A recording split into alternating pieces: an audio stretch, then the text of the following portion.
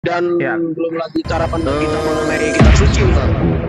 Romo Aldo boleh naik. Romo Aldo biar diluruskan. Romo Aldo sahabatku dalam kasih Yesus bisa naik. Halo, halo. Ada dua bangsa. Saya ingin menanggapi tadi itu pernyataan Bang siapa tadi itu? Nathan. Bang. Ada Abang Dani. Nathan. Abang Da Suma. Assalamualaikum. Shalom. Masya Allah. Assalamualaikum saudaraku. Gurunda, Itu sehat selalu Gurunda. Masya Allah, barakallahu fikum. Iya, lanjut akhi, lanjut Bang. Itu tadi saudara saya itu mengatakan bahwa Roh Kudus itu melarang Paulus untuk pergi ke Asia untuk memberitakan Injil. Jadi seolah-olah di situ kan tendensiusnya adalah Paulus itu melawan perintah dari Roh Kudus. Sebab karena itu dia berpatokan pada penglihatan. Nah, kalau kita merujuk pada penglihatan dari Paulus itu kan Makedonia itu masih bagian Eropa, bukan Asia. Jadi di situ dia tidak bersalah, tidak salah sama sekali. Ya, silakan, itu aja tanggapan dari saya. Jadi dia tidak melawan dengan Roh Kudus, tidak ada. Ya, Kemudian ya, Matius. Kemudian dari Matius 23 ayat berapa ya? Ayat berapa? Ayat 13 kalau nggak salah. Ayat 13 nggak sih? Ayat 13 atau berapa ya? Yang menyeberang itu mungkin Gurunda Zuma mungkin bisa. Mana Oji, Gurunda? Oji, Gurunda lu mana ya? intilin gua ya. Iya, gimana? Gurunda, Matius, tadi gimana? Roh Kudus. Jadi begini, tadi saudara saya itu yang kayaknya udah diturunin ya dia ya. Oh ini Arif nih, Arif. Bang Arif mengatakan bahwa Paulus itu tidak bisa atau tidak mungkin masuk dalam kriteria kerasulan. Soalnya dia nih kadang-kadang tuh berdiri sendiri pada pendirian dia tanpa tuntunan Roh Kudus. Nah, salah satu bukti atau contoh tadi dia menyebutkan Kisah Para Rasul 16 ayat 6 itu. Di situ bahwa Roh Kudus itu memerintahkan supaya jangan pergi ke Asia dalam hal pemberitaan Injil. Tetapi itu dilanggar oleh Paulus oleh karena penglihatan dia sendiri. Sebab kalau kita lihat di sini pada penglihatan dia itu kan mengarah ke Makedonia. Makedonia itu masih bagian Eropa, bukan Asia. Jadi di situ penekanannya dia tidak melawan Roh Kudus. Ya, Menurut saya tidak ada yang salah. Matius 23:15 coba cek. Matius 23:15. 15. Tadi kalau nggak salah sudah dibahas sama Gurunda ini kalau nggak salah. Iya Gurunda. Iya Bang. Nah itu, ya lanjut Gurunda. Saya tak fokus ini dulu Gurunda. Oke, baik. Sedikit teman-teman, bismillahirrahmanirrahim. Assalamualaikum warahmatullahi wabarakatuh. Jadi kita harus memahami dulu. Kita memahami dulu kata Rasul ini apa, kita Paulus atau tidak, atau ada kata khusus yang memang secara internal diimani oleh orang-orang Kristen pada awal mula. Jadi kalau kita melihat dari kata Rasul itu sendiri, jelas itu asalnya dari Quran. Bismillahirrahmanirrahim. Walikulli ummatir rasulun. Jadi kata Rasul ini muncul pertama kali itu dari Al-Quran. Tidak ada kata Rasul di luar Al-Quran. Ya, atau kalau misalnya di dalam bahasa Ibrani itu salihkah. Ya. Nah, kemudian sifat yang dimiliki Rasul itu yang pertama adalah sidik, amanah, tablik, fatana. Lalu kemudian mengimani bahwa Allah Azza wa Jalla itu benar-benar telah mengurus dan kemudian menyampaikan risalah untuk kemudian Rasul ini sampaikan kepada umatnya. Ya, mengimani kemudian bahwasanya Allah Azza wa Jalla Subhanahu wa ta'ala itu adalah Tuhan yang mengutus dirinya. Itu baru bisa disandarkan kepada kata Rasul. Sementara ini tidak didapatkan terhadap Paulus. Nah, sekarang kalau kita melihat di dalam kaidah kekristenan, ketetapan dalam Kristen, jelas sekali di dalam pengakuan Paulus sendiri bahwa Petrus diutus kepada orang-orang berkulub. Dan kemudian menurut Paulus dia diutus kepada orang-orang yang tidak berkulub. Kalau orang-orang yang tidak berkulub berarti kan non-Yahudi. Sedangkan Yesus di dalam Matius 10 jelas sekali berpesan kepada ke-12 murid agar jangan ke bangsa lain. Nah, inilah yang kemudian kita dialogkan, diskusikan tadi sore terkait dengan legitimasi Yesus ini kepada Paulus. Di mana yang muncul kemudian di permukaan adalah Yesus meminta murid-muridnya agar waspada kepada orang Farisi.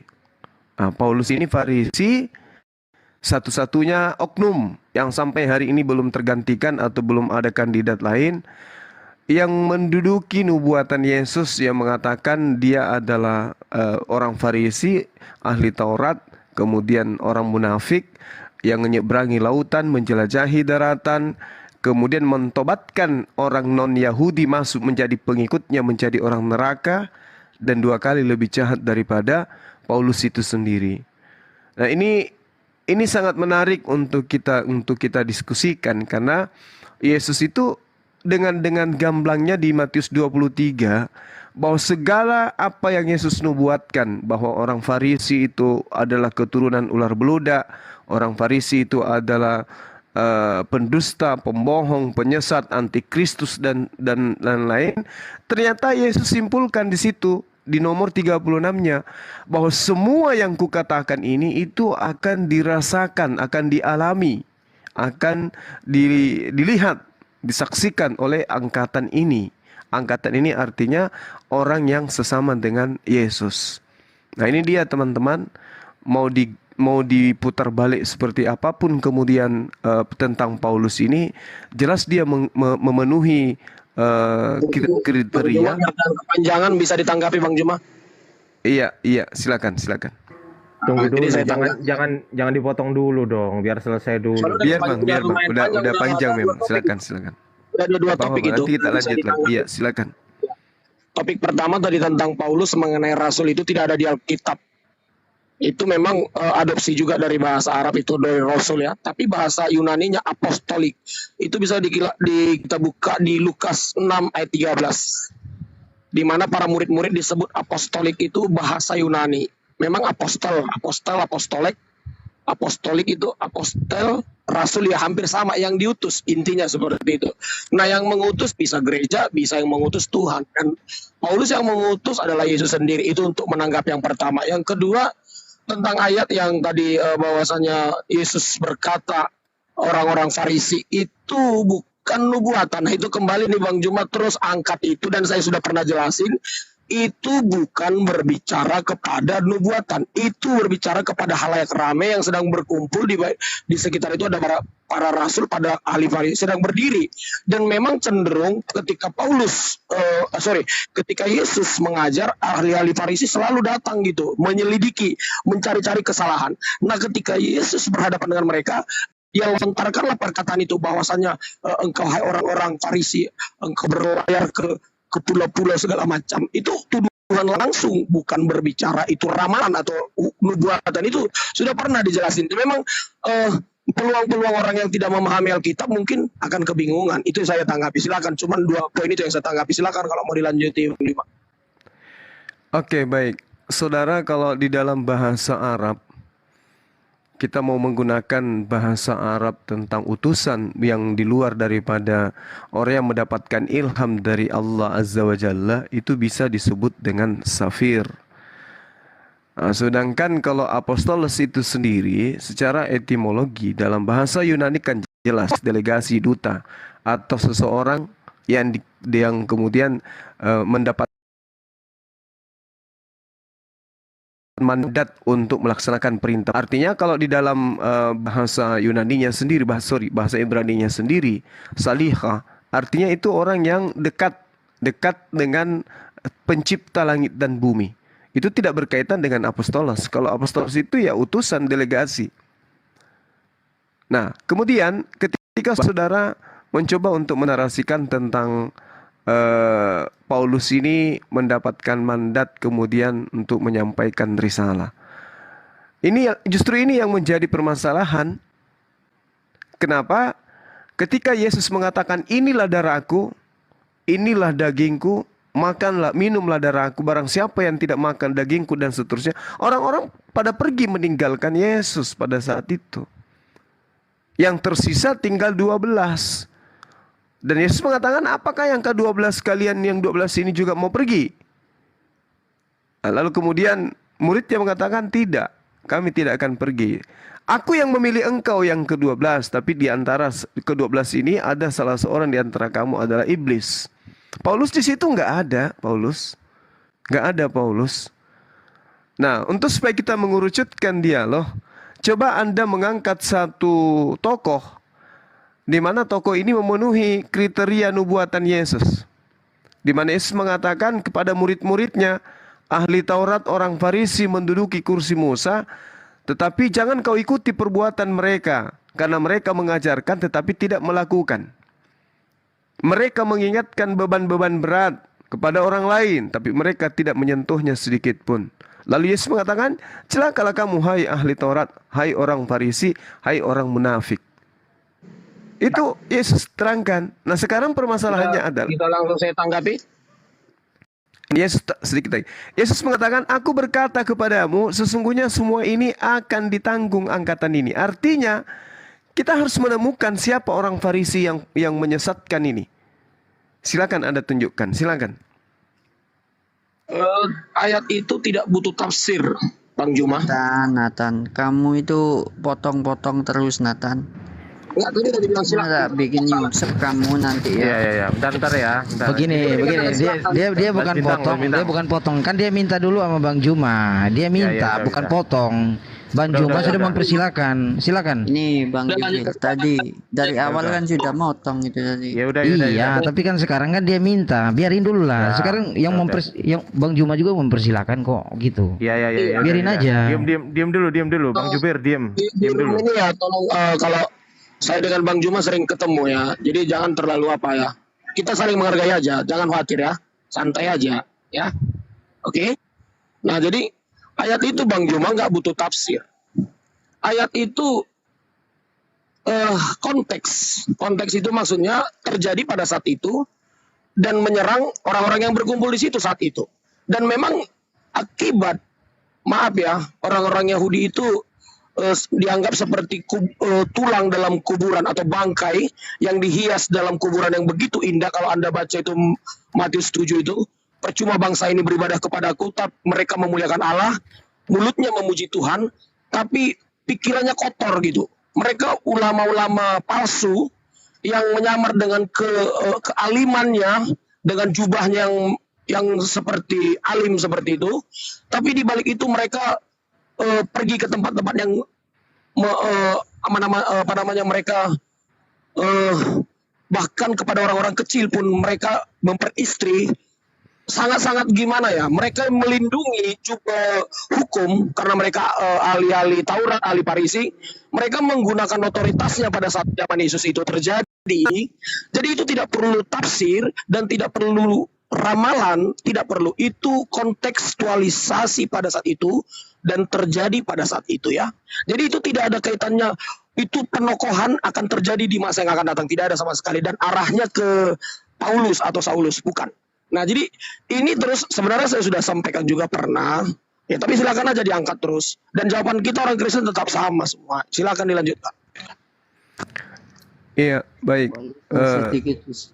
Ya, silakan. Ya, saya tanggapi ya tentang Paulus ini. Saya bantah tentang Paulus ya. Tadi kan saya kita semua sudah di sini sudah bilang bahwa nasab seorang nabi ataupun rasul ataupun utusan itu harus jelas ya, harus jelas, harus sampai kepada Abraham, karena Abraham itu bapaknya para nabi kan gitu ya. Jadi Paulus pun itu harus jelas, makanya bapaknya itu siapa namanya, kamu nggak bisa buktikan bapaknya Paulus gitu ya. Terus yang kedua ya, Yesus sendiri berkata ya, jangan kau percaya Mesias ada di sini, Mesias ada di sana. Situ kan ada, nanti Bang Juma ditambah itu tentang Mesias ada di sini ya, Mesias ada di sana. Lalu tiba-tiba Paulus ini muncul gitu loh, menyatakan bahwa melihat Yesus kan gitu, dan mengajarkan ajaran-ajaran yang menentang Yesus maupun menentang hukum Taurat di situ.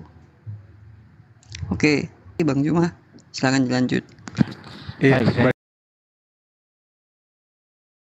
ingin menambahkan dulu sebelum Bang Juma menanggapi Iya. kata apostel itu atau rasul itu kan diserap dari bahasa Arab. Menurut saya enggak, Pak. Itu adalah kata yang diserap dari bahasa Yunani sendiri. Kalau kita melihat apostel itu kan dalam bahasa Inggris apostil, secara harfiah itu berarti dari utusan dan merupakan padanan kata rasul. Kata ini juga kan berasal dari serapan bahasa Belanda sendiri, yang artinya apostel. Terus kata apostel ini pun sendiri yang dari bahasa Belanda tadi itu pun berakar dari bahasa Yunani yang artinya apostolus, atau yang kita sebut kalau terjemahan dalam bahasa Indonesia itu rasul. Itu aja Pak, sedikit dari saya. Baik, terjemahan dari apostol itu bukan rasul, tapi utusan. Lalu kemudian saudara yang tadi yang saya uraikan ya, bahwasanya kalau kita mencari data, kita harus dudukkan perkara ini dulu. Perkara di mana Yesus itu sendiri memproklamirkan akan orang Farisi yang menggenapi daripada nubuatan beliau. Dan wajib hukumnya angkatan Yesus. Gak boleh di luar itu. Karena Yesus sendiri menerangkan, aku Yesus berkata kepadamu, sesungguhnya semua ini akan ditanggung angkatan ini. Maksudnya apa itu? Maksudnya apa yang dia nubuatkan tentang orang Farisi yang akan menyesatkan orang banyak itu terjadi pada angkatan yang ada di hadapan Yesus. Kita jangan kemudian mencari di tempat lain. Kita ini salah satunya adalah korban dari orang Farisi. Itu sudah tidak bisa dibantah lagi tuh.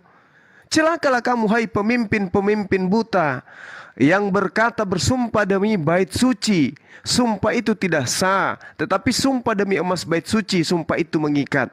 Hai engkau orang-orang bodoh, orang-orang yang buta, apakah yang lebih penting, emas atau bait suci yang menguduskan emas itu?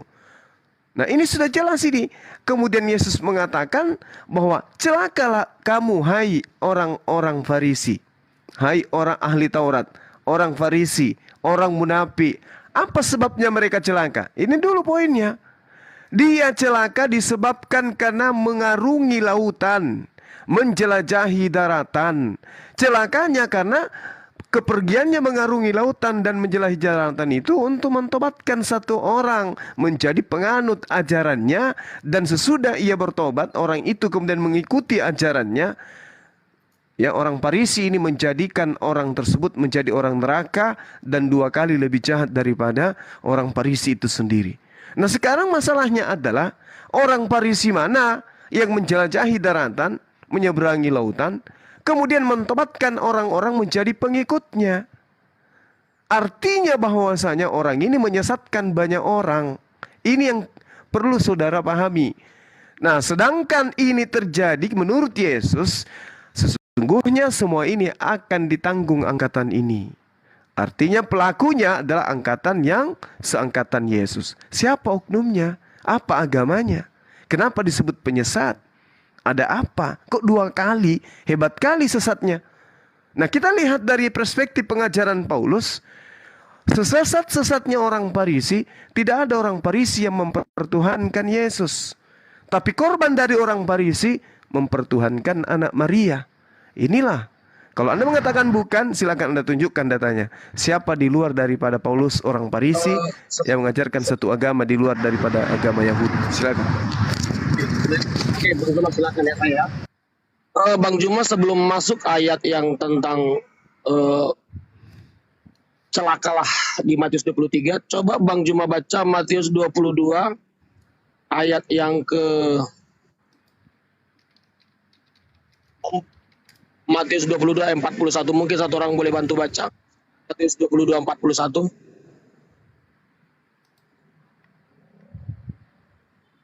Oke, Halo? saya baca ya. 22 ayat berapa? 41.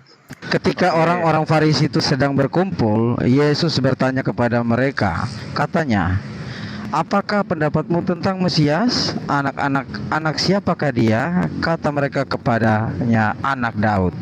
Silakan. Nah, Matius 22 ayat 41 itu Bang Juma, perlu Bang Juma memahami Bible itu tadinya berupa surat yang tidak bernomor. Itu di abad ke-10 terjadi penomoran supaya rapi, ada ayat-ayatnya. Bahkan Quran pun mengalami hal seperti itu, ada namanya rentetan untuk merapikan ayat-ayat Al-Quran. Anda harus akui, dan Anda mungkin kalau belum tahu, saya mau jelasin, bahwasanya ayat itu berkesinambungan yang di Matius 23 dikatakan celakalah kamu ahli Taurat itu berentetan dengan ayat sebelumnya. Nah, ketika kita membaca Alkitab, akan berbeda dengan membaca Quran. Kalau Alkitab, semua itu rentetannya berkesinambungan. Jadi asbabun nuzulnya, riwayatnya, semua itu tercatat di kitab suci itu. Yang mana asbabun nuzul, riwayat, sama firman Allah itu menyatu, dia berentet bersambung. Tidak seperti Quran. Kalau Quran kan asbabun nuzulnya, riwayatnya dipisah. Hadis. Sementara firman Allahnya dikutip di kitab suci Kristen, tidak Anda akan menemukan seperti itu. Nah, pertanyaannya mana yang lebih mudah dipahami? Kalau saya orang Kristen, ya saya lebih setuju dengan cara Yahudi dan Kristiani. Di mana Yahudi dan Kristiani menuliskan semua riwayat dan asbabun nuzul beserta turunnya wahyu bersamaan gitu ya. Nah, dari sini aja sebenarnya Bang Juma harus memahami situasi sudut pandang kita memandang Bible sangat berbeda. Bang Juma hanya copot di Matius 23, celakalah kamu hai ahli Taurat yang menyeberang laut segala macam bla bla bla tanpa peduli dengan ayat sebelumnya. Nah, di kita sangat penting ayat sebelumnya karena itu adalah riwayat di situ. Ada riwayat asbabun nuzul di situ semua gabung jadi satu. Nah, dari sini aja kita sudah berbeda. Nah, jadi jangan pernah sudut pandang Anda membaca Quran atau menafsir Quran dengan Alkitab Anda cocok logi kan tidak bakal ketemu. Nah, jadi tadi sudah dibacakan ayatnya bahwa saya masuk Matius 22 ayat 41 itu berkata, di situ berkumpul orang, ahli Farisi ada, ahli Taurat ada, pada rame gitu loh. Celakalah kamu, hai bro, Anda ini alimnya kumis dipanjangin, tapi kerjaan lu nggak benar lu, malah lu kesempatan dalam kesempitan, lu berdakwah sono sini, tapi lu kerjanya bla bla bla gitu loh, pergi ke rumah janda-janda gitu. Kerjaan enggak orang nggak tahu seperti itu. Nah, dan Tuhan marah kepada mereka. Jadi kalau Bang Juma memaksakan itu harus ditafsir atau harus merupakan sebuah nubuat dan akan ada tokoh seperti itu, Anda sangat keliru besar, bro. Iya, silakan. Oke, baik. Terima kasih ya atas tanggapan saudara. Saya juga belajar, Bung. Jangankan Matius 22, Matius 1 itu sudah kulalap semua tuh sudah kukaji semua. Jadi nggak perlu ragukan tentang itu. Izin menanggapi dulu Bang Zuma, sebentar, sedikit aja, sedikit. Mohon maaf kalau saya potong, mohon maaf. Apakah Bang Juma bisa meyakinkan bahwa di Matius 23 itu mulai dari ayat 1 sampai dan seterusnya, lalu penekanan dari Bang Juma sendiri di ayat 36, aku berkata kepadamu, sesungguhnya semua ini akan ditanggung angkatan ini. Ya kan, di situ kan dia lagi berbicara dengan ahli-ahli Taurat dan ahli-ahli Farisi. Apakah Bang Juma bisa memastikan bahwa di situ juga ada Paulus? Silakan. Oke, baik. Jadi gini, Bung. Paulus sendiri mengaku dirinya sebagai orang Farisi. Filipi 3 nomor 5. Di situ dia sangat menekankan dirinya. Orang Yahudi pun menekankan bahwa dia adalah orang Farisi. Kisah Para Rasul 23 nomor 5. Jadi tidak bisa kemudian mau lari kemana pun, sebab di dalam data 23 ini Yesus pun tidak menyebut oknum, dia menyebut golongan. Dia mengatakan genea di data nomor 36 itu jelas merujuk kepada orang angkatan yang seangkatan dengan Yesus. Dan kalau Anda lebih teliti lagi, lihat di dalam Lukas 21. Apa yang diceritakan kemudian Yesus di sana? Waspadalah supaya kamu jangan disesatkan, sebab banyak orang yang akan datang memakai namaku. Siapa yang kemudian datang mengaku-ngaku sebagai pengikut Yesus, membawa nama Yesus, menjual nama Yesus kemana-mana? Siapa orang itu? Lalu dia mengatakan apa? Akulah dia. Siapa yang mengajarkan bahwa Yesus itu adalah Tuhan? Ada oknum lain selain mereka ini, penulis-penulis kitab saudara.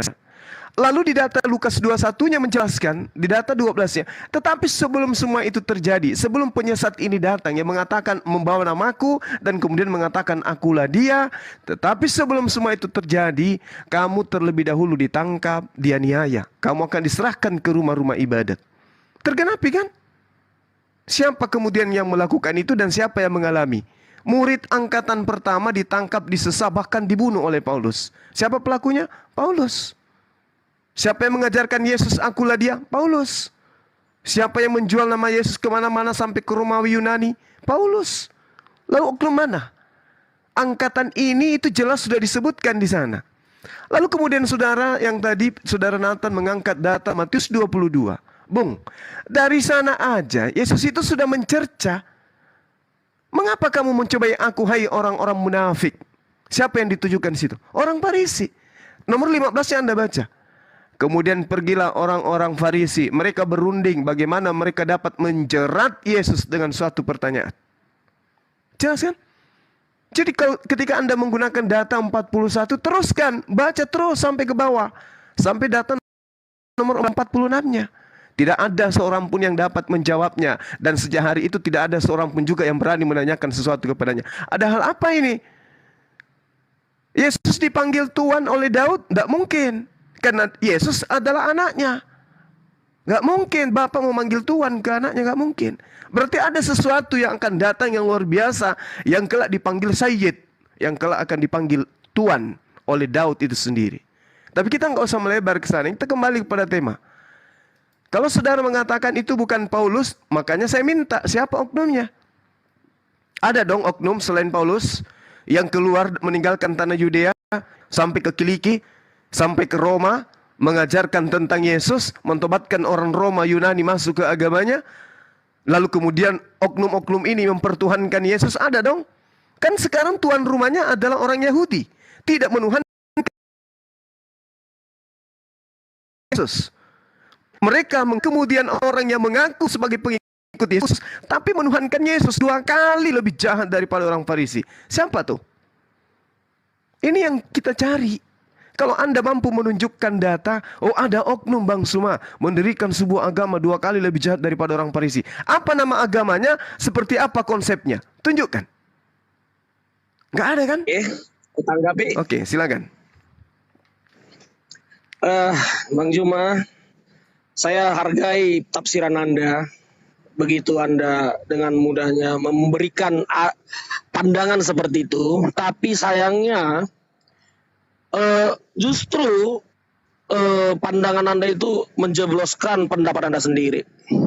Memang benar, Saulus itu ahli Farisi yang sama kerasnya dan sama bodohnya dengan orang-orang yang berkumpul pada saat itu di situ. Sayangnya, Saulus dipertemukan dengan Tuhan Yesus dalam teofani atau kristofani. Tuhan menampakkan diri kepada dia dan dia bertobat. Dan orang-orang Farisi yang tadi dicerca celakalah kamu itu ada juga yang bertobat. Coba dibuka Yohanes 3 ayat 1 dan 2, tolong bantu baca. Selain Paulus ada juga ahli Farisi yang bertobat. Coba satu orang baca Yohanes 3 ayat 1 dan 2. Bang Jubir, silakan mungkin. Lihatlah betapa besarnya kasih yang dikaruniakan Bapa kepada kita, sehingga kita disebut anak-anak Allah. Yohanes 3 ayat 1 sampai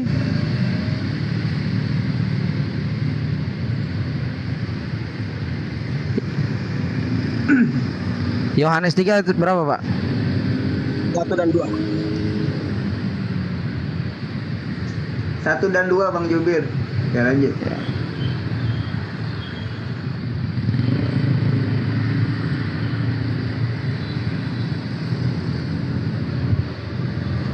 Assalamualaikum Aki Sidik. Waalaikumsalam warahmatullahi wabarakatuh. Assalamualaikum Bruna. Waalaikumsalam warahmatullahi wabarakatuh. Oke, Yohanes 3 ayat 1 dan 2. Percakapan dengan Nikodemus. Adalah seorang Farisi yang bernama Nikodemus, seorang pemimpin agama Yahudi. Ia datang pada waktu malam kepada Yesus dan berkata, "Rabi, kami tahu bahwa engkau datang sebagai guru yang diutus Allah, sebab tidak ada seorang pun yang dapat mengadakan tanda-tanda yang engkau adakan itu jika Allah tidak menyertainya." Silakan. Dan kalau Bang Juma pahami ayat itu sampai habis, Anda boleh baca nanti setelah selesai kita diskusi. Itu datangnya sembunyi-sembunyi, Bang Juma. Jadi ahli Taurat itu maaf ya agak-agak sombong karena mereka merasa ahli Farisi, apalagi mereka itu soal akidah itu hafal semua. Bahkan Torah juga mereka terbiasa banyak hafal. Hafal itu angka-angkanya itu nggak boleh sembarangan, satu iota satu titik pun tidak boleh sembarangan, sehingga mereka itu malu kalau lebih rendah dari sekelas Yesus. Bagi mereka itu sepertinya rendah bagi mereka, sehingga dia harus malam-malam datang. Dan itu terjadi kepada Saulus. Dan benar-benar kata Anda, Saulus, katakanlah Saulus ada di kelompok itu, bahkan hadir juga di situ, katakan seperti itu, ya. Tapi Saulus untuk merubah ahli Taurat, ahli Farisi yang keras kepala, yang merasa memiliki akidah yang paling benar, dengan kekerasan hatinya bisa bertobat dan berubah. Nah, kalau Anda mengatakan perubahannya itu justru menolak Yesus, alamat sudah Bang Juma. Anda renungkan sendiri, silakan. Sederhananya begini Bang Juma, yang menjadikan Paulus rasul itu, atau yang melibatkan Paulus ini ada dalam perjanjian baru ini, itu bukan dari murid-murid atau bukan keinginan Paulus sendiri, tetapi itu dari Yesus sendiri.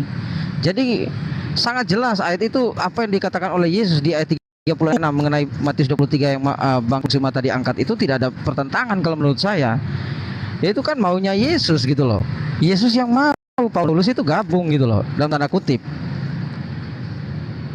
Jadi bukan karena Paulus sendiri yang mau, bukan karena para murid-murid yang lain tuh mau, tetapi Yesus sendiri yang mau. Itu fakta gitu loh yang ada di dalam Alkitab. Silakan Bang Juma. Oke, baik. Saya hargai dan saya hormati saudara-saudara punya pendapat. Jadi gini, Bung. Kalau Anda mengatakan ada orang Farisi yang bertaubat, memang betul. Tapi orang Farisi ini mendapatkan legitimasi dari Yesus itu sendiri. Bahkan orang Farisi, di antaranya Nikodemus yang Anda sebutkan, Anda boleh pantau gerakan beliau di dalam Yohanes 19. Dia bersama Yusuf Arimatea meminta kepada Pilatus untuk menurunkan jasadnya Yesus dari tiang salib.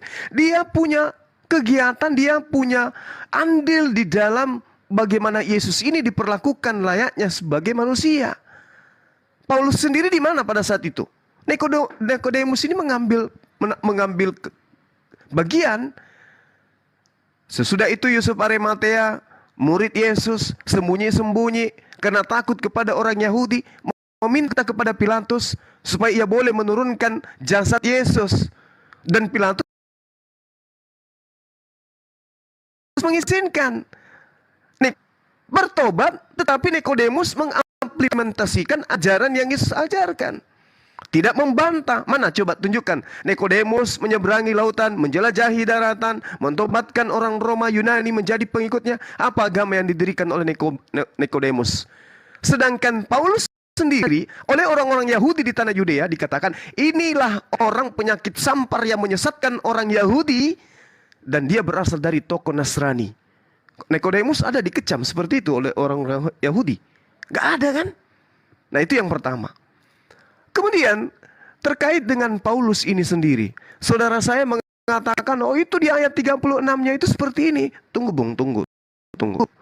Yesus ketika Anda bawa di Yohanes, ketika Anda bawa, Nikodemus ketika Anda membawa, atau orang-orang Farisi ketika Anda bawa Yohanes 3, baca data nomor 36 di ujung daripada perikop Yohanes 3 itu. Apa yang dikatakan di sana? Barang siapa yang percaya kepada Yesus, ia beroleh hidup yang kekal. Tetapi barang siapa tidak percaya kepada Yesus, ia akan tidak mendapatkan hidup, melainkan murka Tuhan tetap ada di atasnya. Nah sekarang Kristen ini, mohon maaf, bukan percaya kepada Yesus, bukan. Percayanya kepada orang Farisi bahwa Yesus itu Tuhan. Kalau percaya kepada Yesus, maka sentral daripada imannya tentu adalah perkataan Yesusnya. Nah kalau kita cari nih, udah 2000 tahun kita mencari, mana data pengakuan Yesus bahwa dia adalah Tuhan? Nggak ada kan? Tapi kalau kita seketika buka Bible, pengakuan Yesus adalah Tuhan, langsung kita temukan dari surat-surat Paulus. Dan diaminkan oleh teman kita Kristen. Berarti Kristen pengikut orang Farisi, Paulus. Ini tidak Anda bisa bantah, ini kita sudah berjalan hampir sejam. Mana tokoh yang kemudian selain Paulus Nyeberangi lautan, menjelajahi daratan. Kalau saudara saya tadi mengatakan, oh Yesus sendiri yang menunjuk. Di mana itu Yesus menunjuk Paulus? Di mana? Di mana Yesus menunjuk? Oh, di kisah para rasul. Kisah para rasul itu tulisan asisten Paulus. Itu tulisan Lukas itu. Dan Lukas ini adalah asisten penulis daripada Paulus itu sendiri. Dari Yesusnya siapa Paulus menurut Yesus? Gak ada. Sepi pemberitaan. Tapi kalau siapa Paulus menurut Paulus dan gengnya, oh Paulus itu adalah rasul. Nah sekarang Yesusnya mengaku enggak? Tidak. Aku tidak berkata-kata dari diriku sendiri. Kalau ada kemudian tersirat di dalam kitab saudara, Paulus adalah rasul, maka itu adalah penambahan. Karena Yesus tidak pernah mengatakan apa yang tidak diperintahkan untuk ia katakan. Paulus tidak pernah disebutkan. Silakan. Baik, izin menanggapi. Saya duluan. Jadi Bang Juma ini saya salut sih dengan beliau. Artinya begitu getol mempelajari dan mendalami Alkitab, tetapi dengan misi yang salah, yaitu mencari kesalahan. Kalau kita menolak kisah para rasul sebenarnya itu gampang sekali kita menemukan letak dari kesalahan dari pemahaman dari Bang Juma sendiri. Sebab kita melihat fakta sejarah bahwa rasul terakhir yang hidup sampai semua Injil itu ditulis adalah Rasul Yohanes. Jadi kalau memang tulisan-tulisan para rasul itu yang lain, misalkan contoh Lukas ataupun Paulus, tidak sesuai dengan ke-12 murid yang lain, tentu pasti itu akan diprotes langsung oleh Yohanes yang sebagai rasul terakhir. Tetapi dia mengiyakan, bahkan tidak memprotes itu. Itu fakta gitu. Jadi di sini buat kami antara para rasul itu saja tidak ada mempersoalkan kok mengenai kredibilitas dari seorang Paulus. Nah, tapi hari ini Bang Juma mempersoalkan itu. Ya, it's no problem lah. Silakan yang lain. Ya, benar ya. Ini bro tadi udah sampaikan ya, benar ya. Jadi Bang Juma, di mana buktinya orang Israel menobatkan orang-orang dari di luar Israel itu? Ada banyak ayatnya di Perjanjian Lama. Naaman itu bukan orang Israel dan konvert menjadi Yahudi, ada disunat. Satu ayat mungkin tolong bantu baca biar Bang Juma. 12:48 tolong bantu baca. Berapa? 48. Enggak, dari Matius atau apa gitu? Perjanjian Lama, Keluaran 12 ayat 48.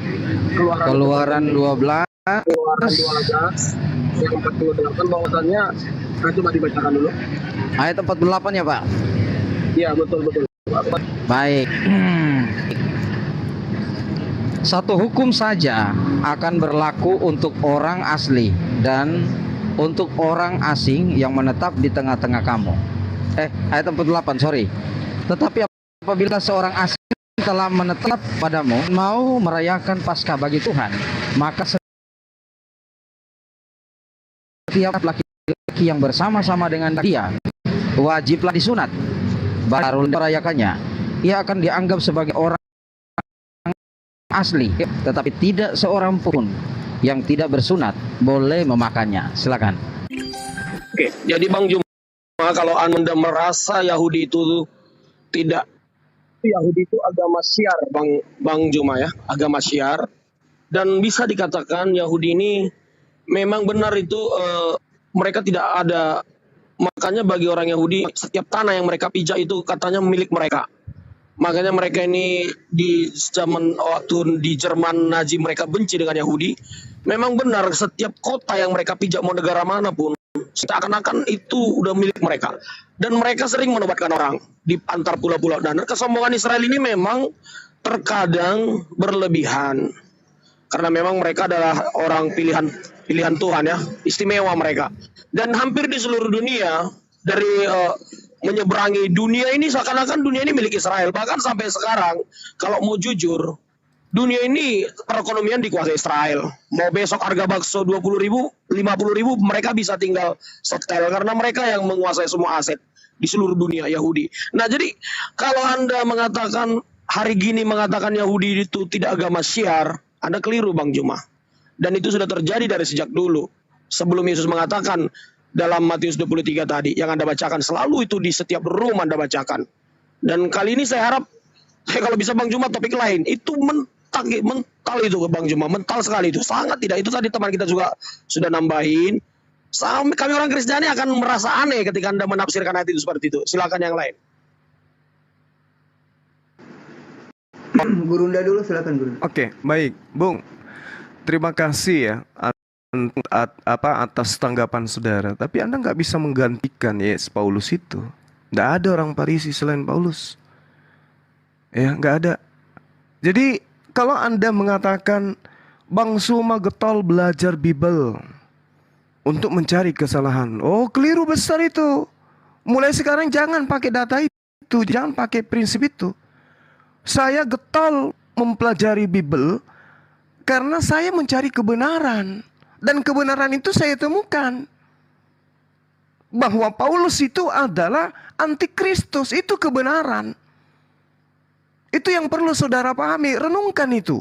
Kecuali saudara-saudara saya sudah menemukan satu orang Farisi yang keluar dari Yahudi, mengajarkan orang Romawi Yunani sebuah agama yang bukan Kristen, baru boleh bisa menggantikan bahwa kandidat yang dimaksud oleh Yesus bukan Paulus. Tapi selama belum ada yang lain, ya Paulus.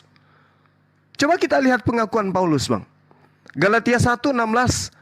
Tuhan berkenan menyatakan anaknya di dalam aku, supaya aku memberitakan dia di antara bangsa-bangsa bukan Yahudi. Ini Paulus ngaku, ini siapa yang kasih legitimasi kepada dia? Nomor 17-nya, juga aku tidak pergi ke Yerusalem mendapatkan mereka yang telah menjadi rasul sebelum aku. Jadi kalau saudara tadi mengatakan tidak ada murid-murid Yesus, tidak ada rasul-rasul lain kemudian yang mengecam Paulus, lah memang nggak ada karena mereka ini tidak pernah bertemu. Ketika pun mereka bertemu, mereka hanya dianiaya. Ini Paulus yang mengaku nih di kitab saudara, saya belajar getol untuk menyelamatkan teman-teman ini. Paulus mengatakan, juga aku tidak pergi ke Yerusalem mendapatkan mereka yang telah menjadi rasul sebelum aku. Berarti dia tidak pernah bertemu langsung dengan murid Yesus. Kan gitu. Kalau dilihat ini pengakuannya. Kalau pengakuan Paulus yang kita ikutkan sebagai data. Belum lagi di Galatia 8, Galatia 2 dia mengaku. Karena ia yang telah memberikan kekuatan kepada Petrus untuk menjadi rasul bagi orang-orang bersunat. Dan dia juga Yesus yang telah memberikan kekuatan kepadaku untuk orang-orang yang tidak bersunat. Di mana Yesus menyuruh orang-orang untuk pergi menginjili orang non-Yahudi? Di mana dalilnya? Itu ada nanti belakangan data itu. Sementara Yesus mengatakan sebelum terangkat ke langit, segala firman telah aku sampaikan. Berarti nggak ada lagi firman karangan-karangan setelahnya, nggak ada. Ini yang perlu. Kemudian ketika saudara membawa Keluaran 12, saya rasa itu tidak ada hubungannya dan akan semakin memberatkan saudara. Ingat Bang, Keluaran 12 orang yang bersunat itu adalah bukan seluruh bangsa, tetapi budak yang tinggal di tengah-tengah orang Yahudi. Baca data sebelumnya. Seorang budak belian barulah boleh memakannya setelah engkau menyunat dia. Budaknya orang Yahudi. Siapa bilang Indonesia diperbudak oleh orang Yahudi? Tidak. Sehingga kita tidak bisa kemudian mengatakan bahwa Yahudi itu agama syiar. Kalau agama Yahudi syiar, Yahudi adalah agama syiar, maka orang-orang Yahudi lah yang datang kemudian melakukan penindasan di Nusantara ini sebelum Indonesia merdeka. Lalu Indonesia menjadi praktisi Yudaism, bukan praktisi Kristen. Faktanya nggak ada kan orang Yahudi datang menjajah kemana-mana? Nggak ada. Yang 2 kali lebih jahat itulah yang melakukan kemana-mana, mengajarkan orang lain bertobat mengikuti ajarannya. Tapi apa buktinya? Dia menjadi orang neraka. Apa datanya dalam kitab saudara? Tidak dalam kerajaan surga. Melainkan mereka yang melakukan kehendak Bapa. Nah, kehendak Bapa apakah untuk agar manusia mempertuhankan utusannya. Nggak ada kehendak Bapa begitu. Kehendak Bapa supaya Yesus itu didengarkan. Kalau Yesus didengarkan, jangan dengarkan Paulus. Karena Yesus mengatakan waspada kepada waspada kepada orang Farisi. Dan orang Farisi yang mendirikan agama, mengajarkan sekte konsep yang baru, Paulus, nggak ada yang lain. Kecuali Anda ingin membuktikan, oh ada, namanya Daeng Kule, dia mengajarkan ini, nama kitabnya ada Lebu Roncong bab 1 sampai bab 3. Tapi mana buktinya ada? Kita nggak temukan itu, Bang. Sementara Yesus mengatakan orang Farisi celaka, mentobatkan orang lain, menyeberangi lautan, menjelajahi daratan. Kurang apa lagi? Kemudian 1 menit dari saya. Terkait dengan yang disunat ini, kita akan sangat berat. Kita nggak bisa kemudian. Sebagai orang yang belajar, kita akan semakin berat untuk mendapatkan ruang untuk mendudukkan saudara-saudara Kristen kita ini sebagai golongan yang mungkin bisa diselamatkan. Kenapa? Paulus sendiri mengatakan dalam Galatia 2 nomor 14, orang yang tidak bersunat adalah orang-orang yang hidup secara kafir. Jadi mau kemana perginya orang-orang ini? Paulus sendiri mengecam. Orang yang tidak bersunat adalah orang yang hidup secara kafir. Yehezkiel 44 nomor 9, orang-orang yang tidak bersunat haram hukumnya masuk ke dalam bait suci. Wahyu 20 nomor 21, orang yang tidak bersunat haram hukumnya masuk ke surga. Jadi mau kemana? Kita tidak bisa kemudian menemukan tempat untuk teman-teman diusir oleh Yesus. Ngenyahlah daripadaku engkau semua pembuat kejahatan. Ini mau kemana? Oh, kami dijamin surga. Apa buktinya? Barang siapa yang percaya kepada siapa? Yesus. Nah, kalau percaya kepada Yesus, mustahil menjadi Kristen. Pasti menjadi praktis Yudaism. Pasti.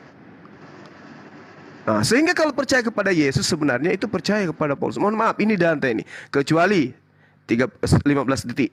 Kecuali saudara mampu menunjukkan ada orang Farisi yang mendirikan agama selain daripada Paulus, yang kemudian ngaku-ngaku sebagai domba, padahal bukan domba. Silakan. Bang Sidik bisa mau bicara? Silakan, mungkin. Itu lagi chat. Lanjut Brunda.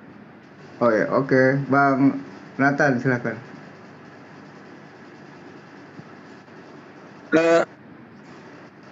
Artinya kenapa saya angkat tadi kitab Keluaran Bang Juma, supaya Anda pahami, mau budak, mau orang asing, mau siapapun kerabatnya orang Israel. Naaman contohnya, dia adalah panglima prajurit orang Yunani, orang penyembah berhala, orang kafir. Dia percaya Yahweh karena dia sembuh.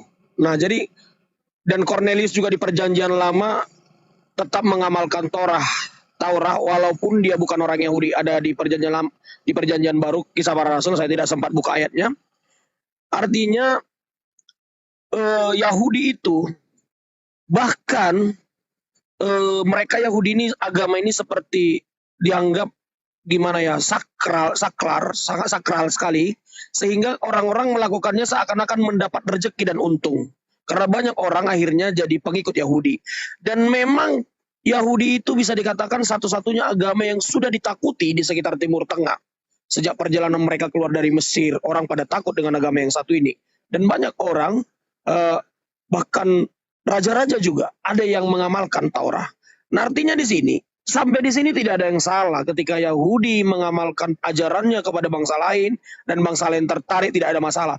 Dan yang dicekam di situ dalam Matius 23, kalau Anda kaitkan kepada Saulus atau Paulus, itu sangat keliru besar. Sangat keliru besar. Karena memang ya Yesus berbicara tentang keberadaan mereka di angkatan ini, di zaman ini, Anda sudah sangat membahayakan.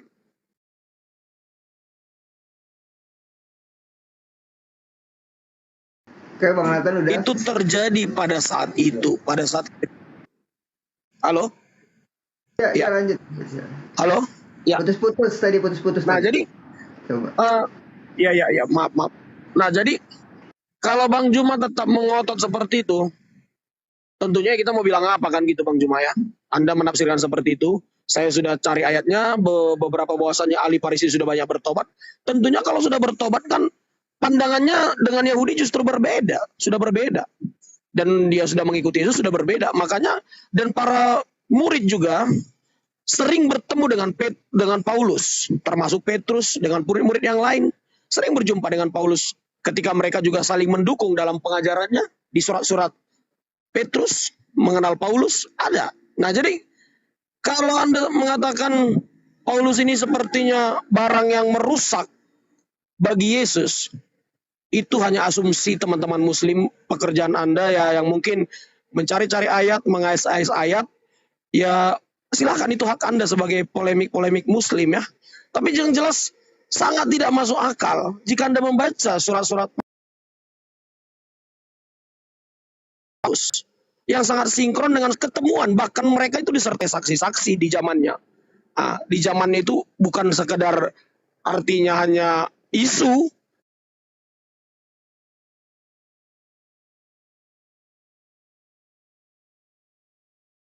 Oh, mental. Sinyal. Bang Jubir mau nambahin mungkin, Bang Jubir sebentar. Kemana orangnya? Oh iya, lanjut Gurunda aja. Bang Jubirnya jauh. Iya. Silakan Baik. Gurunda. Oke. Mungkin saudara kita Nathan tadi ya menjelaskan bahwasanya orang-orang ini sudah bertaubat. Justru yang salah itu adalah ahli Taurat, sehingga pengajarannya kemudian harus seperti dengan pengajaran Paulus. Ini keliru besar. Baik, saya ingin menambahkan dulu. Oke, silakan. Saya ingin menambahkan dulu. Jadi tadi kata Bang Juma sendiri mengatakan bahwa Paulus itu nggak pernah ketemu dengan para murid, atau bahkan Bang Juma juga mengatakan bahwa Lukas itu kan teman atau partnernya si Paulus sendiri, jadi itu tidak bisa dipercaya atau dipegang kisah para rasul yang tadi saya sebutkan itu. Tapi Bang Juma juga mungkin lupa bahwa yang membaptis Paulus itu yaitu Ananias. Ananias itu salah satu murid juga. Dia mendapatkan penglihatan sendiri dari Yesus dan dituntun oleh Roh Kudus supaya Paulus itu dibaptis.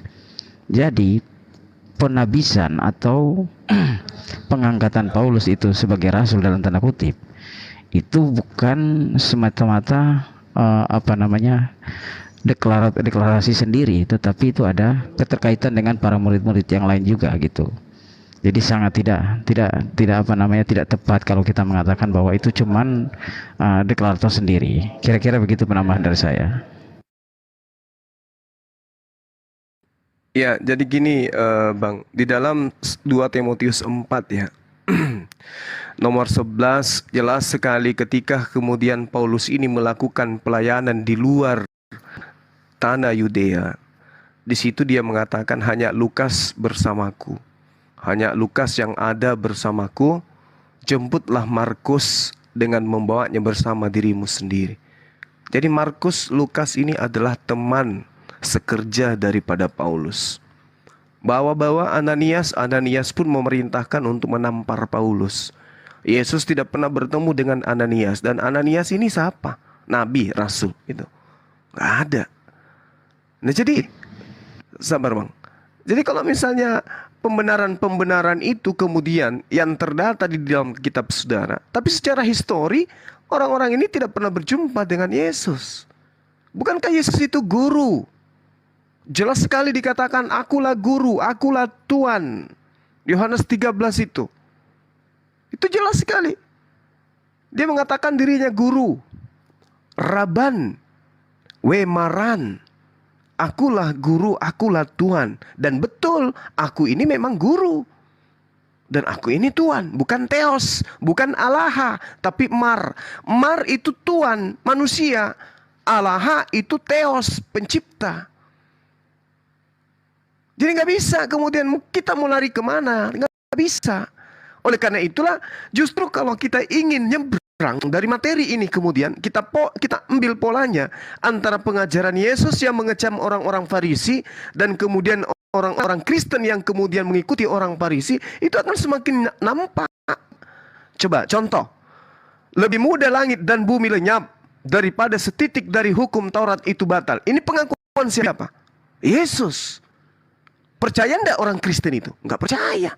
Kenapa orang Kristen enggak percaya? Karena orang Kristen lebih percaya kepada Paulus. Kok bisa gitu? Iya. Efesus 2 nomor 15. Nah ini yang diikuti oleh orang Kristen. Dengan matinya Yesus, maka dia telah membatalkan hukum Taurat beserta segala ketetapan yang ada di dalamnya. Orang Kristen mengatakan apa? Amin. Tapi Yesus mengatakan setitik pun tidak bisa dihilangkan. Meskipun yang paling terkecil, lebih mudah langit dan bumi lenyap.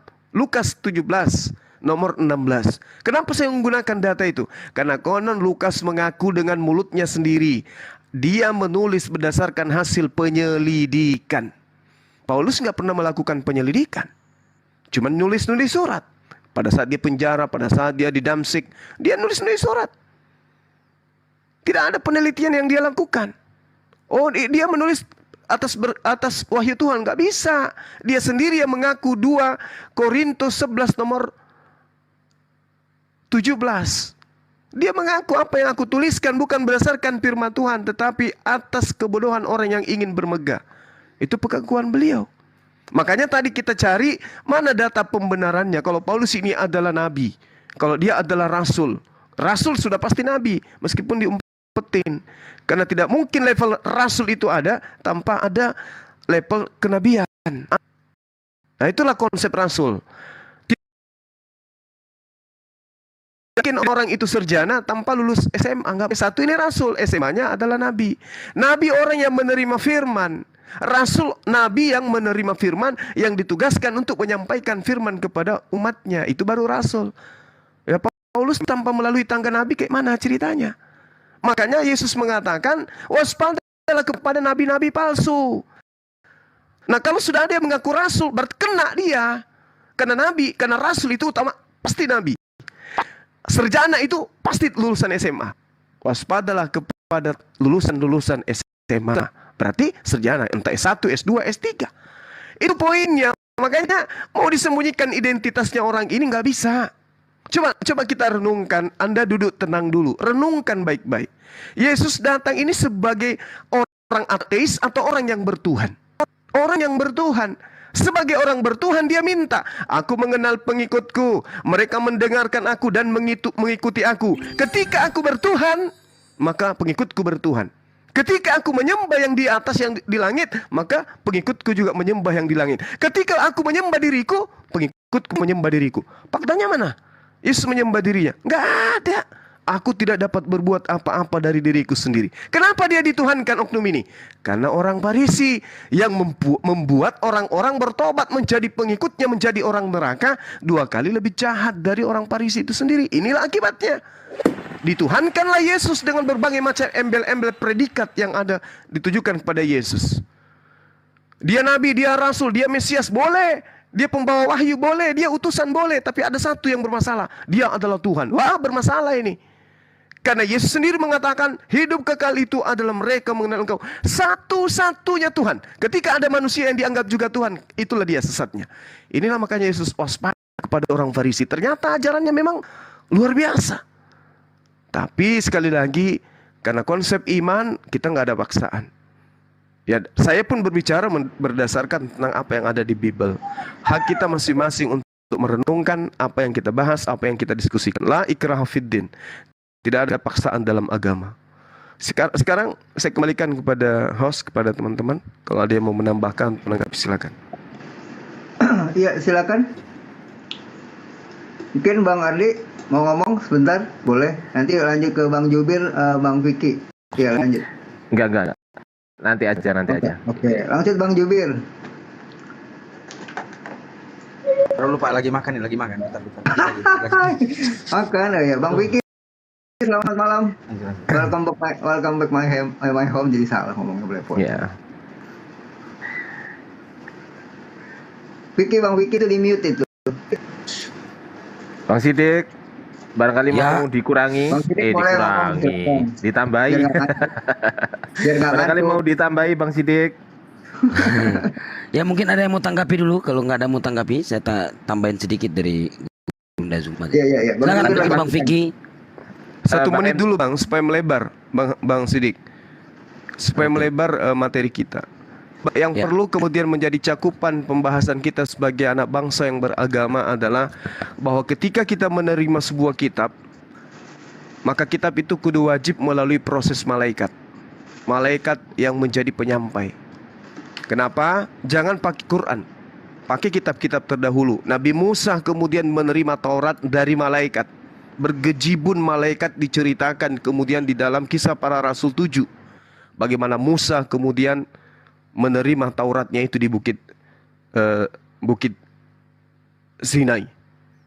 Itu jelas itu. Kemudian bagaimana kemudian Filipus pun malaikat berbicara kepadanya, sehingga di dalam Kisah Para Rasul 8 Filipus memberitakan Injil Yesus, di mana di dalam Yohanes 1 nomor 43 Yesus memanggil Filipus, dan ternyata Filipus itu ada mandat, dia mendapatkan penglihatan dengan malaikat datang kepada dia. Lalu kemudian bagaimana Yeremia, bagaimana Samuel, bagaimana Daud, bagaimana Salomo, Yeremia, Yosua. Ternyata malaikat-malaikat datang kepada mereka. Bahkan Yesus mendapatkan kekuatan dari malaikat juga. Paulus kapan malaikat datang kepada mereka? Paulus in the gang, kapan malaikatnya? Jadi ini murni tulisan. Makanya Al-Quran surah Al-Baqarah ayat 78, 79 itu menguraikan itu. Nah sekarang hari ini kita ingin, ini Al-Quran jangan-jangan hanya mengada-ngada Quran ini. Kita sudah berdialog, udah bertahun-tahun. Saya sendiri udah lebih 10 tahun. Tapi tidak ada teman Kristen yang mampu menunjukkan itu. Al-Quran tetap kokoh menjelaskan. Mereka yang mereka gunakan itu tulisan tangan, bukan pewahyuan. Hasil penyelidikan kita hargai. Itu adalah karya sastra. Itu karya ilmiah, hasil penyelidikannya orang. Kita hargai. Hargai sebagai hasil tulis orang-orang yang terpelajar lebih dulu. Tapi untuk sebagai duduk sebagai firman Tuhan, tidak bisa. Tidak bisa lolos dia. Nah inilah yang kemudian harus dipahami, bahwa setiap kitab suci, baik itu di dalam tradisi Yahudi, pasti datangnya melalui proses malaikat. Abraham malaikat, Salomo malaikat, semua. Paulus kapan malaikatnya? Buku setebal itu 14 kitab, tidak main-main. Sekalipun tidak pernah malaikat datang kepada dia. Ini dapat dari mana idenya? Makanya Yesus mengatakan dalam Matius 26, waspada bertemu Mesias di padang gurun, mengaku bertemu Mesias dalam bilik. Bilik itu ada ruangan-ruangan penjara. Siapa yang pernah dipenjara? Habis dipenjara dia menulis surat di dalam, Filipi, Efesus. Itu siapa tuh? Ini Yesus berpesan, tapi nggak didengarkan. Karena kenapa? Terlanjur cinta terhadap imannya yang selama ini. Karena iman itu asik memang. Sekali seminggu datang ke rumah ibadah, renungan suci, dengan hati yang kosong, pikiran yang kosong, mendengarkan lantunan musik. Siapa yang gak hanyut? Siapa yang gak hanyut? Sudah gitu tidak ada hal-hal wajib yang dilakoni, bahwa harus wajib begini, jam 6 harus gini, wajib hukumnya. Gak ada beban-beban, ini haram, gak bisa, gak ada beban. Kalau di kita, di Islam, berat. Tidak sholat, satu kali tidak sholat, deritanya itu sampai sebulan, sedua bulan diingat. Macam saya, gak sholat satu kali waktu maghrib karena ketiduran dan seterusnya. Itu dibawa berbekas sampai 3 bulan istighfarnya. Kalau mereka gak ada. Makanya nikmat agama ini.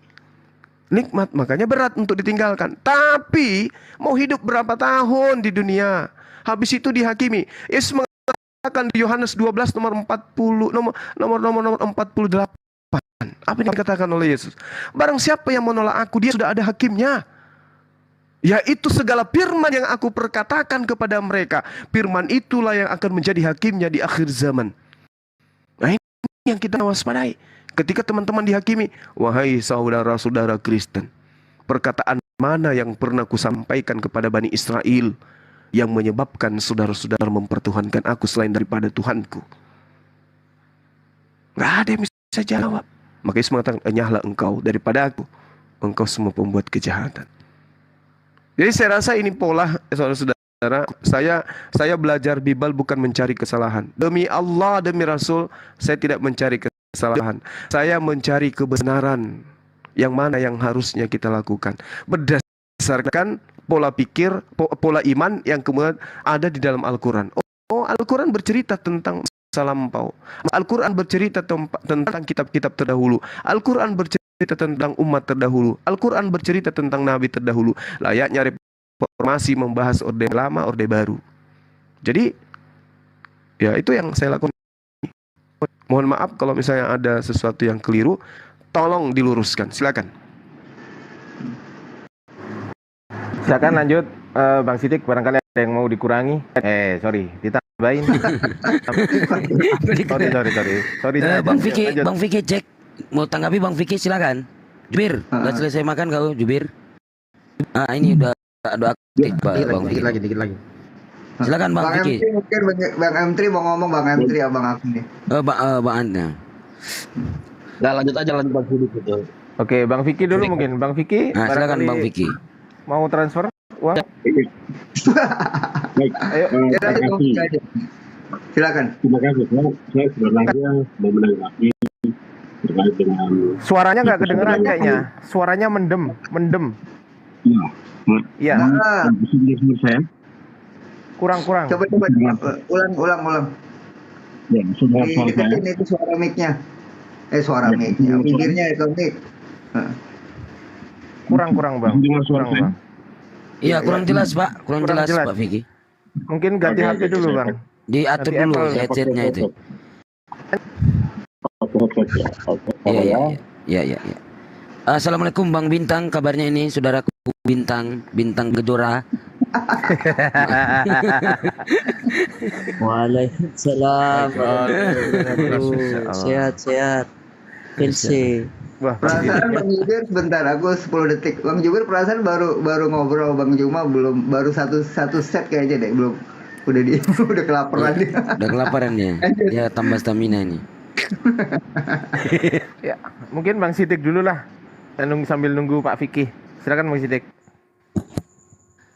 Mungkin saya hanya menambahkan dari Gurunda tadi di dalam Quran surat Al-Maidah ayat 77. Wah, mantap itu. Awas ya.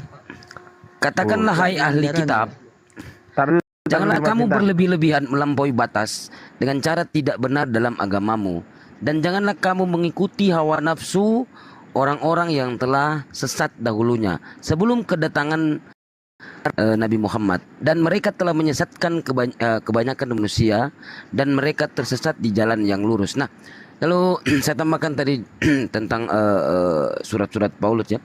1 Tesalonika 4:15 sampai 17. Nah, di situ menceritakan bahwasanya ini kami katakan kepadamu dengan firman Tuhan, kita yang hidup, yang masih tinggal sampai kedatangan Tuhan sekali-kali tidak akan mendahului mereka yang telah meninggal, dan seterusnya sampai di 17. Nah, dalam ayat tersebut Paulus mengatakan bahwa dia dan pengikutnya yang masih hidup tak akan mati mendahului mereka pengikut Yesus yang telah meninggal sampai kedatangan Tuhan. Kan gitu. Paulus mengatakan mereka akan hidup sampai Yesus sendiri turun dari surga, dan mereka akan diangkat bersama-sama ke dalam kerajaan surga gitu. Kemudian hidup selama-lamanya. Apa yang dinubuatkan Paulus ini meleset. Nah, jadi kalau kita lihat di dalam Yeremia 23 nomor 32, ini juga menjelaskan gini. Sesungguhnya aku akan menjadi lawan mereka yang menubuatkan mimpi-mimpi dusta. Demikianlah firman Tuhan, dan yang menceritakan serta menyesatkan umatku dengan dustanya dan dengan bualnya. Aku ini tidak pernah mengutus mereka dan tidak pernah memerintahkan mereka. Mereka sama sekali tidak berguna untuk bangsa ini. Demikianlah firman Tuhan. Silakan mungkin Bang Vicky. Nanti Bang langsung Vicky, ke silakan Bang Vicky. bahas Bang Vicky. Baik, terima kasih untuk waktunya. Saya mungkin menanggapi terkait dengan Paulus.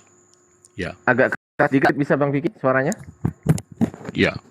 Oke. Saya mungkin menanggapi sedikit tentang Paulus. Seperti kita tahu bersama, mungkin teman-teman Muslim juga belajar tentang siapa sebenarnya Paulus, bahwa beliau adalah orang Yahudi berkebangsaan atau berasal dari suku Benyamin, ya, keturunan dari Bapak Yakub, atau kemudian disebut dengan Bapak Israel. Lalu beliau adalah orang yang betul. Deketin lagi Bang Ardi, itu kecil. Ya, beliau adalah Bang orang. Vicky. Nah, segitu ya, segitu. Beliau adalah orang yang betul-betul menentang pengajaran Yesus sebelum berubah nama dari Saulus menjadi Paulus. Saya garis bawahi di situ bahwa beliau orang Yahudi dari suku Benyamin, dan beliau hadir sebagai kontranya Tuhan Yesus dalam pengajarannya.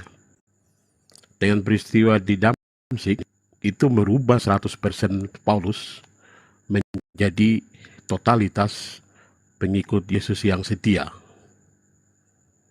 Lalu seperti tadi dijelaskan bahwa Ananias membaptis Paulus, dan kemudian ada terjadi perubahan nama dari Saulus menjadi Paulus.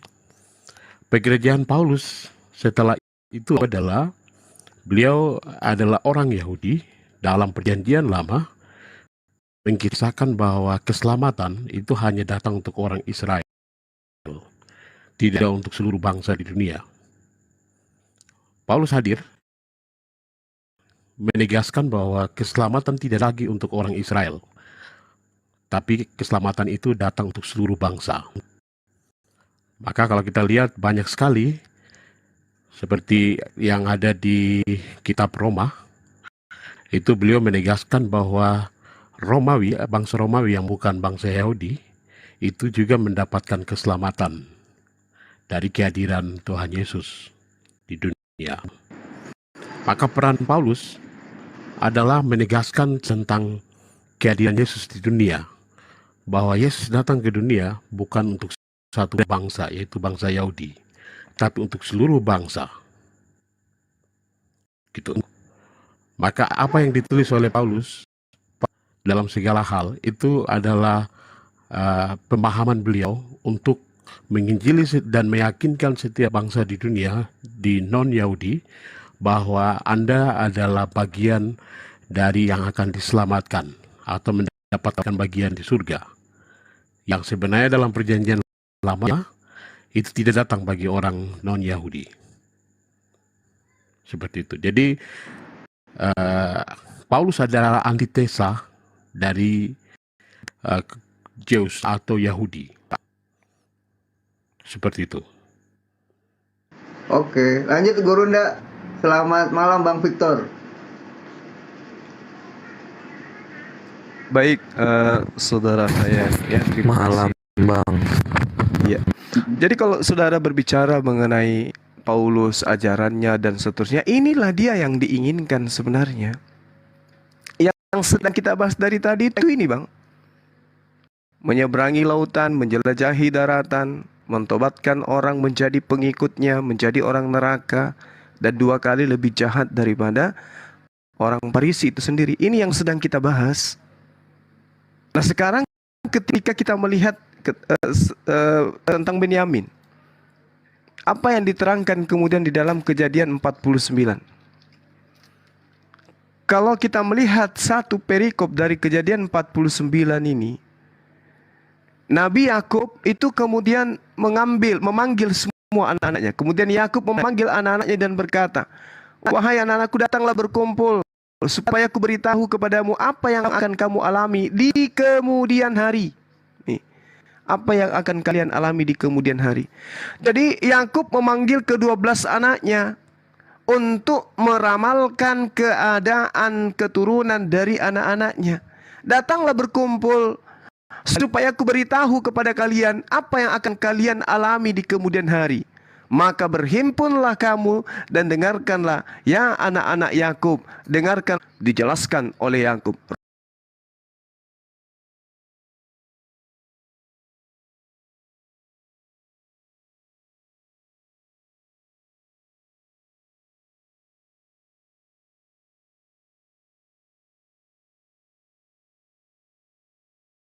Lalu dipanggil lagi Naftali, lalu dipanggil lagi Dan dan seterusnya.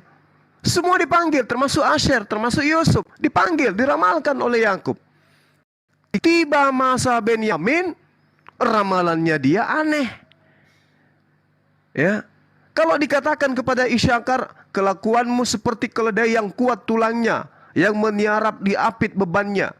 Dan ia akan mengadili bangsa sebagai salah satu suku pemberhentian yang baik, sebagai salah satu suku Israel. Kalau Gad, ia akan diserang oleh segerombolan, tapi ia akan menyerang tumit mereka. Kalau Asher, makanannya akan limpah mewah dan seterusnya.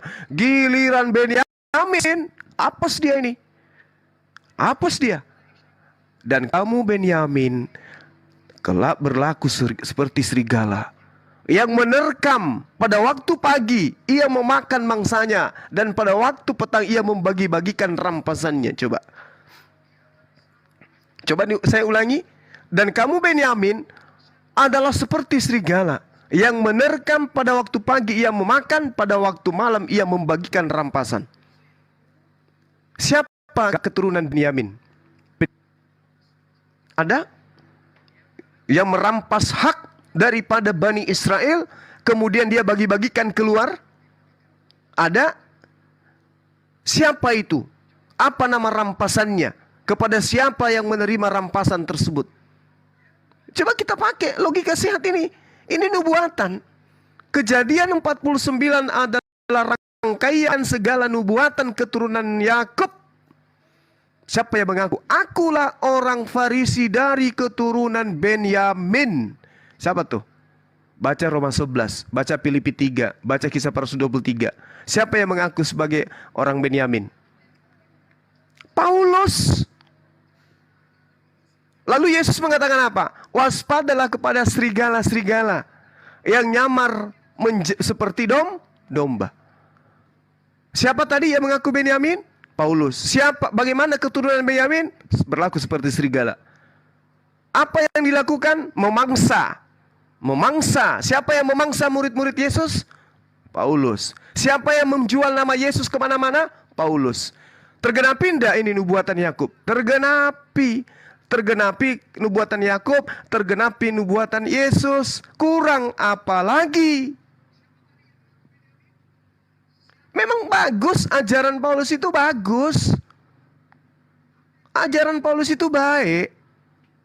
Tapi bagus dan baik bukan sebagai syarat untuk menjadi benar. Benar itu harus berdasarkan terhadap dalil firman Tuhan. Sementara Paulus hanya surat-surat. Nah ini sekarang nih derita kita ini. Benyamin adalah seperti serigala. Roma 11 nomor 1. Aku adalah orang Yahudi keturunan Benyamin.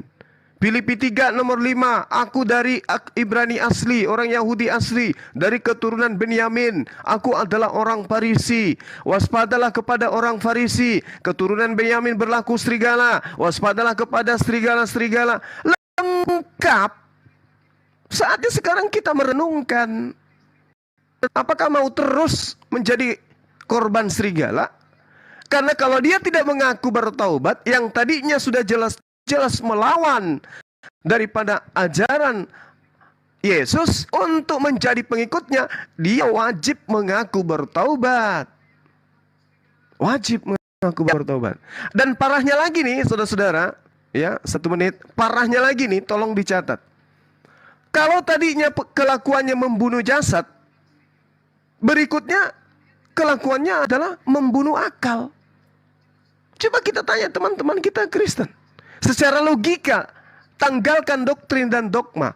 Benarkah Maria melahirkan Tuhan pencipta langit dan bumi tanpa iman? Apa jawaban kita?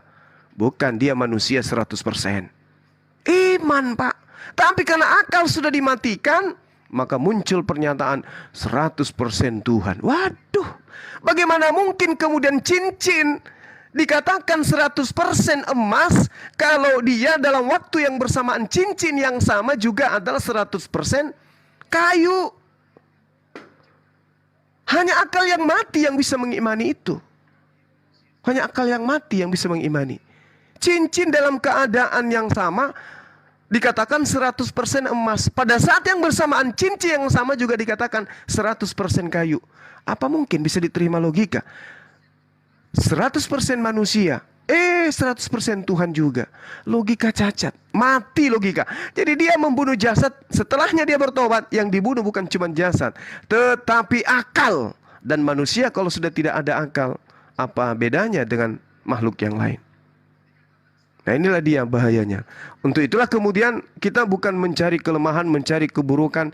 Ini data untuk menyelamatkan kita, menyelamatkan ada tanpa tuntunan. Kristen ditanya, siapa nabimu? Nabi Kristen ini siapa? Nabi yang datang dari Yunani siapa? Nabi mana yang menerima wahyu dari langit dalam bahasa Yunani? Kaku lidah, kaku. Nah, untuk itulah kemudian teman-teman, ayo mari kita diskusi, mari kita rapatkan barisan untuk mencari kebenaran itu seperti apa. Silakan. Silakan Bang Oke. Victor. Sponsor Bang dulu, Victor, Bang. mungkin. Sponsor dulu ya. Sponsor dulu Apa? ya. Sponsor dulu. Oh iya, oke. Oke, jadi teman-teman yang di bawah jangan lupa bantu tap-tap layar ya, dan juga subscribe channel YouTube-nya Bang Zuma, Zulkifli M Abbas di YouTube. Sama hostnya jangan lupa. sekalian. Sama hostnya sekalian, sama hostnya juga. Dan juga jangan lupa bantu follow kita nih di sini nih. Yang di atas. Yang di atas semuanya bantu follow ya. Thank you teman-teman semuanya. Barakallahu fikum. Lanjut silakan. Lanjut, Bang Vicky mungkin, Bang Victor duluan mungkin, apa Bang Vicky? Silakan. Ya, baik, terima kasih Pak Suma. Ya, saya sepakat bahwa apa yang diceritakan di Kejadian 49 itu menerangkan tentang nubuatan daripada keturunan Benyamin yang adalah Paulus salah satunya. Peristiwa yang luar biasa itu kemudian terjadi ketika perjalanan Paulus ke Damsyik. Tuhan Yesus tahu bahwa Paulus adalah keturunan yang dikatakan di Kejadian adalah bagian yang tipikalnya seperti serigala. Maka Tuhan pakai yang keturunan itu untuk mempertegaskan ajaran Tuhan Yesus. Maka setelah peristiwa di Damsyik, beliau jatuh, tidak bisa melihat, lalu dengan penyertaan Tuhan, beliau mendapat mujizat penyembuhan, matanya bisa melihat, lalu beliau dibaptis dan kemudian menginjili. 360 derajat Paulus berubah dari Saulus yang adalah serigala untuk menerkam pengikut-pengikut Yesus, berubah menjadi penjala manusia untuk menyatakan bahwa keselamatan tidak hanya datang untuk bangsa Yahudi, bukan untuk 12 keturunan Yakub saja, tapi keselamatan bahwa kerajaan surga itu berlaku bagi seluruh bangsa yang ada di dunia. Maka dia adalah salah satu pelaku yang menyatakan bahwa Injil ini harus sampai ke seluruh dunia. Sehingga setiap orang yang mendengar kabar Injil, keselamatan, mendapatkan tempat di surga. Seperti itu. Jadi kenapa harus Paulus? Karena saat itu antitesa pengajaran Yesus adalah Paulus. Paulus betul-betul menolak. Dan itu tegas, beliau tegas. Banyak pengikut Kristen dibunuh, diterkam, dan menjadi menjadi kelompok yang selalu dikejar-kejar. Dan kemudian Tuhan pakai melalui perjumpaan di Damsyik. Dan peristiwa itu terjadi dan sekian banyak yang ditulis oleh Paulus itu mengkisahkan tentang keselamatan tidak lagi untuk bangsa Yahudi. Tapi keselamatan itu merupakan perjanjian baru, yaitu dengan Tuhan Yesus untuk seluruh bangsa. Seperti itu. Maka Paulus berubah menjadi orang yang baik. Tidak lagi membunuh orang Kristen, tetapi mewartakan kabar keselamatan. Jadi saya tidak setuju dengan membunuh akal. Karena akal tidak bisa dibunuh. Setiap manusia punya kemampuan, punya korelasi dengan Tuhan Allah pencipta untuk menyatakan ini pengajaran yang benar atau ini pengajaran yang tidak benar. Dan sampai hari ini kami mengakui dan kami merasa bahwa pengajaran Paulus itu menegaskan tentang apa yang Tuhan Yesus ajarkan bahwa keselamatan bukan hanya untuk orang Yahudi, tapi keselamatan untuk seluruh bangsa di dunia. Itu. Maka Tuhan pakai Paulus yang adalah keturunan serigala yang galak untuk menjadi bagian daripada penginjilan. Maka penginjilan itu cepat sampai ke seluruh dunia. Seperti itu. Oke, lanjut. Lanjut Bang Victor. Baik, saya ingin menambahkan. Jadi kalau memang dari cakupan narasi yang dibangun oleh Bang Juma dari tadi itu menegaskan dia tuh sama sekali tidak menerima Paulus itu adalah salah satu rasul gitu. Itu tidak masalah, tetapi kita juga tidak bisa menolak fakta-fakta sejarah gitu. Karena fakta sejarah itu kan salah satu saja. Paulus itu meninggal di tahun 67. Nah, sedangkan Yohanes itu meninggal kurang lebih di tahun 99 atau kurang lebih 40 tahun. Di mana Yohanes itu masih hidup. Kalau memang Paulus ini surat-suratnya atau seluruh kitab yang ditulis oleh Paulus ini tidak sesuai dengan apa yang diinginkan oleh para murid yang sebelumnya, pasti Yesus itu atau Allah itu sendiri akan memberikan perintah kepada Yohanes untuk mengkanter si Paulus ini. Itu fakta pertama. Tapi buktinya tidak ada sama sekali. Dan itu tidak digubris, bahkan seolah-olah mengiyakan oleh Yohanes. Itu bukti pertama. Fakta kedua, Paulus ini adalah seorang ahli Farisi, salah satu. Dan kita tahu Farisi ini adalah salah satu sekte atau organisasi keagamaan terbesar pada waktu itu. Jadi menurut saya amat sangat malang ketika Paulus itu mengambil jalan berbelok daripada jalan yang sebelumnya. Ibarat orang lah itu kayak bom bunuh diri begitu loh. Tadinya lu diperintahkan untuk menghabisi siapapun pengikut Yesus, tiba-tiba lu berbalik gitu, berbalik untuk menyebarkan nama Yesus jauh lebih besar lagi, bahkan di luar daripada Israel. Nah, ini kan menurut saya sangat malang. Tetapi apa? Dia berani mengambil itu karena dia sudah bertemu langsung dengan Yesus dalam bentuk penglihatan. Ya, walaupun nanti disanggah oleh Bang Juma bahwa itu kan ditulis oleh Lukas yang adalah salah satu asisten juga dari Paulus. Tapi kalau kita mau berpikir secara akal, saya yakin Bang Juma juga punya akal yang sehat, bisa menilai bahwa adalah fatal sekali ketika Paulus ini mengambil langkah yang sangat berani, berbelok arah. Itu tidak mudah menjadi seorang Paulus. Itu fakta-fakta yang sedikit saya mau sampaikan. Nanti selanjutnya mungkin dari teman-teman saya nanti. Silakan. Lanjut Gurunda. Oke, baik. Jadi gini, saudaraku yang pertama tadi Bang Victor. Jadi Paulus mengajarkan dirinya kemudian bertaubat. Tapi setelah bertaubat apa yang dia lakukan?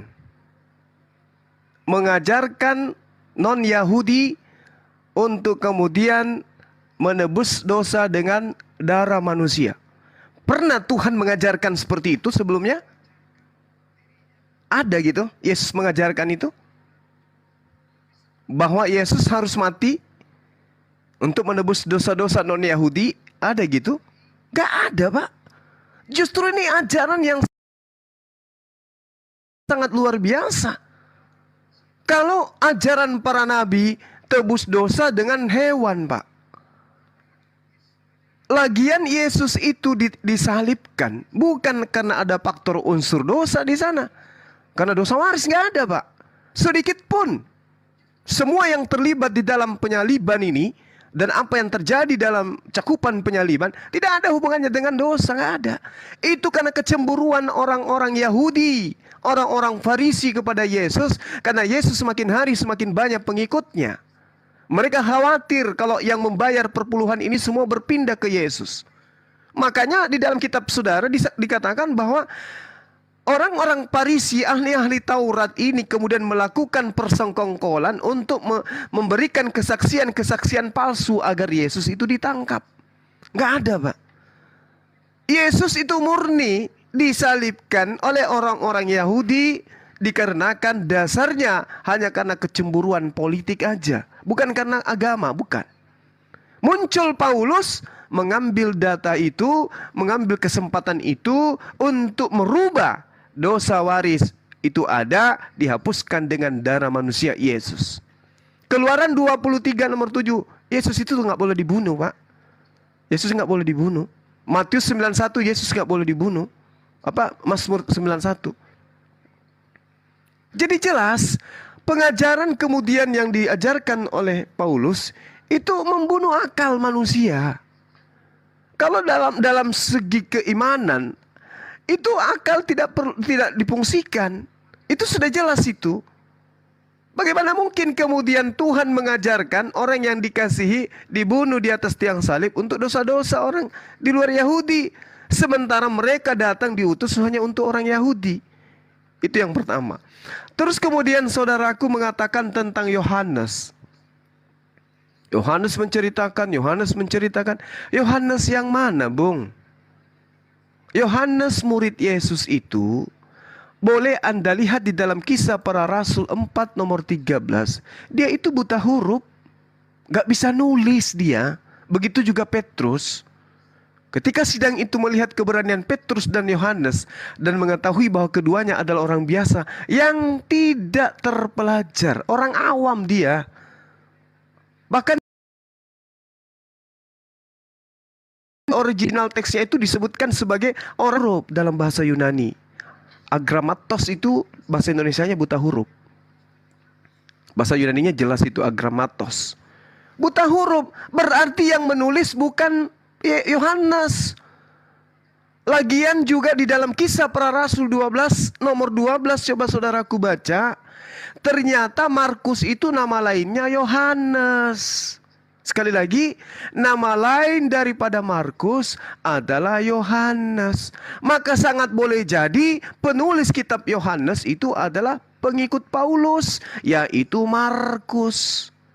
Apa pembuktiannya? Mari kita lakukan pendekatan kajian ilmiah. Di dalam kitab saudara sendiri diterangkan dalam Yohanes 21 nomor 24 nomor 25. Kuncinya ada di situ.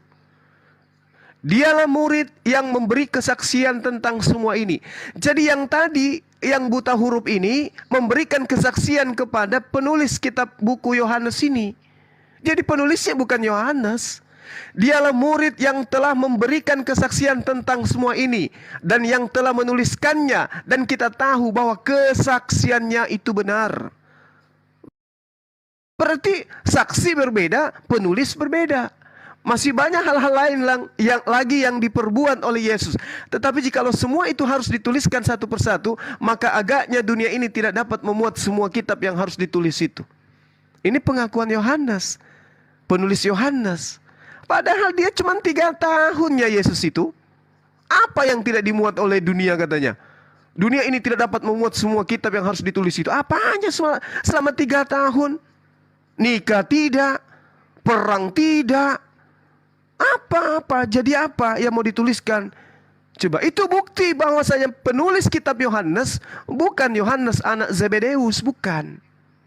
Tetapi orang lain yang agar supaya ini dianggap sebagai tulisan murid Yesus, dipakailah nama Yohanes di sana. Sekali lagi saya katakan, Kisah Para Rasul 12 nomor 12, Markus pun nama lainnya adalah Yohanes. Jadi besar kemungkinan. Kenapa? Karena murid-murid Yesus telah dibantai lebih dulu. Masakan dia masih hidup sampai ratusan tahun sampai nyebrang ke Pulau Patmos? Nggak mungkin. Kenapa? Yohanes menerima titah. Di dalam Matius 10 nomor 5 nomor 6. Yesus berpesan kepada ke-12 muridnya agar jangan ke bangsa lain. Jadi Yohanes tidak mungkin sampai di Pulau Patmos. Tidak mungkin. Jadi kemungkinan itu adalah Markus. Karena Markus nama lainnya memang adalah Yohanes. Ini data, Bung. Silakan Anda bantah kalau bisa. Ini data. Makanya kita belajar Bible supaya kita tahu. Kita jangan mau seperti orang yang cuma manggut-manggut di depan pendeta. Tapi kita tidak bisa membaca padahal ini sudah bahasa Indonesia. Sekali lagi saya katakan bahwasanya Yohanes anak Zebedeus, murid Yesus itu adalah buta huruf berdasarkan Bible di dalam Kisah Para Rasul 4 nomor 13, dan nama lain daripada Markus yang ikut kepada Paulus itu di Kiliki adalah Yohanes itu sendiri. Jadi yang menulis Wahyu, yang kitab Wahyu itu besar kemungkinan adalah Markus itu sendiri. Sekian sementara, silakan. Silakan, ada yang mau ditanggapi? Mungkin ditambahi dulu dari Muslim. Aki Sidik, silakan. Lanjut aja. Lanjut. Oke, dari Jubir apa itu? Iman atau Bapak Vicky, silakan. Bang Victor. Waduh, ketiduran semua nih. Halo. Jubir Iman. Bang Victor mungkin. Mungkin Bang Victor mau menanggapi. Silakan Bang Victor. Iya, halo, selamat malam. Aduh, dengar Bang Zuma ini langsung ngantuk aku.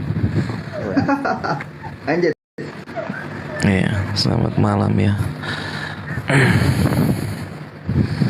Jadi dari tadi penyampaian Bang Zuma, ya luar biasa ya Bang Zuma ini.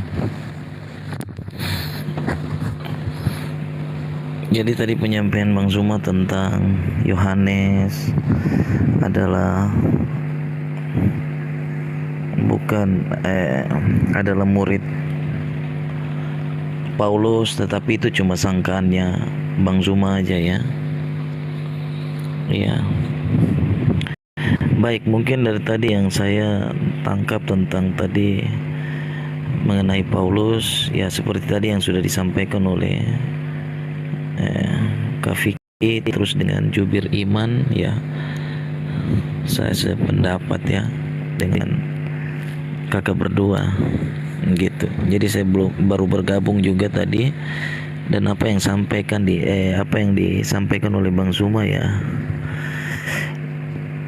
baik juga ya, bagus juga Bang Zuma ini, luar biasa pengetahuannya, belajar Alkitabnya juga mantap ini Bang Zuma ini. Tapi ya itulah, kita sebagai orang Kristen tetap beriman. Seperti tadi Bang Zuma bilang, kok Yesus itu kalian anggap sebagai Tuhan sedangkan dia lahir dari seorang manusia ya. Lahir dari seorang manusia.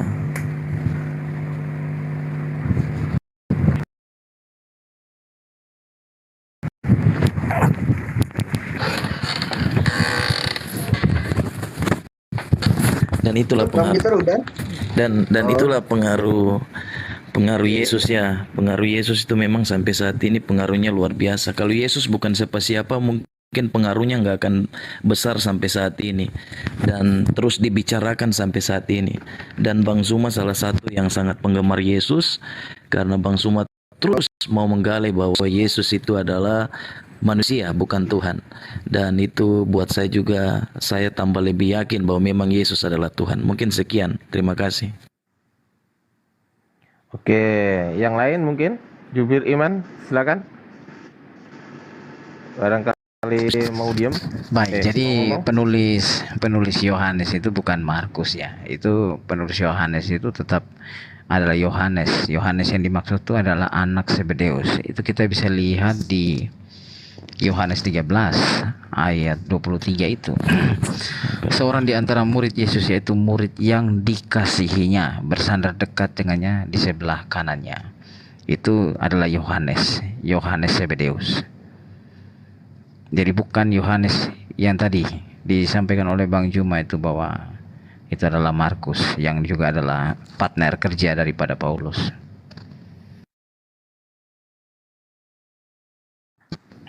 Dan satu itu, kedua, pertanyaan saya tadi belum, narasi yang saya bangun juga tadi itu belum disangka mengenai sekte atau organisasi besar orang-orang Farisi pada zaman itu sangat besar, dan Paulus juga ada di dalam situ.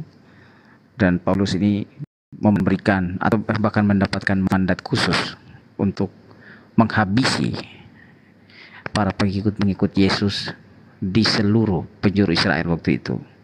Tapi pada saat dia perjalanan ke Damsyik itu menjadi tolak balik lagi 360 derajat, yang tidak disangka-sangka dia malah akhirnya berbelok arah gitu, yang akhirnya menjadi jubir dalam tanda khusus, jubir tentang Yesus, yang hal ini ditolak oleh Bang Juma. Tapi di sini bukan masalah ditolak atau tidak ditolaknya, tetapi di sini bagaimana Bang Juma itu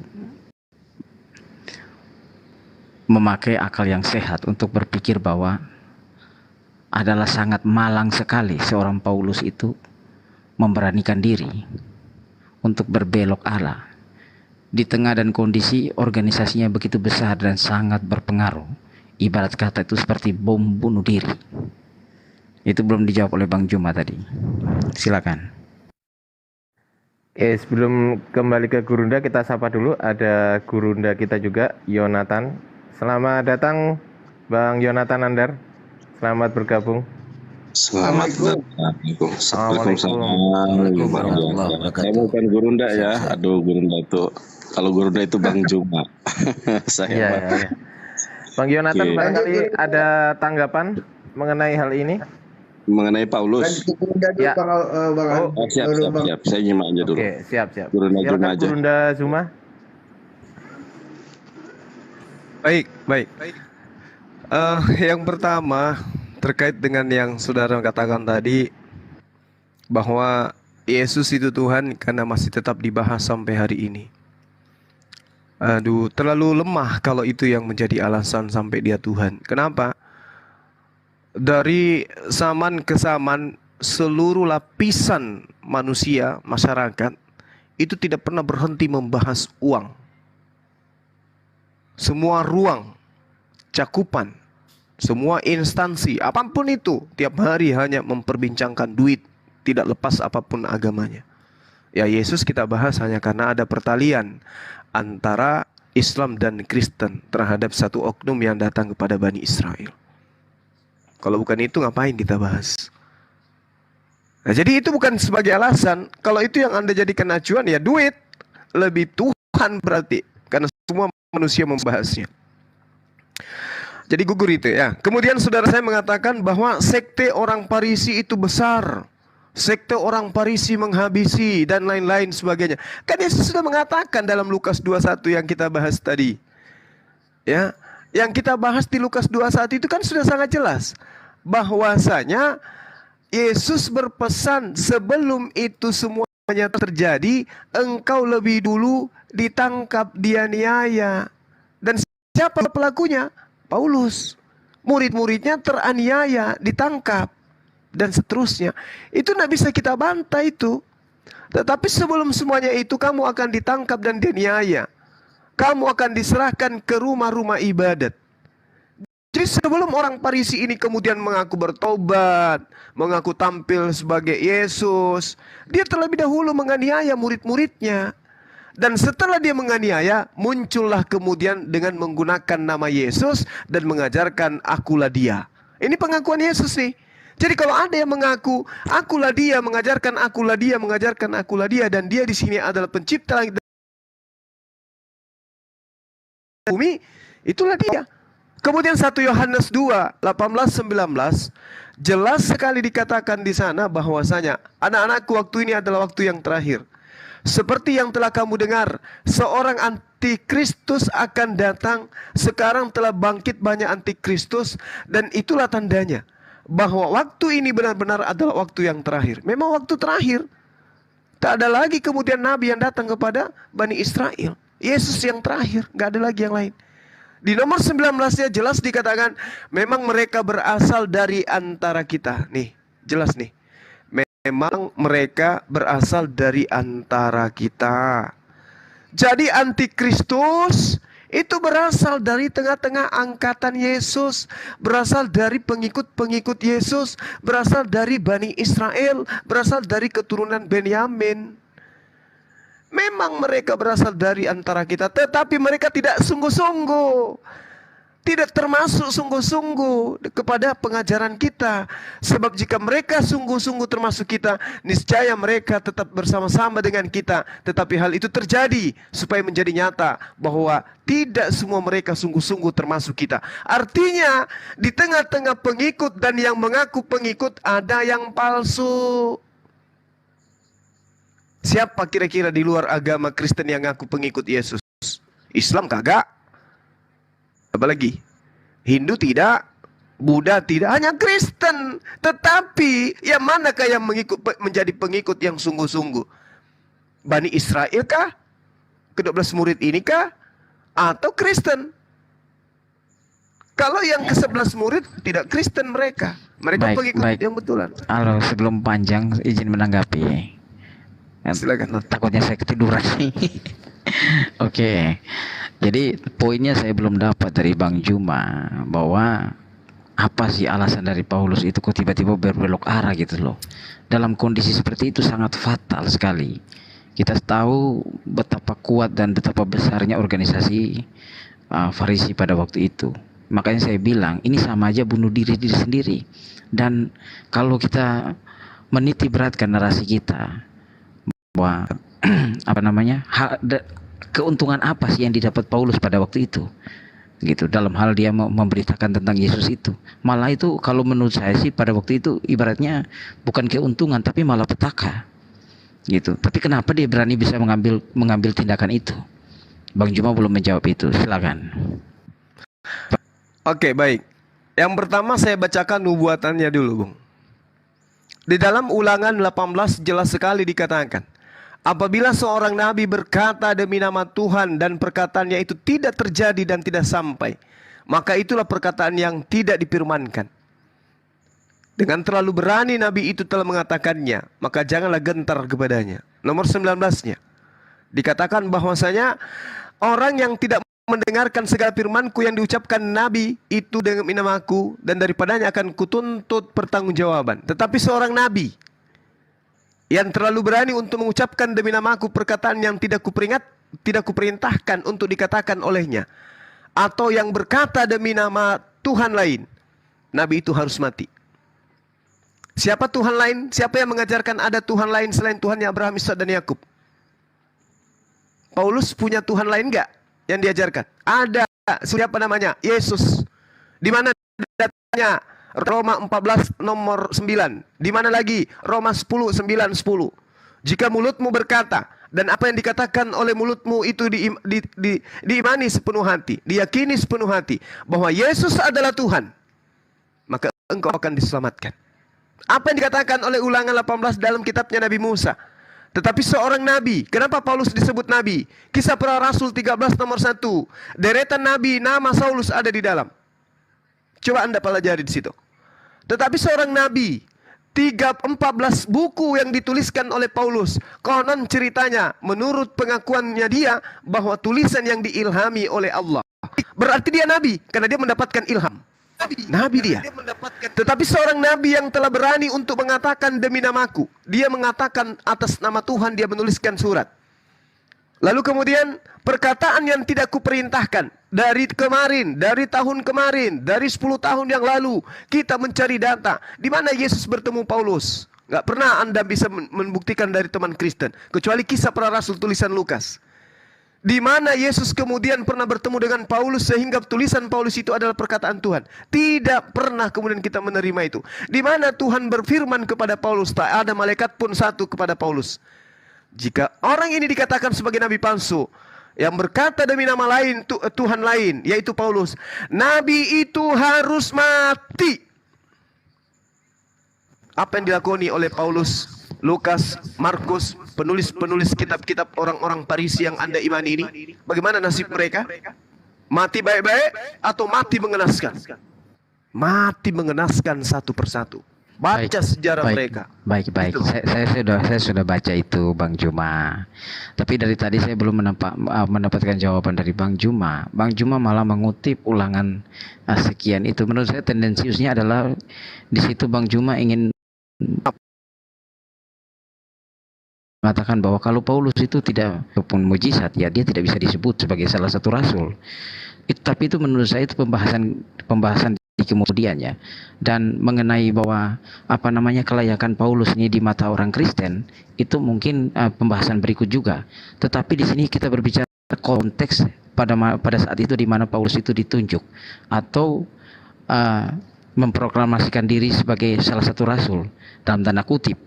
Itu sangat berbahaya pada waktu itu. Karena apa? Sama aja bunuh diri. Lalu ada komentar di bawah di sini bilang pengen terkenal. Kristen belum terkenal sekarang, belum sebesar sekarang pada waktu itu. Jumlahnya pun masih sedikit. Jadi itu bukan alasan.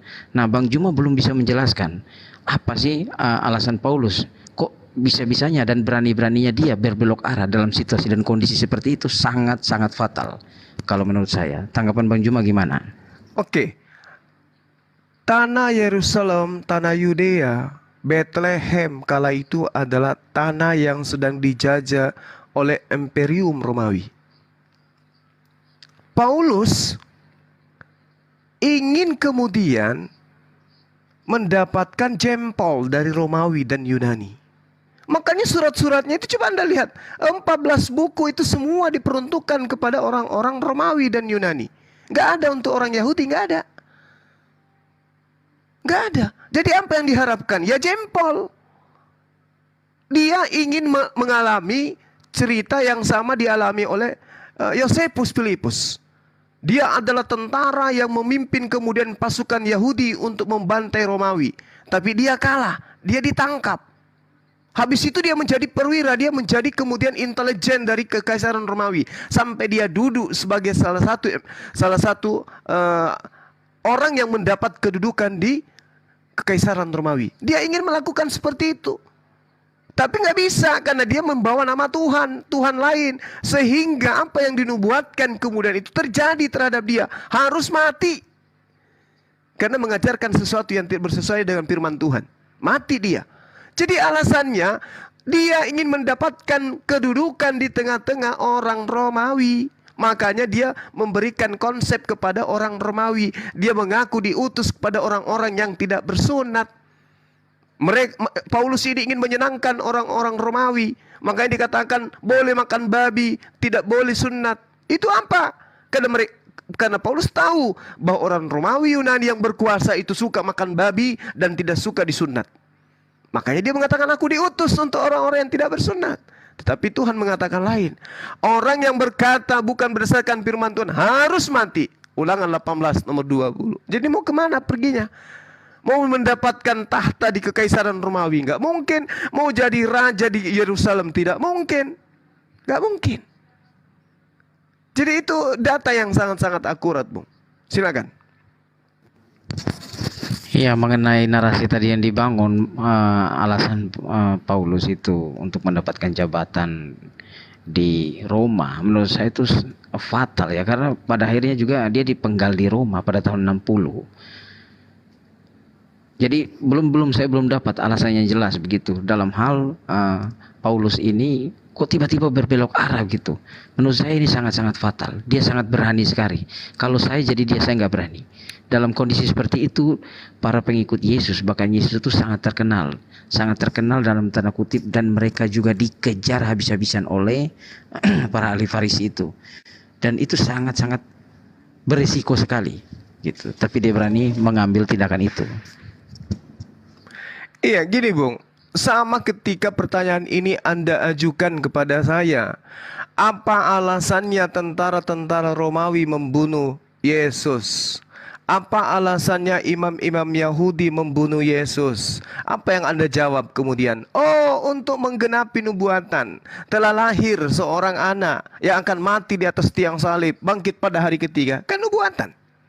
Nah sekarang Yesus menubuatkan, celakalah, celakalah. Jadi ada orang yang celaka. Celaka enggak Paulus? Celaka. Celaka.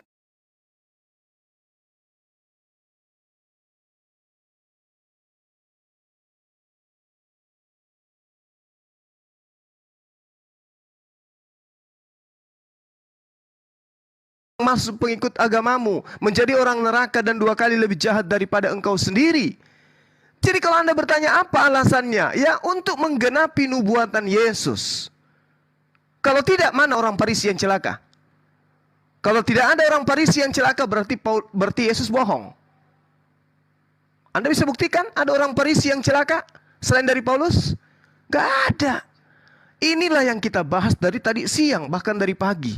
Tidak ada satupun teman Kristen yang bisa mendudukkan ada orang celaka selain daripada Paulus. Jadi kalau Anda mengatakan dia dibunuh oleh orang Romawi, ya memang karena Yesus mengatakan celaka. Begitu juga dalam Ulangan, celaka, harus mati, kena dia, mau lari kemanapun kena dia. Sedangkan yang kita tahu bahwasanya ketika Paulus ini menyesatkan orang-orang, dia terlebih dahulu mengaku bertaubat. Kenapa dia mengaku bertaubat? Agar dia bisa masuk mensusupi ajaran para tentang Taurat, diajarkanlah tentang Mazmur, diajarkanlah kitab-kitab para nabi. Tapi semua konsepnya dirubah. Hukum-hukum Tuhan dianggap sebagai sampah. Hukum-hukum Tuhan dianggap sebagai kutukan. Hukum-hukum Tuhan dianggap sebagai sengat maut. Lalu apa yang diajarkan? Ikutilah teladanku. Ya, inilah yang Yesus katakan. Celakalah engkau wahai orang Farisi, ahli Taurat, orang munafik. Engkau menyeberangi lautan, menjelajahi daratan, mentobatkan orang. Baca Matius 23 nomor 15. Jadi harus ada oknum yang celaka di situ. Jadi kalau saudara bertanya, apa yang menyebabkan? Ya untuk menggenapi nubuatan. Sama ketika dengan segampangnya orang-orang Kristen mengatakan, kenapa tentara Romawi membunuh? Kenapa kemudian orang-orang ini melanggar? Oh, itu untuk menggenapi nubuatan Tuhan datang mati dibunuh oleh manusia. Untuk nebus dosa waris. Enteng kan? Ya sama seperti itu. Silakan. Baik, tadi saudara mengatakan bahwa untuk nubuatan tentang Yesus ya. Terus juga saudara mengatakan bahwa mana ada orang Farisi selain Paulus itu yang mendapatkan celaka. Nah, berarti Bang Juma nih lupa fakta sejarah di tahun 70 itu Israel tuh rata dengan tanah sampai hari ini. Gitu. Jadi kalau kita mau artikan kata celaka itu celaka dalam arti apa dulu gitu.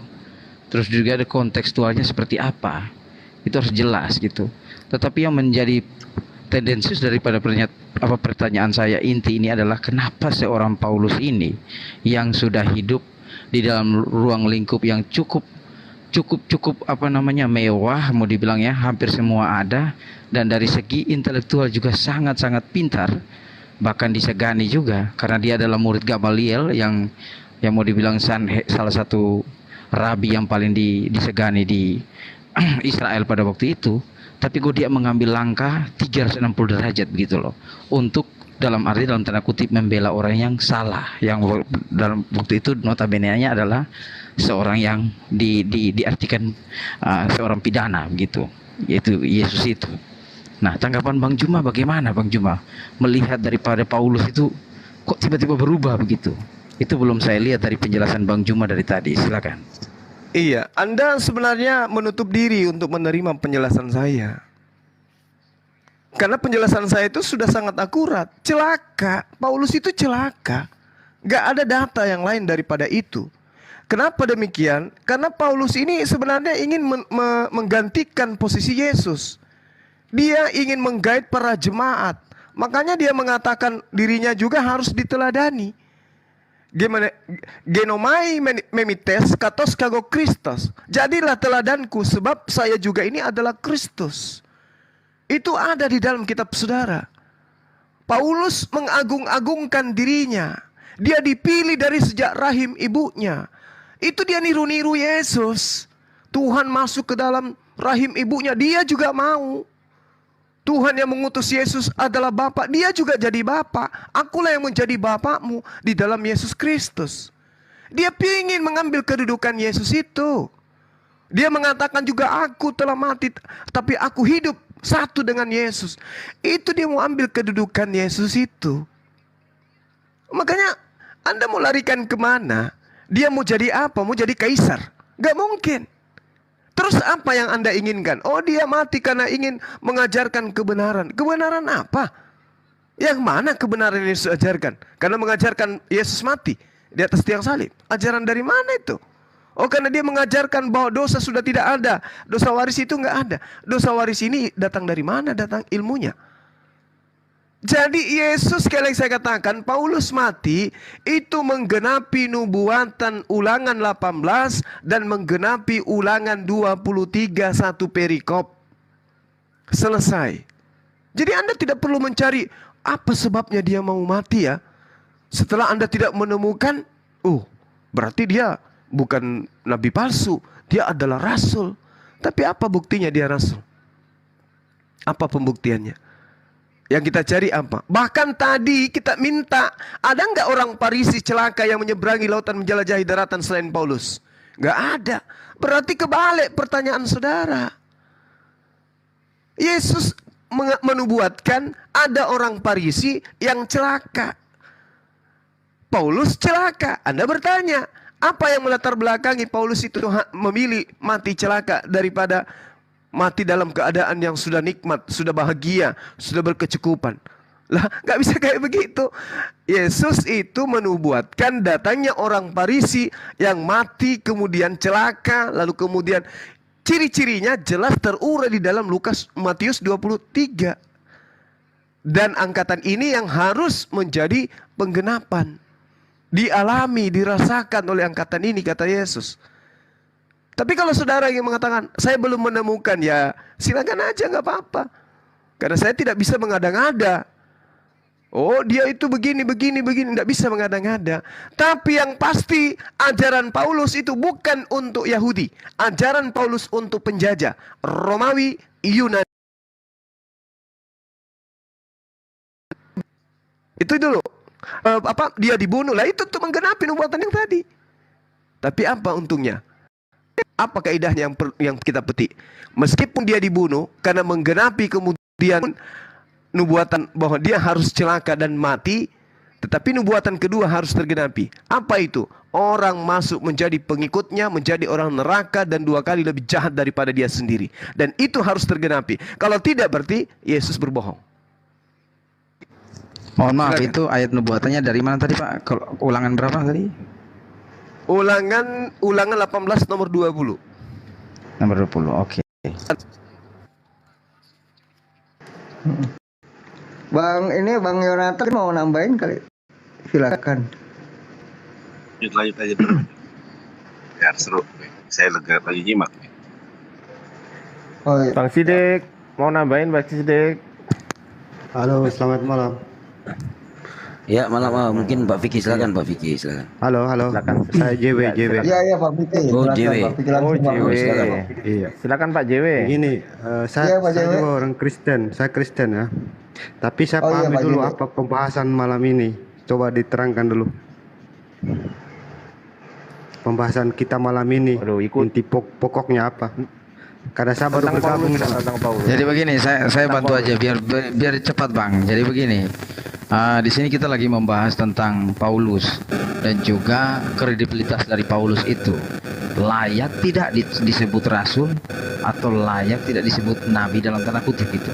Sebab kalau menurut Bang Juma dan teman-teman bahwa Paulus ini tidak masuk dalam kriteria itu tersebut itu ya, hal yang tadi saya sudah sebutkan tadi.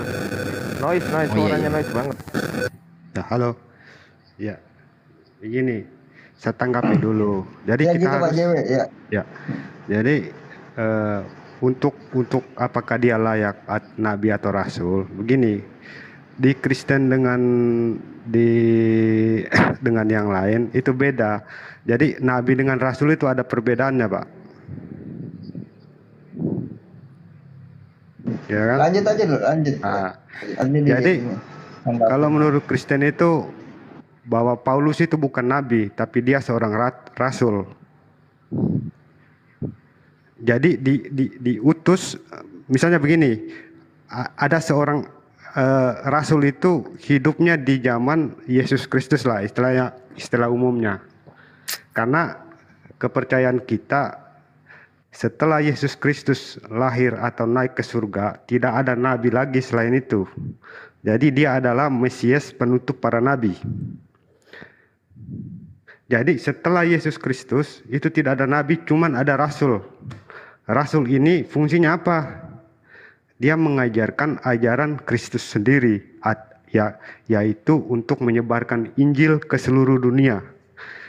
Jadi bagi kita Rasul Paulus itu layak disebut rasul, Pak. Terima kasih. Silakan ditanggapi. Sangka. Siapa tuh tadi? Pak JW tadi, Pak JW. Silakan. JW yang lain. baca kisah para Rasul 13 ayat 1. Ternyata si Paulus ini nabi loh. Oke. Kisah berapa? Kisah para rasul berapa? 13 ayat 1.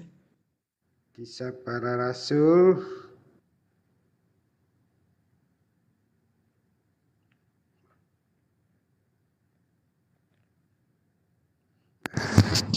Pada waktu itu dalam jemaat di Antioquia ada beberapa nabi dan pengajar, yaitu Barnabas dan Simeon yang disebut Niger dan Lukius orang Kirene, dan Menahem yang diasuh bersama dengan raja wilayah Herodes dan Saulus. Terus apalagi setelah itu? Lanjutkan ayatnya, Bang. Dibaca lagi.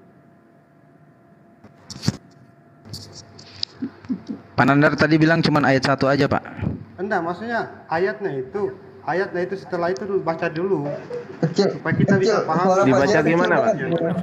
Dibaca semua gitu satu kitab itu atau gimana? Dibaca lanjut. Gini loh. Ayat kita itu tidak satu persatu seperti itu loh. Baik, saya baca, Pak. Tenang, Pak. Kisah para Rasul 13 ayat 1 sampai 3 ya, Pak ya.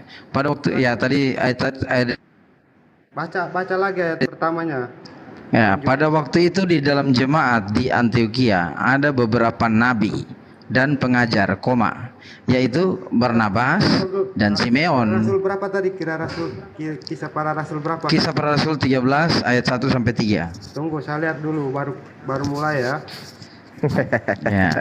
Bang Jack suaranya deketin tuh kecil banget. Kecil lah dia.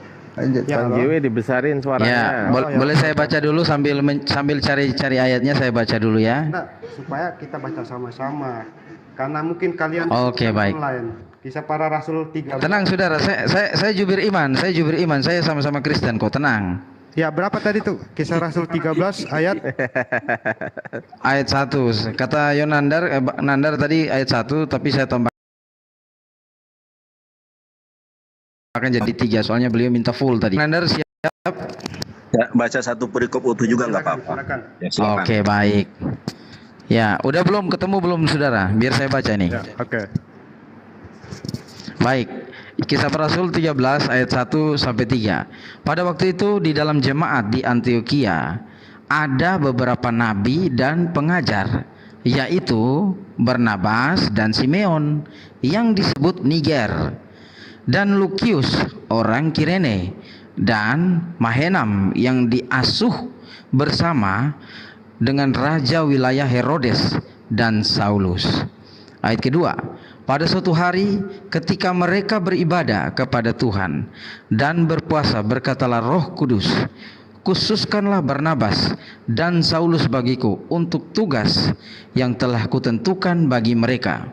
Ayat 13, maka berpuasa dan berdoalah mereka, dan setelah meletakkan tangan ke atas kedua orang itu, mereka membiarkan keduanya pergi. Silakan ditanggapi, Pak.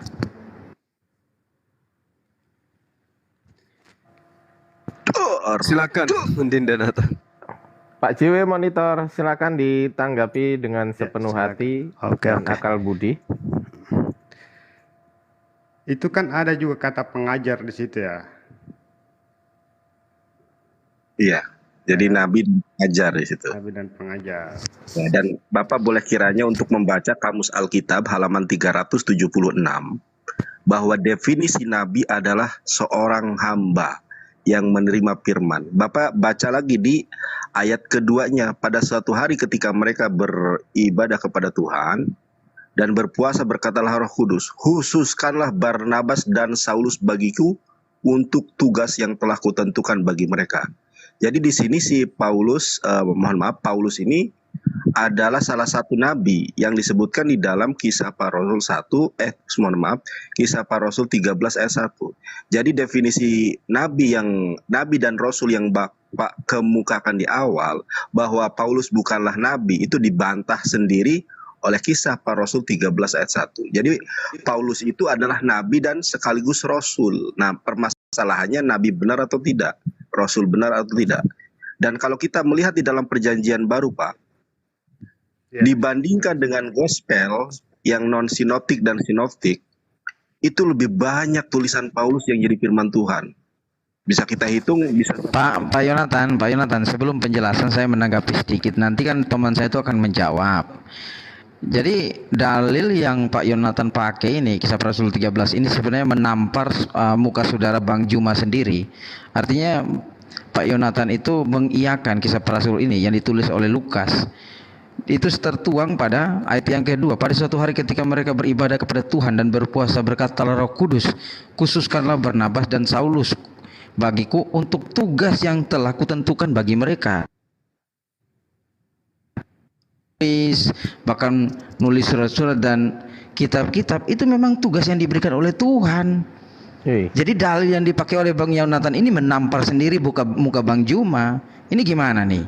Silakan ditanggapi. Bang Jubir, sekali lagi saya tolong di ini biar kelar dulu, jadi langsung dibaca. Bang Jubir, baik saudaraku, lanjut. Biar silakan lanjut, silakan. Bang Yonatan Nandar, silakan Bang. Oke, saya tanggapi ya. Nanti setelah ini Gurunda Juma mungkin ya. Nah, tadi Bang Juma sudah menjelaskan bahwa si Paulus inilah yang menggenapi nabi yang tidak asli, gitu kan.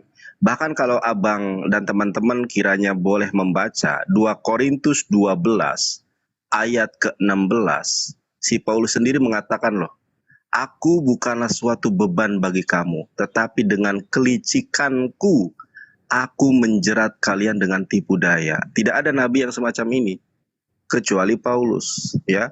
Tidak ada rasul yang semacam ini kecuali Paulus. Kalau kita komprehensif membaca gospel, di dalam gospel Matius 7 ayat ke-15 sampai 22 bahkan sampai 23 itu mengacu kepada Paulus. Coba Anda baca secara komprehensif. Jadi salah kalau Anda mengatakan apa yang saya sampaikan ini menampol pendapatnya Bang Juma. Justru memperkuat bahwa Paulus itu adalah, mohon maaf, nabi yang tidak asli, rasul yang tidak asli, yang sudah dinubuatkan oleh Yesus Kristus. Begitu ya. Kemudian Anda berpendapat dengan Kisah Para Rasul 13 ayat kedua. Di situ ya, kita tidak jelas ini yang mengatakan di situ siapa. Pada suatu hari ketika mereka beribadah kepada Tuhan dan berpuasa, berkatalah Roh Kudus. Siapa yang mengatakan ini? Siapa saksinya ketika orang Kisah Para Rasul 13 ayat 2 ini siapa yang menulis? Kan tidak jelas di situ. Karena kenapa di dalam 1 Tesalonika setiap roh itu harus diuji. Nah, jawabannya itu di dalam Matius 7 ayat ke-15 sampai dengan 20, melihat mereka ini dari buahnya loh. Nah, buahnya apa? Coba kita lihat di dalam perikop Matius 7 ayat 15 sampai ke 23, perihal pengajaran sesat. Pengajaran sesat semacam apa? Matius 7 ayat 22, pada hari terakhir banyak orang yang memanggil aku Tuhan, Tuhan. Ya, bukankah kami bermukjizat demi namamu Tuhan Yesus? Tidak ada satu manusia, tidak ada satu umat pun di muka bumi ini yang bernubuat atas nama Yesus kecuali orang Kristen. Orang Islam tidak ada core of value bernubuat atas nama Yesus. Karena pengertian nubuat sendiri adalah kenabian. Kemudian, bukankah kami mengusir setan atas nama Yesus? Tidak ada satu umat pun di dunia ini yang mengusir setan atas nama Yesus kecuali orang Kristen. Kalau umat Islam mengusir setan, a'udzu bikalimatillahi tammati min syarri ma khalaq, dengan menyebut Allah, tidak menyebut nama Yesus. Dan yang menyembuhkan, yang bermukjizat ya, bermukjizat atas nama Yesus, tidak ada satu umat pun yang bernubuat, yang bermukjizat atas nama Yesus kecuali orang Kristen. Umat Islam tidak ada yang kemudian memiliki core of value mukjizat, karena mukjizat itu di dalam konsepsi Islam hanya untuk para nabi. Jadi siapa? Lantas pada hari terakhir kata Yesus, ya, Yesus akan berterus terang kepada mereka, "Enyahlah daripadaku, hai kalian pembuat kejahatan." Bayangkan, 3 hal yang melakukan ini akan diultimatum oleh Yesus bahwa ketiga-tiganya ini adalah perbuatan yang dalam kategori perbuatan yang sangat jahat. Makanya sama di dalam konsepsi Islam dengan Matius 7 ayat ke-15. Di dalam hadis dijelaskan pada hari Nabi Isa alaihissalam turun dari langit kedua, hal yang pertama akan ditegaskan adalah akan diusir itu orang-orang yang menyembah Yesus. Makanya di dalam hadis dikatakan tugasnya Yesus itu adalah mematahkan salib. Nah, salah satu konsep salib itu kan dijelaskan tuh di dalam Matius 7 ayat 15. Mungkin terlalu panjang dari saya. Silakan Guru Dad dilanjut. Terima kasih. Oke, baik. Jadi ketika saudara kemudian membahas kisah para rasul 13 ini, itulah yang dikatakan, kan di awal tadi saya sudah mengatakan bahwa nabi yang menerima wahyu, rasul adalah nabi yang menyampaikan wahyu yang diterima kepada kaumnya. Nah, ini tertulis jelas di sini. Saulus ini masuk dalam daftar deretan nabi. Jadi kalau Anda tidak mengakuinya sebagai nabi, tapi faktanya dia rasul. Sementara rasul itu sudah pasti nabi. Nabi belum tentu rasul. Tapi kalau sudah rasul, itu sudah pasti nabi. Lalu kemudian dikatakan bahwasanya pada suatu hari ketika mereka beribadah kepada Tuhan dan berpuasa, berkatalah Roh Kudus, khususkanlah Barnabas dan Saulus bagiku.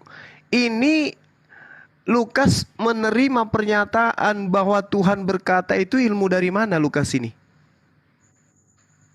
Ini Lukas ini nabi ya? Kok dia bisa tahu Tuhan berkata kepada Paulus? Ini coba kita pikirkan, kita renungkan dulu nih. Lukas ini adalah izin menanggapi sebelum panjang daripada saya ngantuk. Jadi begini saudaraku, kalau saudara menerima ayat yang pertama, selesaikan dulu deh Jubir. Pak Sidik, saudaraku. Pelan-pelan dulu deh. Selesaikan dulu dong gitu. Kau tahu kan? Nanti kan baru disangka. Kau tahu kan kalau abangmu di sini kan, nak diam-diam deh. Noise bang. Ya udah, oke, saya ngomong dulu. Jadi begini saudaraku, Pak Bang Juma, adalah sangat fatal ketika Bang Juma menitik beratkan di ayat kedua itu, sedangkan Pak Juma sendiri menerima di ayat ke-1. Jadi kan kalau kita menolak tulisan daripada Lukas ini atau kisah para rasul ini, ya kita tolak semua. Berarti secara tidak langsung Bang Juma juga menampar Bang Nandar yang menggunakan ayat yang sebenarnya ya tidak patut dipercaya begitu loh. Kalau ayat ini atau pasal ini tidak patut dipercaya, ngapain sih Bang Yonandar ini menggunakan ayat ini? Berarti gugurlah narasi dari Bang Yonatan sendiri. Secara tidak langsung Bang Juma menampar Bang Yonatan. Dah. Sebelum saya ngantuk dah. Jadi Anda hanya bisa begitu mengadu domba, nggak ada. Dari awal saya mengatakan, ini harus kita hargai, ini karya ilmiah seseorang. Hasil penyelidikannya orang. Mau dia benar maupun tidak, ini hasil penyelidikan. Yang bermasalah itu di Kristen. Ini terbantahkan oleh kitab kalian sendiri untuk kemudian mengetahui kepalsuan sebuah emas, bahwa itu adalah emas palsu. Jangan Anda mengambil emas lain untuk uji. Ambil emas itu, uji isinya, apa kandungannya. Gitu caranya. Jadi saya gunakan data ini untuk Anda lihat bahwa Lukas melakukan penelitian, dan menurut pengakuan Lukas, Paulus kalau dia bukan nabi, kitab Anda mengatakan dia nabi. Jauh kemudian untuk membuktikan dia nabi, ternyata Lukas ini mengetahui bahwa Roh Tuhan berkata kepada Barnabas dan Saulus. Muncul pertanyaan, pengarang Lukas tahu bahwa Roh Kudus berbicara kepada Paulus itu dari mana ilmunya? Tidak ada yang bertentangan, main tampar, nggak ada. Saya cuma menjelaskan, maka berpuasa dan berdoalah mereka. Dan setelah meletakkan tangan ke atas kedua orang itu, mereka membiarkan keduanya pergi. Dan seterusnya. Ini Lukas mengetahui bahwa Tuhan kemudian berkata kepada Paulus dan Saulus dan juga Barnabas itu melalui Roh Kudus. Itu dari mana dia tahu? Sementara Lukas ini bukan nabi. Yang nabi adalah Saulus. Gitu loh. Silakan. Iya, izin menanggapi. Konteks kehadiran atau cerita tentang Roh Kudus di Kisah Para Rasul 1 sampai 3 itu peristiwa di mana, saya jelaskan dulu dari awal, peristiwa di mana perjanjian Tuhan Yesus sebelum naik ke surga, ia menyampaikan bahwa aku akan mengirim seorang juru selamat, seorang penolong, yaitu Roh Kudus. Maka setiap para rasul atau murid Yesus itu dipenuhi oleh kuasa Roh Kudus, dan itu misteri. Maka siapapun dia, saat mereka berkumpul, itu percakapan dengan Tuhan itu terbangun melalui Roh Kudus. Lukas dapat cerita ini atau menyatakan peristiwa ini tentang Barnabas dan Paulus itu oleh Roh Kudus. Nah, di mana ayat untuk menerangkan atau menguji roh ini dari mana? Kita baca di ayat selanjutnya. Di Kisah Para Rasul 13 ayat 4 sampai kepada ayat yang ke-7. Nah, oleh karena disuruh oleh Roh Kudus, Barnabas dan Saulus berangkat ke Seleukia, dan dari situ mereka berlayar ke Siprus. Setiba di Salamis, mereka memberitakan firman Allah di dalam rumah-rumah ibadat orang Yahudi, dan Yohanes menyertai mereka sebagai pembantu mereka. Mereka mengelilingi seluruh pulau itu sampai ke Pafos. Di situ mereka bertemu dengan seorang Yahudi bernama Bar Yesus. Ia seorang tukang sihir dan nabi palsu. Ia adalah kawan gubernur pulau itu, Sergius Paulus, dan adalah orang cerdas. Gubernur itu memanggil Barnabas dan Saulus ketika ia ingin mendengar firman Allah. Tetapi Elimas, demikianlah namanya dalam bahasa Yunani, atau tukang sihir itu, menghalang-halangi mereka dan berusaha membelokkan gubernur itu dari imannya. Tapi Saulus, juga disebut Paulus, yang penuh dengan Roh Kudus, menatap dia dan berkata, "Hai anak iblis, engkau penuh dengan rupa-rupa tipu muslihat dan kejahatan, engkau musuh segala kebenaran. Tidakkah engkau akan berhenti membelokkan jalan Tuhan yang lurus itu? Sekarang lihatlah, tangan Tuhan datang menimpa engkau, dan engkau menjadi buta." Penegasan ini dikuatkan oleh pengajaran Yesus di Matius 12 ayat 26. Bahwa demikianlah juga kalau iblis mengusir iblis, ia pun terbagi-bagi dan melawan dirinya sendiri. Bagaimanakah kerajaannya dapat bertahan? Maka roh yang menuntun Paulus adalah roh yang benar karena melawan iblis. Tidak mungkin iblis melawan iblis. Terima kasih. Baik, sebelum ditanggapi oleh Gurunda, saya izin pamit dulu nih, soalnya udah ngantuk banget nih, besok harus masuk pagi nih. Pak Sidik, semua teman-teman, Pak Hos, terima kasih buat waktu yang sudah diberikan. Thank you Bang Jubir. Besok masuk pagi lagi ya. Besok masuk pagi. Baik. Aduh, mohon maaf ya saudara ya semua ya. Selamat malam. Ya, silakan Bang. Malam. Selamat malam. Mari Gurunda, mari. Oke Bang. Thank you. Boleh saya ya sedikit ya, teman-teman. Silakan Gurunda. Iya, jadi gini. Jadi gini. Ada hal yang perlu diperhatikan oleh teman-teman Kristen, tapi memang berat. Sangat-sangat berat. Bahwa sebenarnya yang dimaksud oleh Yesus, Roh Kudus itu adalah malaikat Jibril. Itu yang perlu dipahami dulu, dan saya minta konsentrasinya ke situ dulu. Roh Kudus ini adalah Jibril.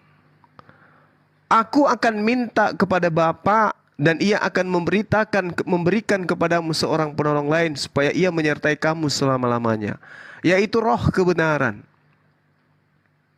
Jadi roh kebenaran yang dimaksud oleh Yesus ini, itu kelahiran Yesus adalah seperti berikut.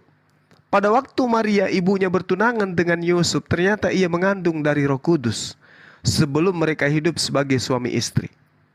Lukas 1 nomor 26 sampai 27, dalam bulan ke-6 Allah menyuruh malaikat Jibril pergi ke sebuah kota di Galilea bernama Nazaret kepada seorang perawan yang bertunangan dengan dengan orang yang bernama Yusuf dari keluarga Daud. Nama perawan itu adalah Maria. Ada berapa oknum yang datang kepada Maria? Satu. Siapa oknum ini? Roh Kudus. Atau dua oknum yang datang kepada Maria. Yang pertama adalah Roh Kudus, yang kedua adalah Gabriel. Kayak mana itu? Cuman satu yang datang. Di data yang jelas dibacakan, nama sosok yang datang kepada Maria itu adalah Jibril, Gabriel dalam bahasa Inggrisnya. Lalu kemudian yang datang kepada Maria itu juga bernama Roh Kudus. Sama seperti di Al-Quran. Roh Kudus itu adalah Jibril. Diterangkan di dalam An-Nahl ayat 102 dan juga Al-Baqarah ayat 97. Roh Kudus sama dengan Jibril. Matius 1 nomor 18, Lukas 1 nomor 26, 27, Gabriel adalah Roh Kudus. Kapan Jibril kemudian datang kepada Barnabas? Kapan Jibril datang kepada Paulus? Kapan? Oh, orang Kristen penuh dengan Roh Kudus. Kapan Jibril datang kepada orang Kristen? Kapan? Yang dikatakan mengajarkan segala kebenaran, yaitulah Roh Kudusnya yang adalah malaikat Jibril yang datang kepada Al-Quran, yang datang kepada baginda Rasulullah Muhammad SAW, lalu kemudian Al-Quran menyertai selama-lamanya.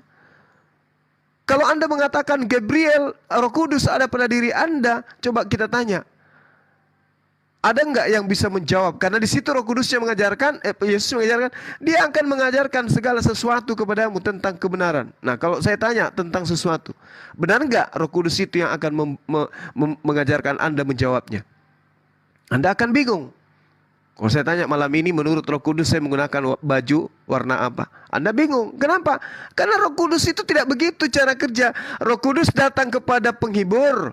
Penghibur itu mendapatkan pengajaran dari Roh Kudus. Roh Kudus tidak berkata-kata dari dirinya sendiri. Yohanes 16 nomor 12 nomor 13. Berarti apa yang dikatakan oleh Roh Kudus adalah firman yang dia terima dari Tuhan, disampaikan kepada penolong, penolongnya kemudian menyampaikan kepada seluruh umat manusia, dan penyampaiannya itu akan menyertai selama-lamanya. Itulah Al-Quran. Makanya hukum apapun yang ditanya di dalam Al-Quran muncul di Al-Quran.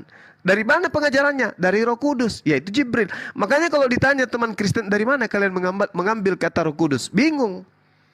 Karena Roh Kudus itu adalah Gabriel. Maria didatangi satu oknum saja. Namanya adalah Roh Kudus yang adalah Jibril itu sendiri. Pada bulan ke-6, kelahiran Yesus Kristus adalah seperti berikut. Pada waktu Maria ibunya bertunangan dengan Yusuf, ternyata ia mengandung dari Roh Kudus sebelum mereka hidup sebagai suami istri. Dia mengandung Roh Kudus. Lukas 1, dalam bulan yang ke-6, Allah menyuruh malaikat Jibril pergi ke sebuah kota di Galilea bernama Nazaret, kepada seorang perawan yang bertunangan dengan seorang bernama Yusuf dari keluarga Daud. Nama perawan itu adalah Maria. Jadi oknum yang datang kepada Maria ini adalah Roh Kudus yang adalah malaikat Jibril. Jadi kalau kisah para rasul Anda mengatakan Roh Kudus berkata kepada Barnabas, itu nggak nyambung. Nggak nyambung. Mungkin yang dimaksud di situ Pneuma Hotheos atau entah apalah judulnya di sana. Tapi kalau dikatakan Roh Kudus itu nggak benar itu. Jibril tidak pernah datang kepada Barnabas, Gabriel tidak pernah datang kepada Paulus. Untuk itulah kemudian karena malaikat tidak pernah datang kepada Paulus, dari mana asal 14 kitab yang dituliskan itu? Saya kira itu ya dari saya, teman-teman. sebagai penutup, di mana kita sudah dialog panjang lebar. Teman-teman Kristen tidak mampu menunjukkan adanya satu tokoh yang keluar sebagai orang Farisi mentobatkan orang-orang non-Yahudi menjadi pengikutnya selain Paulus itu sendiri. Silakan. Oke, izin melengkapi. Silakan. Saya tidak sepakat dengan Pak Suma. Oke, cerita tentang kehadiran malaikat Gabriel atau Jibril menurut Muslim itu secara pribadi bertemu dengan Bunda Maria. Nah, itu dalam tradisi Kristen, malaikat Gabriel itu digambarkan sebagai pemberi kabar. Tidak hanya malaikat Gabriel yang tampil dalam perjanjian lama maupun perjanjian baru maupun di Deuterokanonika tradisi Katolik. Ada malaikat Mikael, adalah malaikat perang. Ada malaikat Rafael, malaikat penyembuh di Tobit. Dan itu kisah tentang malaikat yang hadir dalam cerita pada Bunda Maria dan beberapa tokoh nabi yang lain. Yang saya mau tegaskan adalah coba dibaca di Kisah Para Rasul. Ini dalilnya.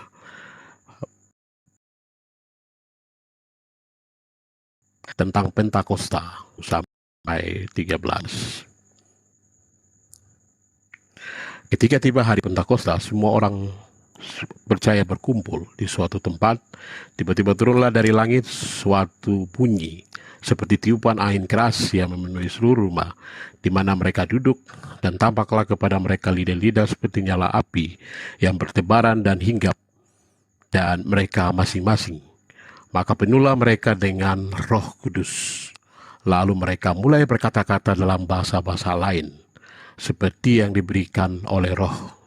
Jadi Roh tidak datang ke hanya satu orang, kepada setiap orang yang berkumpul saat itu. Lanjut di ayat yang berikut.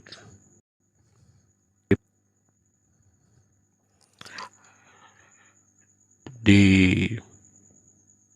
ayat yang ke-17, ayat 17. Akan terjadi pada hari-hari terakhir, demikianlah firman Allah. Aku akan mencurahkan rohku ke atas semua manusia. Maka anak-anakmu laki-laki dan perempuan akan bernubuat, dan teruna-terunamu akan mendapat penglihatan-penglihatan, dan orang-orangmu yang tua akan mendapat mimpi. Juga ke atas hamba-hambaku laki-laki dan perempuan akan kucurahkan rohku pada hari-hari itu, dan mereka akan bernubuat, dan akan mengadakan mujizat-mujizat di atas langit, dan tanda-tanda di bawah bumi, darah dan api, dan kumpulan-kumpulan asap. Artinya, Roh Kudus tidak datang ke satu orang saja, tapi datang ke setiap orang. Maka, dalam perjalanan kekristenan, perjumpaan kehadiran Allah Bapa itu hadir kepada setiap nabi. Maka Nabi Ibrahim, Nabi Abraham itu berjumpa dengan Bapa, Allah Bapa. Lalu kehadiran Yesus Kristus menunjukkan firman jadi manusia. Yesus Allah sendiri jadi manusia. Lalu Yesus diangkat ke surga. Kehadiran Roh Kudus itu menyertai setiap orang, membatasi atau menjadi batas di mana Roh Kudus yang hadir dan berperan untuk semua orang. Maka semua orang akan mendapatkan nubuatan. Setiap orang akan berkata-kata dengan nama Yesus. Segala sesuatu terjadi. Dan itu bisa dibuktikan. Itu misteri yang tidak bisa dijawab oleh manusia. Orang yang sakit dengan nama Yesus didoakan sembuh. Dan segala hal yang tidak mungkin menurut manusia, menurut ilmu pengetahuan, itu dimungkinkan oleh nama Yesus. Maka Roh Kudus bukan kepada pribadi. Roh Kudus dicurahkan kepada setiap orang yang percaya pada Yesus. Terima kasih. Oke, teman-teman, sebelum diambil alih, saya simpulkan bahwa Roh Kudus itu adalah malaikat Jibril. Titik. Saya tidak sepakat. Kalau begitu, kalau demikian, oke. Karena kita berbeda. Tunggu dulu, Pak Vicky. Menurut saya, Pak Vicky. ya. Pak Vicky, diam dulu ya. Ini bicara kesimpulan. Oke, ya. Ya, diam dulu ya. Gurunda, silakan. Iya. Saya tanya kepada saudara, ada berapa oknum yang datang kepada Maria? cerita Maria, Bunda Maria berbeda dengan peristiwa yang terjadi pada murid-murid Yesus. Enggak, ini kita berbicara oknum Roh Kudus. Pribadi adalah yang datang pada Bunda Maria adalah malaikat Gabriel, pembawa kabar gembira. Ada berapa oknum yang datang kepada Maria, Bang? Ada satu malaikat. Nah, siapa namanya? Malaikat Gabriel. Terus Roh Kudus ini siapa? Roh Kudus adalah janji Yesus yang kemudian dicurahkan kepada para rasul saat Yesus meninggalkan para rasul menyebarkan Injilnya. Enggak, Roh Kudus yang datang kepada Maria ini siapa? Yang datang ke Maria adalah malaikat. Namanya? Malaikat Gabriel. Ya udah, berarti Roh Kudus adalah malaikat Gabriel. Oh, salah. Ya, ada berapa itu oknum yang datang kepada Maria? Roh Kudus bukan malaikat. Lalu? Roh Kudus adalah anugerah yang disurahkan oleh Tuhan. Boleh Anda baca di dalam Yohanes 16. Dia mengatakan bahwa roh kebenaran yang adalah Roh Kudus itu tidak berkata-kata dari dirinya sendiri. Apakah itu Tuhan? Apakah Roh Kudus tidak berkata-kata dari dirinya sendiri? Selamat malam. Ya, saya bisa share, bisa? Silakan. Silakan. Ya, jadi begini Suma ya. Kalau Suma baca Alkitab itu baca yang cermat gitu loh, ya. Jadi Roh Kudus adalah Roh Allah itu sendiri, ya, Ruah yang omnipresent. Dia bukan malaikat, dia pencipta, dia maha kuasa. Kalau malaikat memang makhluk roh tapi diciptakan. Iya. Ya, malaikat itu Gabriel itu malaikat oknum yang diciptakan. Tapi Roh Kudus ada Roh Allah itu sendiri. Ya. Yang datang kepada Maria, dia dilingkupi Roh Kudus sehingga Maria itu dia bisa melahirkan. Jadi inkarnasinya itu Roh Kudus yang berkarya. Sehingga Tuhan Yesus itu berinkarnasi, lahir dari rahim Maria. Adalah malaikat Gabriel yang datang kepada Maria untuk memberitahukan bahwa Roh yang Maha Kuasa, Roh Kudus itu akan menaungi engkau dan anak yang kau lahirkan akan disebut kudus, anak Allah. Jelas ya. Jadi beda ya semua ya. Jangan kau itu mengajarkan ke kita. Gitu loh. Kalau kamu menurut imanmu itu adalah Roh Kudus itu adalah Gabriel, silakan aja. Tapi Alkitab berkata berbeda.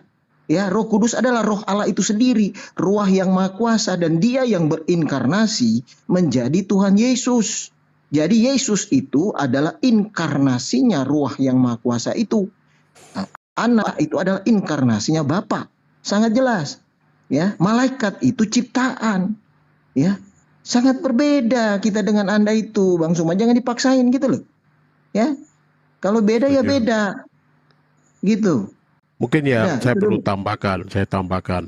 Mungkin teman-teman muslim harus mempelajari lagi. Malaikat Jibril yang datang kepada Nabi Muhammad itu, apakah itu betul datang dari Tuhan? Karena itu adalah malaikat ada di dalam Kristen. Malaikat yang diusir dari surga itu namanya Lucifer. Itu karena dia menentang Allah.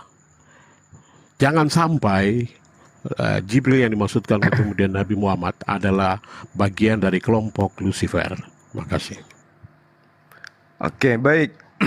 Saudara Triwira, saya mau tanya kepada saudara. Dari mana ilmunya Roh Kudus itu adalah Tuhan pencipta? Oh, sangat jelas ya. Saya kasih Saya tanggapi. Sabar, saya tanya ke jangan dulu.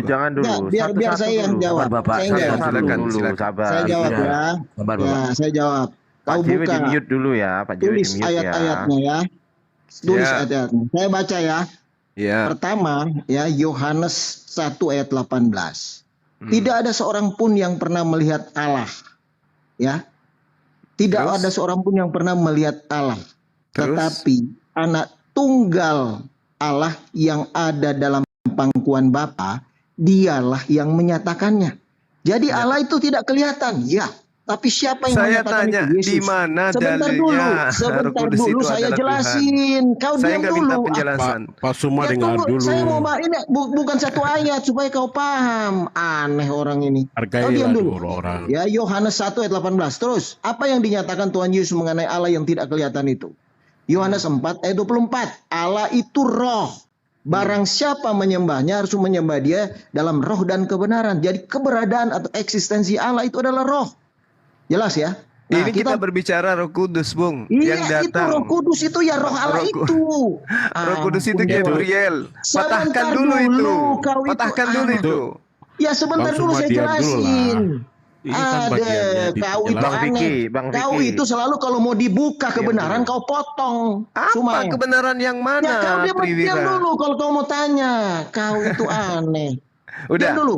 Jadi Apa, masih ada? belum selesai. Oh, Jadi iya, roh yang iya. maha kuasa, roh Allah itu ada Roh Kudus itu sendiri, ya. Terus sebentar saya baca lagi. Kamu tuh bikin apa? Fokus itu buyar kalau kamu potong-potong gitu, ya. Jadi Berarti jelas ya, ilmumu kita masih- ke masih Yohanes di luar sebentar kepala dulu. berarti. Yohanes 1 sebentar dulu kau itu. Yohanes 1 ayat 1 Bang ya. Sidik, Pada mulanya adalah firman. Firman bersama-sama dengan alam. Firman adalah Allah. Allah itu roh, berarti roh. ini? Sebentar dulu, Kamu roh ngomong itu. apa, Triwira? Ya, kau udah diam dulu. Pertanyaan kau itu saya cuma- Gabriel dan Kau Roh itu Kudus. penyesat. Ya, kau itu penyesat. Saya mau jelaskan sampai ke Roh Kudus itu. Sebentar. Host sambil Supaya alih kau lah. Pak Vicky, tahu. Pak Vicky. Aneh orang Asumsi. ini. Pak Vicky, Sebentar Pak dulu, Vicky. sebentar dulu. Gereja itu. Ya, sebentar Dulu dulu, ya. sebentar dulu. Kau itu diam dulu, saya jelasin ya. Jadi roh yang maha kuasa itu adalah Roh Kudus itu sendiri. Pada waktu Tuhan Yesus adalah inkarnasinya naik ke surga, dia sebelum naik apa yang dia katakan, ya kan? Ya, pergilah ke seluruh dunia. Aku menyertai kamu senantiasa sampai akhir zaman. Satu, kedua, aku tidak membiarkan kau piatu. Aku akan datang kembali. Ya, dia mengutus Roh Kudusnya itu jelas Maksudnya mengatakan mengutus bahwa Roh Kudusnya mengutus Iya, Tuhannya gitu. dia sendiri. Dia sendiri. Maksudnya Tuhan diutus. Iya, Roh Kristus itu adalah Roh Kudus. Makanya dia bilang, Sambalado. aku tidak akan membiarkan kamu piatu. Aku datang kembali. Jadi yang berkata bahwa aku menyertai kamu senantiasa sampai hari zaman itu adalah Roh Kudus. Siapa dia? Ya, Roh Kristus itu sendiri. Kristus Tuhan itu Yesus, sendiri. Nah, Aduh, dia Triwira adalah Roh udah, Kudus. Triwira, Sebentar Triwira, dulu. sudah. Kau ini gimana lalu-lalu? Nah, ini bukan makanya gereja. murid-muridnya sebentar dulu saya jawab. Apa ya. yang kau jelaskan? Kepanjangan Bang Triwira. Apa yang kau jelaskan Bang ini? Triwira. Aku terus bilang tunggu di Galilea, tunggu. Kau dulu, jangan potong-potong dulu. Kau itu kalau mau dijelaskan kan gitu kan? Ya udah, Ya. 30 detik. Iya, Bang Triwira, dengerin saya. makanya di kamar dengerin Loten saya, Yerusalem dengerin saya. mereka Bang Triwira. dibaptis oleh Roh Kudus. Sebentar dulu saya jawab supaya kau tahu. Ya, baptisan Roh pertama Kamu kali. selalu menganggap orang itu nggak paham Bibel. Bukan nggak paham, kamu itu yang tidak percaya Tuhan Yesus, ya percaya Alkitab. Coba di Kau mana mengajar dalil? kami, Dengarkan, Triwira, kau Triwira. mengajar kami. Triwira, mengajar coba kau guru cari palsu. data Ya. di Bibelmu. Kau itu aneh. Roh Kudus Sebentar mengutus dulu, Jibril. ya. coba, Sebentar dulu, coba. sebentar dulu Roh saya Kudus jelasin. Roh Kudus ya. mengutus Jibril, coba. Pertama kali, ya sebentar. Di mana data ya. Roh Kudus mengutus Murid-murid Jibril? Tuhan Yesus itu Ditanya diurapi apa? oleh Roh Jawab Kudus. apa kamu nih? Nanti kamu lagi tahu lagi kamu. Iya, memalukan kan? Kamu yang memalukan. Yesus tak ngerti Alkitab. Saya ngajarin tanya, kita. saya Kau itu guru tanya, palsu, kalau kau Roh nggak Kudus ngajarin. itu bukan Jibril, sebentar pertanyaanku, dulu. di Iya, mana sebentar. dalilnya Pada Roh waktu- Kudus Ya, sebentar mengutus dulu, Jibril? sebentar dulu. Roh Kudus mengutus Diam Jibril. dulu. Pertanyaannya, Dek. Saya nggak butuh semua asumsimu, saya nggak ya. butuh, saya nggak Kau butuh diam asumsi. dulu. Ya, pada Saya nggak waktu butuh pertama asumsi. mereka diurapi oleh Roh Kudus. Saya ya, tidak butuh murid-muridnya asumsi. di kamar Loten Yerusalem, mereka Saya diurapi Roh tidak Kudus, butuh dibaptis Roh Kudus. asumsi. Saya Roh Kudus mengutus ini ayat Jibril. firman Tuhan. Iya, datanya Kau Roh itu yang Kudus nggak mengutus paham. Ditanya apa? Kamu jawab apa ini? Kalau Jibril itu bukan Mana Roh ada? Kudus, Itu ya, tunjukkan mutu dalilnya pembohong. Roh Kudus mengutus Ini yang Jibril. saya, makanya kau diam, saya ngomong dulu supaya kau tahu. Yang kau Gimana bicarakan itu enggak nyambung. Kamu diam dulu. Kamu diam dulu. Untuk apa saya diam untuk mendengarkan ocehanmu yang tidak Kau nggak nyambung? mau kan? Kalau dijelaskan kau nggak mau kan? Nyambung soalnya. Nggak nyambung. Ya siapa yang mengurapi? Siapa yang mengurapi? Saya tanya dalilnya. Kalau Roh Kudus itu bukan Jibril, mana dalilnya Roh Kudus mengutus Jibril? Sebentar dulu. Saya tunggu, silakan. Saya tunggu ya.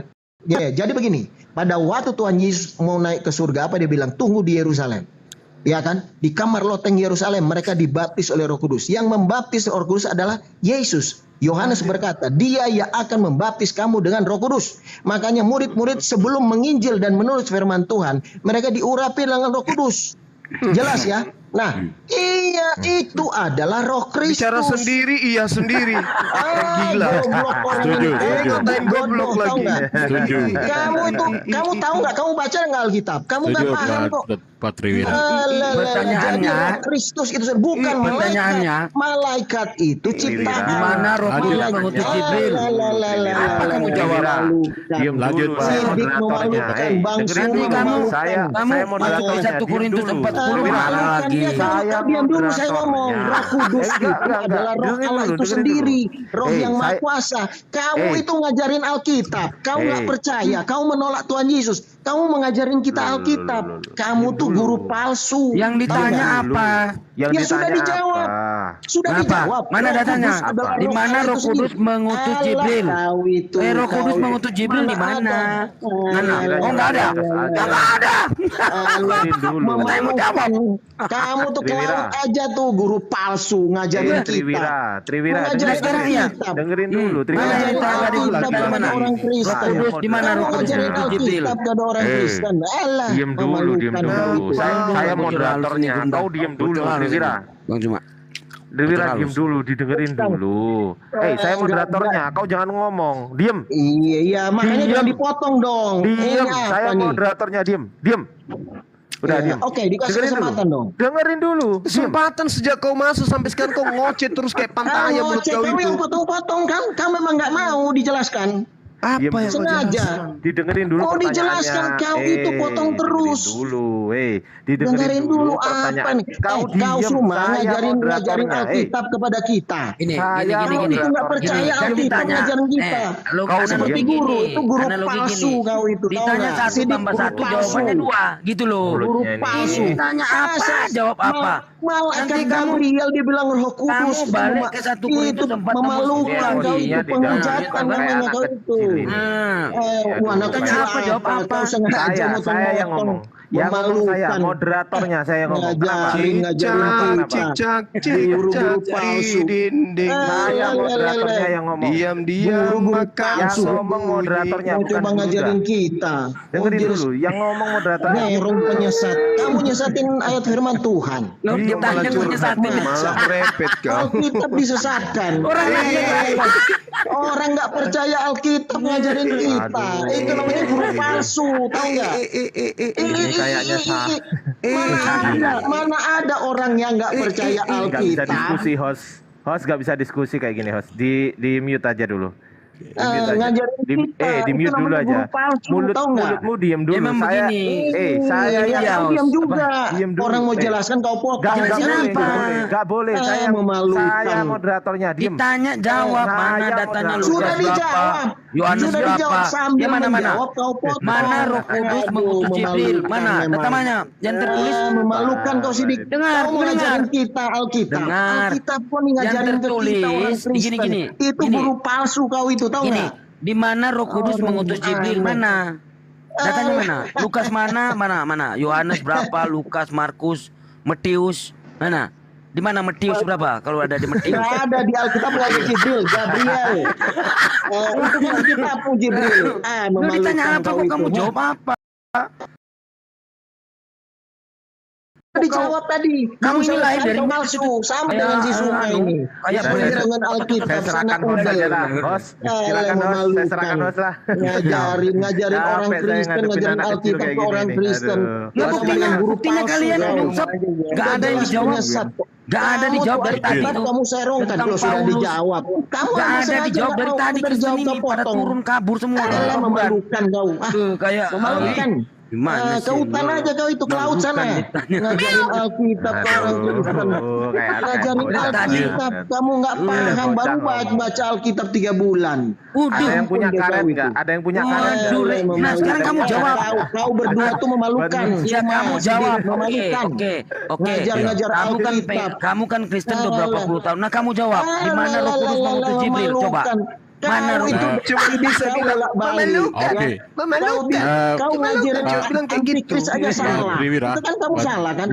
Binatang pertama, binatang kedua katanya udah baca firman Tuhan sirik, memalukan kau. Bang Vicky, tolong dikandangin dulu Bang Vicky. Pak Vicky tolong dikandangin dulu Pak Vicky. Tolong dikandangin dulu Pak Vicky.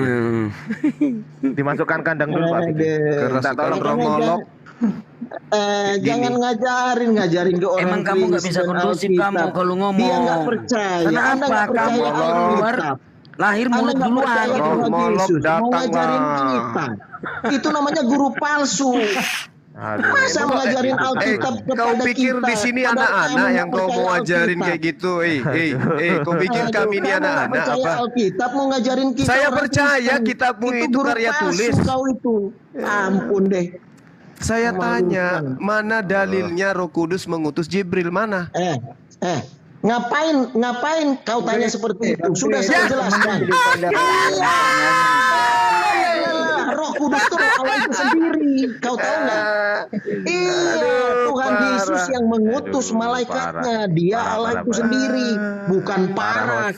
Kau itu loncat-loncat. Saya sudah jelaskan. Roh Kudus ambil dari Al-Quran. Roh Kudus itu saya mau dikatakan Roh Kudus itu Jibril. Bodoh banget kau itu. Saya izin keluar ya. Roh Kudus itu diam di dalam hati kita. Aduh, malu tuh teman Kristennya malu tuh. Malu semua semua itu memalukan kau itu, memalukan. Kamu mau ngajarin Alkitab, ngajarin Alkitab kepada kita orang ngajarin Biblos, Alkitab. Itu namanya penyesat. Itu namanya guru palsu. Biblos. Itu namanya guru palsu. Ngajarin kepada orang Kristen, padahal kau nggak percaya Alkitab. Al-Quran bilang mau ngajarin kita. Siapa yang pengajar yang nggak percaya Tuhan Yesus? Ngajarin kamu. Tri, bukan mau ngajarin kamu. Kami bertanya samamu, Tri. Apa kau nggak percaya? Saudaraku Tri, kami bertanya, mana dalilnya? Kalau berbeda antara Gabriel dengan Roh Kudus, berarti yang mengutus Gabriel itu adalah Roh Kudus. Dalilnya di mana? Memang Roh Kudus itu adalah Roh Allah itu sendiri, dan Allah itu roh. Jadi Yotevave itu adalah eksistensinya roh. Dia yang mengutus. Berarti dengarkan. Berarti kalau ada orang yang kepenuhan Roh Kudus, berarti dia kepenuhan Tuhan gitu. Oh betul. Memang. Oke, baik. Oke, dengarkan. Lukas 1 nomor 67. Dan Zakaria ayahnya penuh dengan Roh Kudus. Apakah Zakaria ini Tuhan? Oh bukan.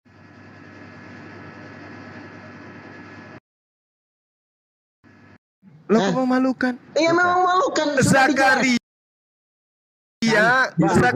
penuh dengan Roh Kudus. Maksudnya apa tuh? Itu beda dengan Roh Kudus. Zakaria penuh dengan Roh Kudus. Artinya Zakaria penuh dengan Tuhan. Betul? Iya, dia diurapi dengan Roh Kudus. Biar kondusif, Bos.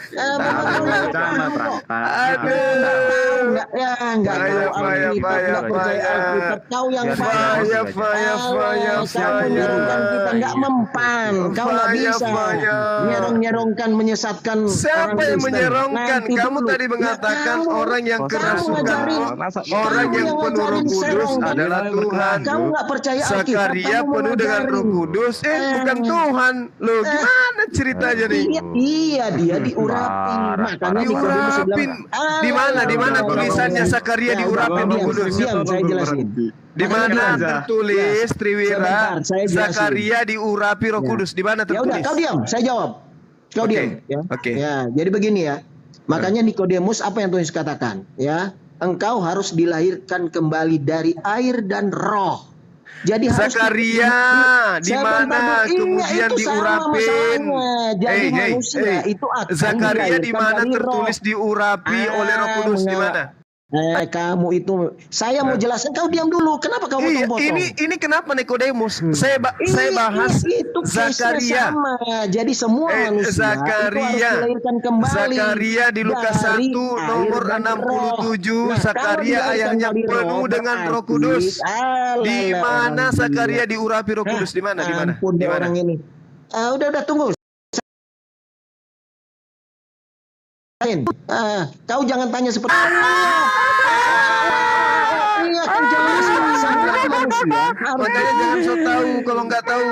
Kalau kamu Triwira mau jadi muridku, saya kasih kamu waktu belajar 3 bulan. Insya Allah kau bisa kuasai Bible kayak saya. Mau ndak? Biar kau jangan kayak gini, modal ngerocos saja, kau nggak ada ilmu. Mau ndak jadi muridku Triwira? Privat, lewat WA, mau ndak? Ku ajarin tentang Bible. Jadi boleh aku jelaskan tentang Roh Kudus sedikit? Tunggu dulu Triwira dulu bang. Triwira, maukah engkau menjadi muridnya Bang Suma? Gratis, tanpa perpuluhan, mau ndak? Murid penyesat. Murid penyesat. Aduh, Triwira. Kamu tadi mengatakan orang yang penuh Roh Kudus adalah Tuhan. Zakaria penuh dengan Roh Kudus. Katanya kau katakan itu diurapin. Saya minta dalilnya di mana Zakaria diurapin Roh Kudus. Kamu nggak bisa tunjukkan. Yang percaya kepada Tuhan Yesus itu sangat jelas. Tuhan Yesus. Tuhan dari mana lagi nih? Kamu tidak percaya Alkitab, tidak percaya Tuhan Yesus, mau ngajarin kita. Dengerin dulu. Itu namanya guru. Bibelmu itu bukan kitabnya Yesus. Kalau diskusi itu yang baik. Bang Triwira, kalau diskusi itu yang dewasa gitu loh. Dengerin. Aduh, memalukan. Ya, dengerin dulu. Kalau diskusi itu yang dewasa. Itu kamu memalukan kok. Bukan dengerin. Kamu yang potong-potong. Kamu denger dulu. Kamu denger dulu mulutmu. Kamu dengerin dulu. Dengerin dulu. Ngajarin kita itu yang baik, yang dewasa. Labango. Dengerin, dewasa yang diskusi itu dewasa saling membangun dalil, menggunakan dalil, jangan nyerocos saja dulu. Dalilnya mana? Dijawab menggunakan dalil yang sesuai dengan pertanyaan. Paham nggak? Enggak kan? Nah itu. Makanya aku tawarkan jadi murid saya kalau mau. Parah. Muridku masih 3 kelas yang kosong, baru 97 orang. Mau ndak? Saya izin pipis dulu Gurunda, kebelet pipis ini mas. Aduh. Palsu, kau tuh palsu, guru palsu. Nggak percaya Alkitab, menolak Tuhan Yesus mau ngajarin kita. Masa malaikat Gabriel dibilang Roh Kudus? Memalukan. Ya sudah kalau begitu. Ngajarin warga hutan kau itu. Memalukan. Kalau begitu, Roh Kudus itu apa dalam bahasa Yunani apa? Jawab. Masakan malaikat Gabriel Roh Kudus dalam bahasa Yunani apa, Triwira? Kau pergi aja ke hutan sana. Kau pergi aja ke hutan. Assalamualaikum warahmatullahi wabarakatuh. Gurunda, Mas Ardi. Waalaikumsalam warahmatullahi wabarakatuh. Dibilang ini malaikat. Iya, kalau begitu, coba ajarin kita, Triwira, Roh Kudus dalam bahasa Yunani itu apa? Memalukan kau itu. Bahasa Yunani apa? Setiap ditanya memalukan kau itu. Ditanya memalukan kau itu. Ditanya memalukan kau itu. Katanya umat Islam nggak bisa ngajarkan Bible. Yang bisa ngajarkan Bible cuma Kristen. Nah ditanya apa Roh Kudus dalam bahasa Yunani? Memalukan kau itu. Memalukan kau itu. Ini Gurunda, penghujat ini. Diam dulu. Tuira, diam dulu. Penghujat kamu ya. Kau ke hutan aja sana. Penghujat kamu ya. Hutan. Salibkan aja deh nih, salibkan. Persembahkan darah sama Dewa Molok ini. Salibkan dia, salibkan. Sedot darah yang persembahkan sama Dewa Molok. Salibkan dia. Kamu jangan tanya tadi. Roh Kudus dalam bahasa Yunani apa? Memalukan kau itu. Dalam bahasa Yunani apose, itu adalah kata yang diambil dari Al-Quran. Nah, kita mau tahu Roh Kudus dalam bahasa Yunani apa? Saya closing aja ya. Memang closing.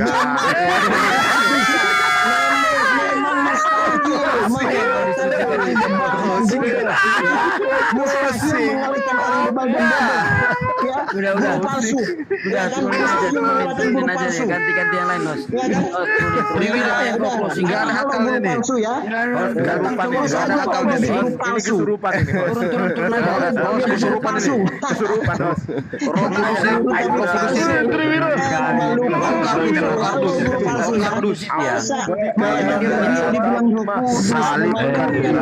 Persembahkan darah sama Dewa Molok. Salibkan dia. Sedot darah yang persembahkan sama Dewa Molok. Yesus nggak percaya sama pengajaran kita. Ya memang nggak bisa diskusi di awal.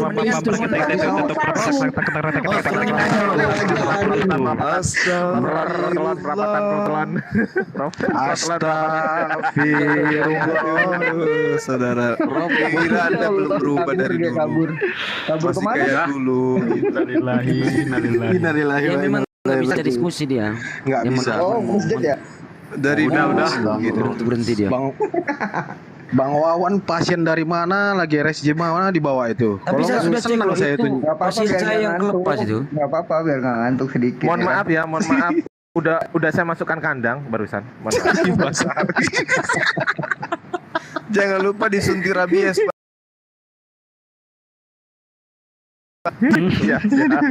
Suntik saya nih Burunda.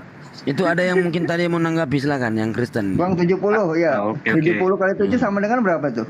Bang Banyak. Bang Adit, tolong. Udah 70 kali panggil 70 Lukman berapa? aja, Lukman itu. Silakan. Bang Lukman. Lanjut Bang. Jadi sebenarnya Roh Kudus itu istilah Roh Tuhan yang bekerja di bumi. Jadi gimana bilangnya ya? Jadi konsepnya Roh Kudus itu yang di bumi, bukan di surga. Kalau di surga namanya Tuhan, tapi kalau Tuhan itu bekerja di bumi itu namanya Roh Kudus. Sebenarnya itu istilah aja. Kalau untuk membuktikan di mana Roh Kudus itu Tuhan, ada di kalau nggak salah 1 Yohanes 5 ayat 7. Silakan Gurunda. 1 Yohanes 5 nomor 7 itu bukan.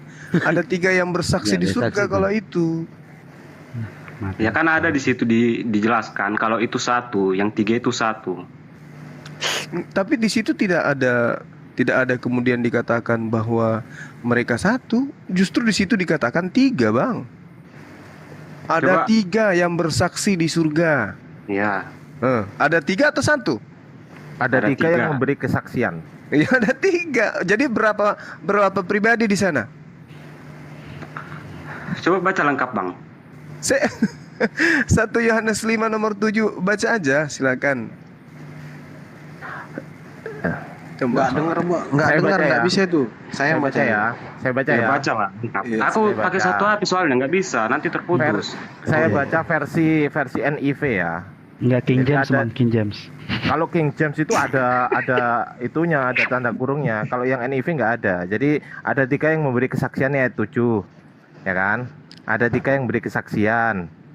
Terus kemudian ayat 8-nya berbunyi roh, kemudian air dan darah. Itu.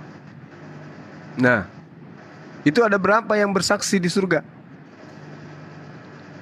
Bukannya udah jelas dikatakan di situ 3. Ya, Terus yang 3 itu 3. dikatakan 1. Bagaimana ceritanya Anda mengatakan 1 sementara 3? Coba baca. Gimana ya? Bacalah. Ada yang punya 2 HP gak gitu? Halus tuh tapi matok dok. Gimana ceritanya Anda mengatakan 1 sementara 3? Gimana ceritanya? Makan kue bayar 1 gitu? Enggak lah. Coba ditampilkan. Kalau ada yang punya 2 HP bisa ditampilkan. Saya baca ya. Silakan Gurunda Sidik. Saya baca. Ini kalau saya tampilkan lebih ketampul loh ini. Ini kalau saya tampilkan data lebih ketampul nih. Nih. Sebab ada 3 memberi kesaksian dalam Bapa, Firman dan Roh Kudus.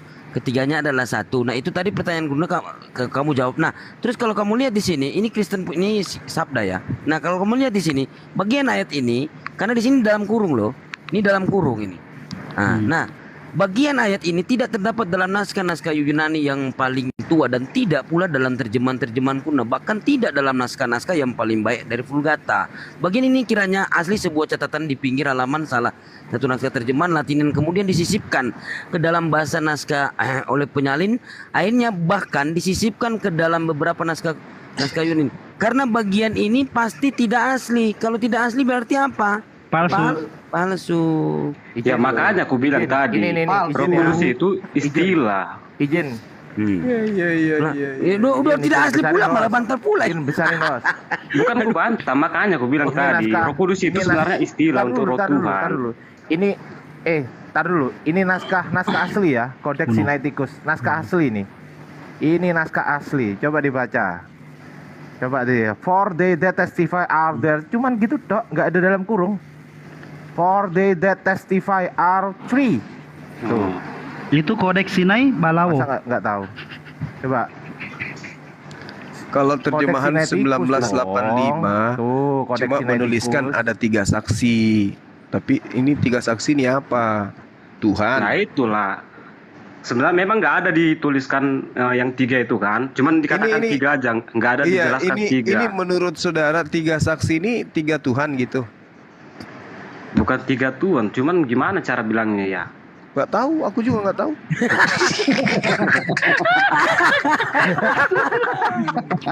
Gini loh. Ya Allah. Aduh ya Allah, guru. Coba nanya Jose, Guru bisa ngelawak juga. Nanya Jose coba. Tahu nggak Bang? Jadi gini loh. Sebenarnya di konsep ketuhanan Kristen itu bukan cuma 3 loh. Sebenarnya Tuhan itu bisa jadi banyak walaupun 1. Waduh. Oke, sebentar Bang, sebelum lanjut, Assalamualaikum, selamat malam Bang Asmastur. Waalaikumsalam, selamat malam. Saya Abdul Salam. Oh Muslim, oke, silakan lanjut. Selamat datang Tapi Pak. namanya Mastur. Iya. Masyarakat Tadi Mastur. kita lagi membahas dari Mastur kodeks. itu Mas turunan, artinya beliau bangsawan, Mas. Pemain gerhana ini Gurunda, si Mastur sama si Komeng. Sepupuan dengan Timbul berarti ya. Allahu Akbar. Bang Ya Andi Allah, kemana ya ya? Rob. Gak jadi ngantuk nih saya. Aduh, ya Allah. Ya tadi kan lanjut. Lanjut Gurunda, lanjut Jadi Gurunda. sebenarnya gini loh, saudara yang Kristen, saudaraku Lukman. Kedudukan dari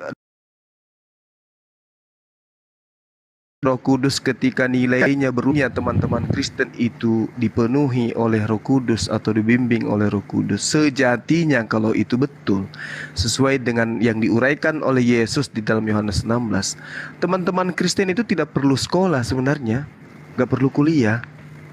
Kenapa? Karena pada diri Kristen itu ada Tuhan. Begitu ditanya kapan meninggal orang itu, kalian bisa jawab, oh orang itu 3 hari lagi meninggal. Kenapa? Karena pembisik kalian itu Tuhan. Kalau Roh Kudus itu adalah Tuhan dan Roh Kudus itu ada pada setiap orang Kristen. Gak perlu sekolah kalian. Kalian itu bisa jadi peramal semua. Ya supranatural semuanya. Indonesia 10 tahun ke depan kayak mana nasibnya? Tanya Kristen. Kristen lantas kemudian ibadah. Berbicaralah dia, wahai Tuhanku yang melekat pada diriku, bagaimana 10 tahun ke depan. Kalaupun orang Kristen ini sekolah, maka tanpa belajar mereka udah tahu soal. Mereka yang menjadi kepala sekolahnya jadi siswa. Kenapa? Roh Tuhan coy. Nah sedangkan roh Tuhan itu, kalau dikatakan bahwa Tuhan itu adalah goib, dan kegoiban Tuhan itu adalah roh, dan setiap roh itu Tuhan itu ada pada diri manusia. Wah bahaya, teman Kristen ini Tuhan semua. Seperti yang dikatakan oleh Triwira, siapa yang kepenuhan Roh Kudus, maka dia adalah Tuhan. Loh, Elizabeth, Zakaria, Yahya, orang-orang penuh Roh Kudus semua itu. Apakah mereka semua Tuhan? Harusnya. Tetapi gimana solusinya Bang Zuma? Kembalikan kata Roh Kudus itu kepada original teksnya. Kembalikan Roh Kudus itu kepada empunya. Tanya empunya, Roh Kudus itu apa? Roh Kudus itu ternyata adalah malaikat Gabriel, malaikat Jibril. Dan memang ternyata betul. Matius 1 dan Lukas 1, di situ jelas ada 2 nama, 1 oknum, Roh Kudus dan Gabriel. Berarti Gabriel itu adalah Roh Kudus, Roh Kudus itu adalah Gabriel. Tapi nilai itu berubah kemudian ketika dikelola oleh mimbar gereja. Roh Kudus sama dengan Tuhan. Nah Sebentar, kalau Roh Bang. Kudus, ya silakan. Bisa diulangi apanya, literaturnya? Yang mana? Yang literatur yang abang tadi apanya? Apa namanya itu? Matius 1 sumbernya. Bentar ya, aku close sebentar. Bilang aja. Matius 1 nomor 18, Lukas 1 nomor 26, 27. Roh Kudus. Hanya ada satu oknum yang pernah datang kepada Maria. Ini yang membuat tadi Triwira emosi. Belepotan dia. Hanya satu katanya yang datang ke Maria. Siapa namanya? Gabriel. Bagaimana dengan Roh Kudus? Bingung dia tadi tuh. Hanya ada satu oknum yang datang, yaitu Bang, Roh Kudus. Izin saya tanggapi. Ya, silakan. Nah, tadi abang bilang Matius 1 ayat 19 itu ya. Iya, 18. Kalau Roh Kudus itu Gabriel. Kalau semisal Roh Kudus itu Gabriel, kenapa nggak dibilangnya aja? Engkau mengandung dari aku sendiri. Kenapa harus engkau mengandung dari Roh Kudus? Oke. Jadi ketika dikatakan pada bulan ke-6, Allah menyuruh malaikat Gabriel pergi ke sebuah kota di Galilea bernama Nazaret. Lalu kemudian dikatakan bahwasanya dia mengandung dari Roh Kudus. Arti daripada Roh Kudus ini adalah roh suci, makhluk yang suci. Roh yang ada dalam kandungan Maria itu bukan dari hasil zina. Bukan kemudian dikatakan bahwa Roh Kudus di sini sebagai makhluk yang masuk ke dalamnya adalah makhluk yang sudah ada. Tidak. Tapi dia adalah makhluk baru yang didatangkan oleh Tuhan melalui Roh Kudus itu sendiri. Makanya dia diperkuat oleh Roh Kudus. Diperkuat oleh Jibril. Makanya dia memiliki hikmat Injil. Gini loh bang, kata-katanya sih itu udah jelas. Engkau mengandung dari Roh Kudus. Kalau memang Jibril itu Roh Kudus, kenapa Gabriel nggak bilang engkau mengandung dari aku? Ya jadi jelas sekali bang. Maria hamil itu bukan karena disetubuhi oleh Gabriel, bukan. Gabriel datang memberitakan bahwa engkau mengandung dari Roh Kudus. Mengandung dari Roh Kudus itu maksudnya apa? Dari roh yang suci. Dalam arti kata bahwasanya kehamilanmu itu berkat informasi yang diantar oleh Gabriel kepadamu, itulah kemudian menjadi janin informasi itu karena Tuhan yang menghendaki. Maka janin yang ada dalam dirimu itu adalah Roh Kudus, roh yang suci. Bukan sesuai dengan fitnahan orang-orang di sekelilingmu yang mengatakan bahwa kandunganmu adalah roh yang najis, yaitu hasil dari persinahan. Nggak bisa kita bantai itu bang. Mengandung dari Roh Kudus berarti mengandung dari, nggak mungkin dari Gabriel. Kenapa nggak dibilang Gabriel aja? Engkau mengandung dari aku sendiri. Nggak bisa kita bantah bang. Kan jelas kehamilan Maria itu yang menginformasikan siapa? Gabriel. Terus setelah mendapatkan informasi itu apa efeknya? Hamil enggak?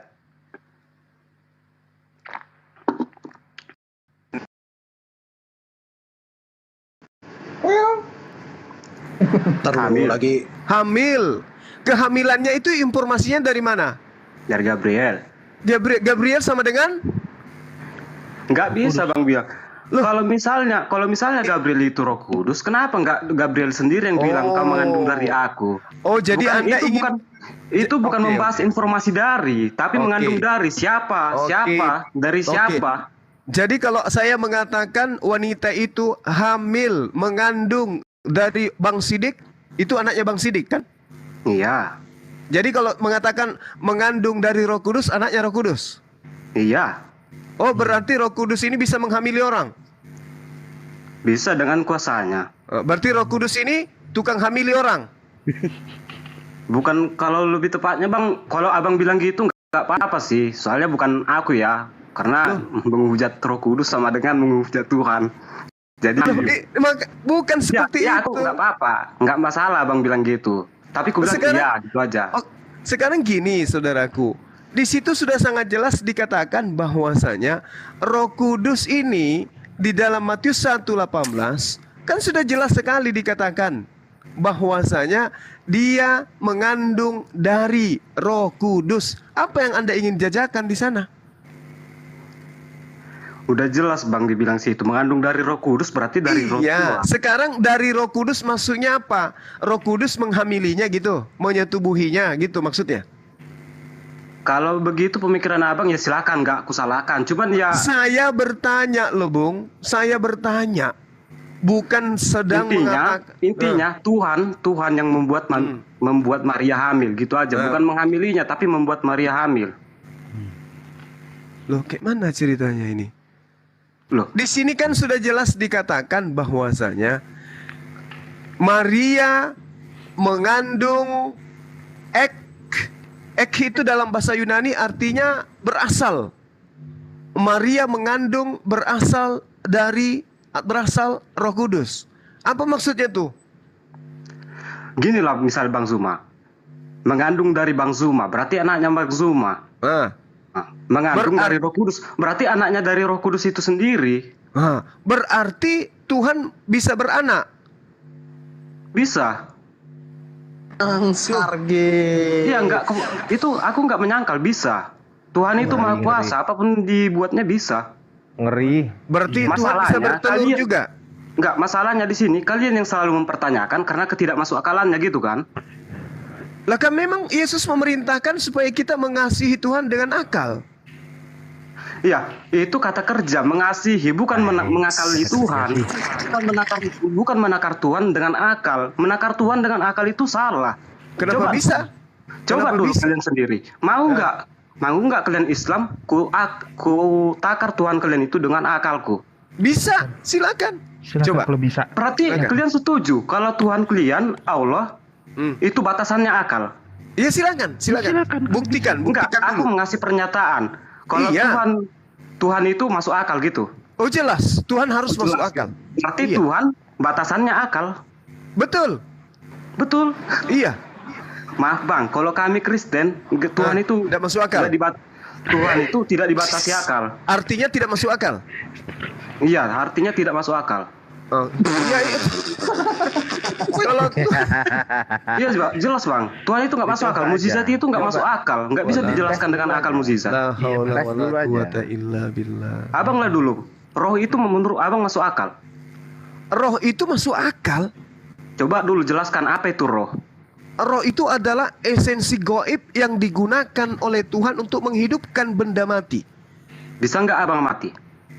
Bisa. Bisa nggak abang deskripsikan? Bisa nggak tahu nggak abang semua seluk roh itu?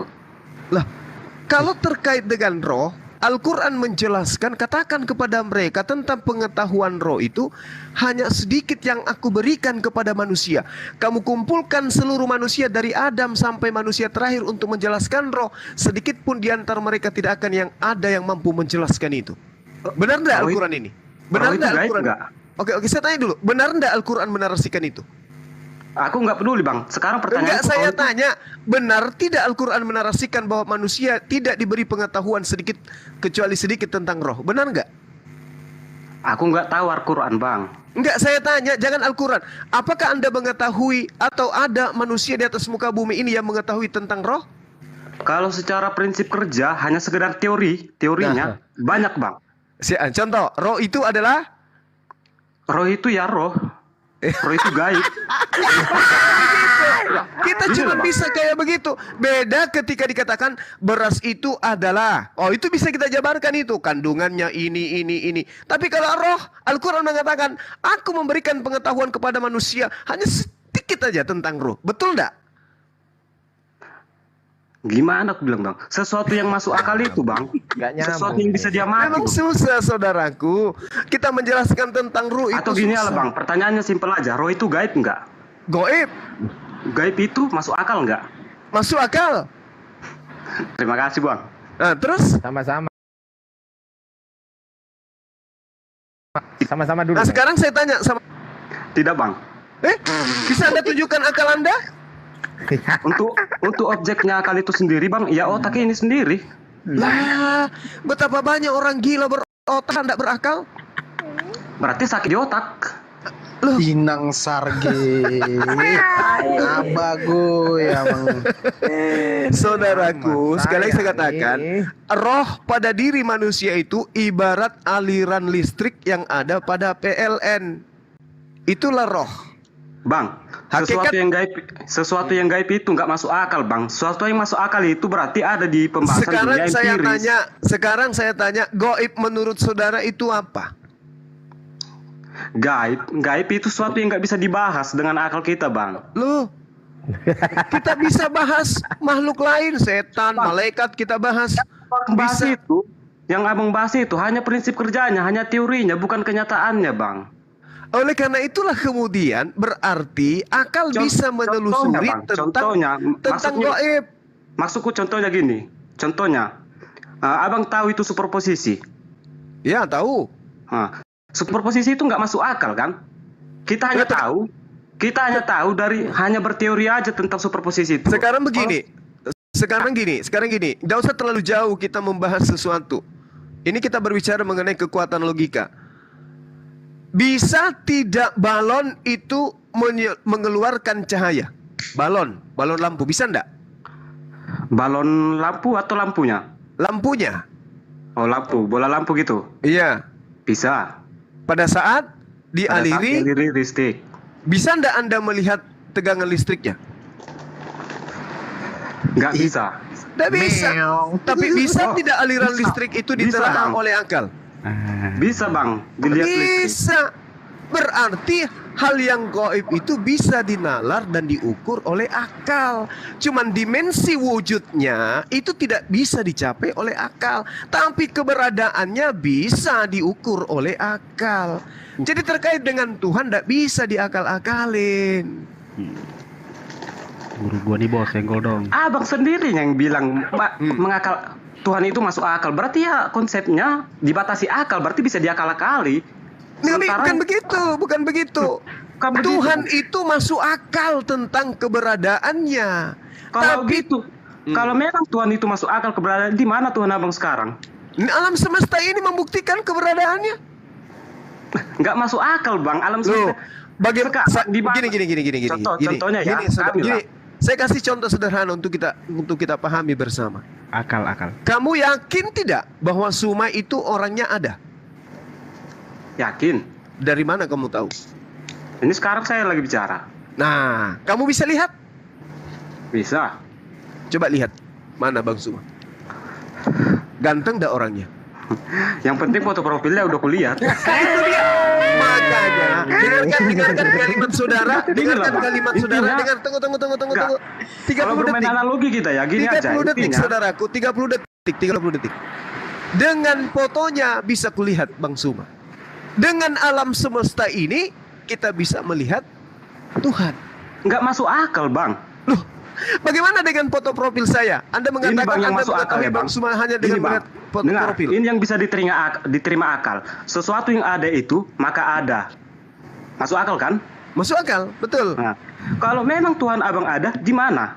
Karena sesuatu yang ada itu harus ada di suatu tempat, suatu dimensi atau suatu ruang. Baik. Sekarang begini, Anda berjalan di kegelapan. Kemudian Anda ditepuk dari belakang. Debuk. Anda menengok ke belakang, tak ada siapapun Anda lihat. Saya tanya kepada saudara, tadi itu ada yang menepuk atau nggak ada? Ada. Tapi Anda nggak lihat? Masalahnya bukan hanya karena dilihat, bukan karenanya dilihat. Bukan karena dilihat, tetapi dirasakan, betul? Oke, sekarang Bang. Tunggu dulu, saudaraku. Anda mengatakan ketika Anda tengok ke belakang, Anda yakin ada yang menepuk, tapi Anda tidak melihat. Abang patokannya jangan hanya dilihat. Jelas-jelas roh itu nggak bisa dilihat, tapi ada. Ya, berarti selesai kita. Bagaimana Bang Suma bisa membuktikan Tuhannya ada? Selesai kita. Anda mengatakan ada yang tepuk dari belakang. Begitu nengok nggak ada siapa-siapa. Apakah Anda ingin mengatakan nggak ada kok yang nepuk saya? Anda itu munafik berarti. Tadi Anda kaget menghadap ke belakang karena Anda ditepuk. Dubek. Sekarang aku membahas Tuhannya abang. Tuhannya abang. Tuhan abang itu sebenarnya ada nggak? Ada. Sesuatu yang ada itu harus gimana? Ada. Gini, segala sesuatu jawab pertanyaanku. Sesuatu yang ada itu harus gimana? Saudaraku, ini waktu saya menjawabkan. Oke. Kalau ada jejak hewan, tapi hewannya tidak nampak, tapi jejaknya ada, pertanyaan saya, menurut saudara, Hewan itu ada apa enggak? Ribet loh Bang, cara jawab. Kok ribet pula saudaraku? Saya kan bertanya, ada aja, jejak Bang. hewan yang Anda lihat, tapi tidak melihat hewannya. Pertanyaan saya, menurut saudara, hewan yang meninggalkan jejak ini ada apa tidak?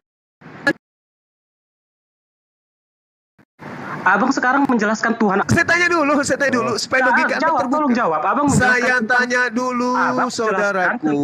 Saya tanya dulu. Nggak, jangan diapa. Soalnya saya membahas Tuhan nggak boleh dianalogikan. Saya tanya dulu. Membahas Tuhan jangan dianalogikan. Abang menganalogikan Tuhan berarti abang lebih Tuhan dari Tuhan. Nanti kalau saya tanya tentang Tuhanmu, kamu menganalogikan gimana? Enggak saya analogikan. Betul? Betul. Yakin? Oke, baik. Tuhan saya itu Allah Subhanahu wa taala menyatakan dirinya laisa kamislihi syai', tidak serupa dengan apapun.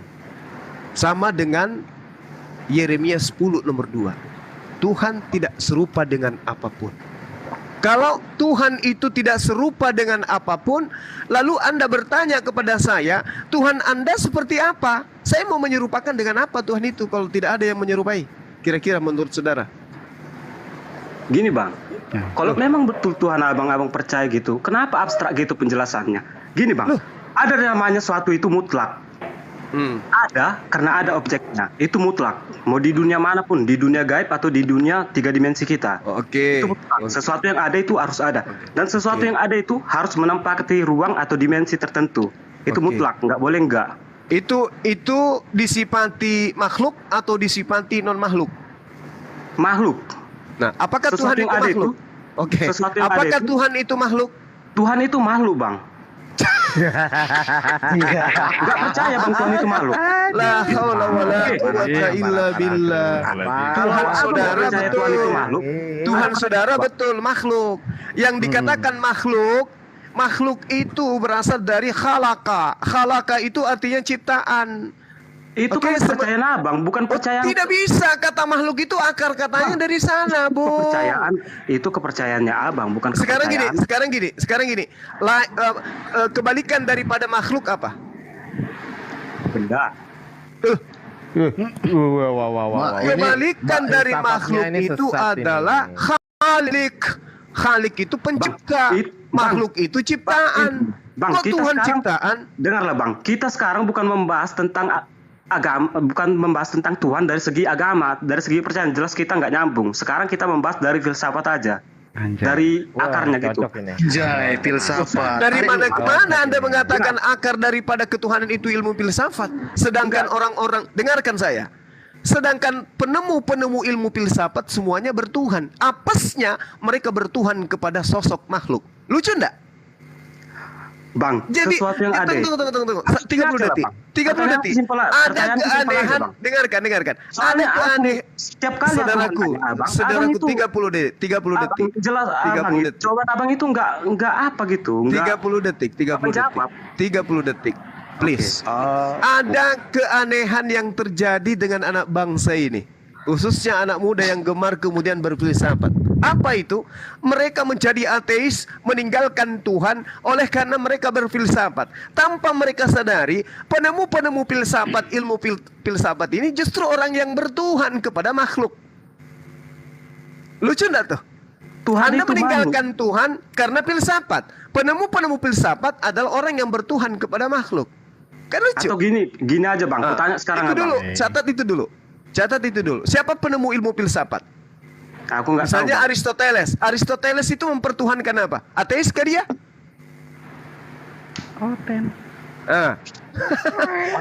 Jadi sudahlah. Sekarang Anda mau tanya apa lagi? Silakan. Gini Bang, Tuhan abang berbicara. Ya, betul. Tuhan abang mendengar. Yes. Oh, benar kali. Tuhan abang melihat. Yes, benar kali. Tuhan abang bisa marah. Yes, betul sekali. Ada Tuhan lagi? abang bisa merasakan. Yes, benar. Ada lagi? Nah, itu ciri-ciri dari apa?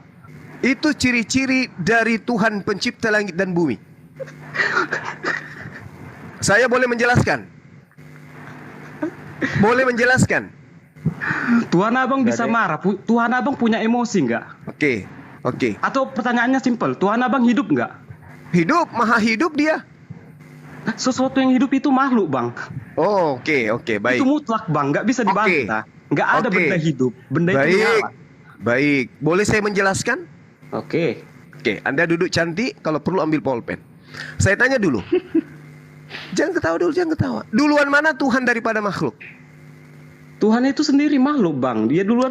Saya tanya dulu. Saya tanya duluan mana pencipta dengan ciptaan? Pencipta. Duluan mana lemari dengan tukang kayu? Tukang kayu.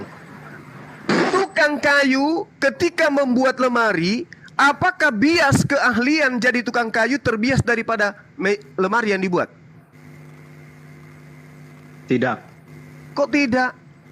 Kalau dia ahli kayu, ahli lemari, lemarinya cantik atau tidak? Oke, cantik.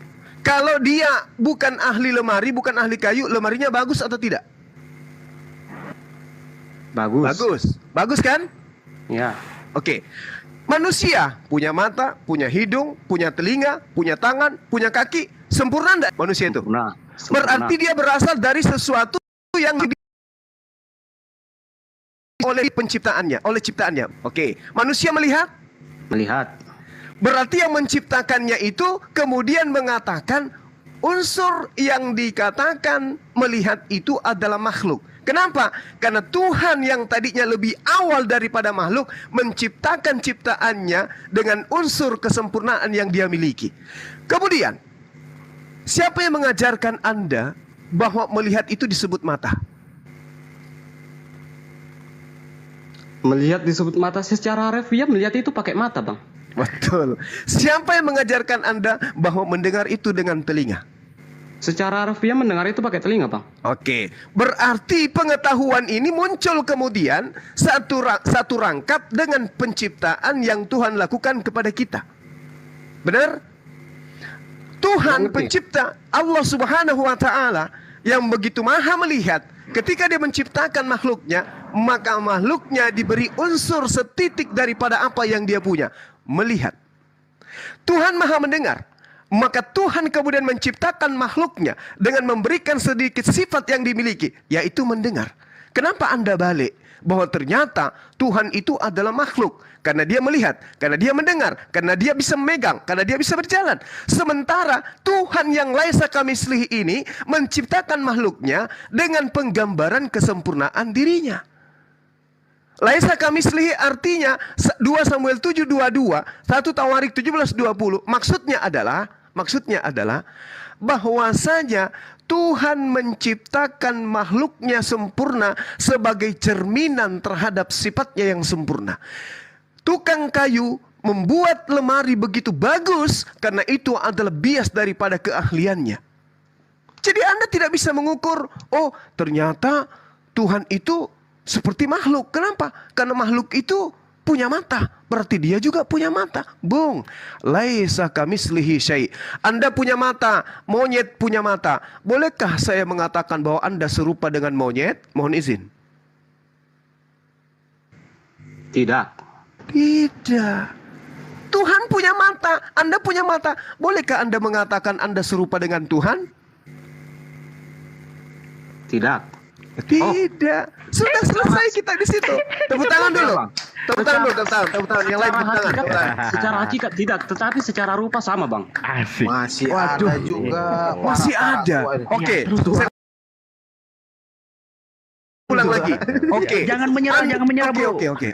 Oke. Yang lain diam. Saudara punya mata, anjing punya mata. Bolehkah saya mengatakan Anda serupa dengan anjing? Tidak. Tepuk tangan dulu kalau gitu. Masalahnya, Bang. Masalahnya, Abang lupa kalau di kitab itu dibilang kalau manusia itu gambaran dari Tuhan, gambar gitu loh, Bang. Bentuk. Oke, sekarang tadi saya katakan Anda punya mata, anjing punya mata. Apakah segambar Anda dengan anjing? Oke, kalau gitu pertanyaan yang Abang itu saya kembalikan kepada Abang. Anjing melihat, anjing mendengar, anjing berbicara. Apakah Tuhan Abang setara dengan anjing gitu? Kok jadinya Tuhan? Kan tadi saya sudah Abang tadi membilang, dengarkan saya, Bung. Dengarkan saya. Tuhan bicara, Tuhan saudaraku kepada makhluknya. Makhluknya termasuk anjing. Apakah anjing sama dengan Tuhan? Saudaraku. Tadi Abang nggak bisa bermain balik-balikan gini. Loh, tadi katanya ngajar filsafat. Sesuatu yang ini sedang memaparkan filsafat. Ini mantik namanya. Udah, Bang.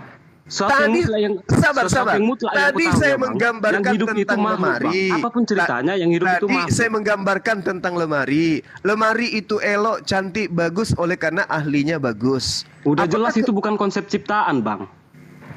Ini maksudnya apa ini ya?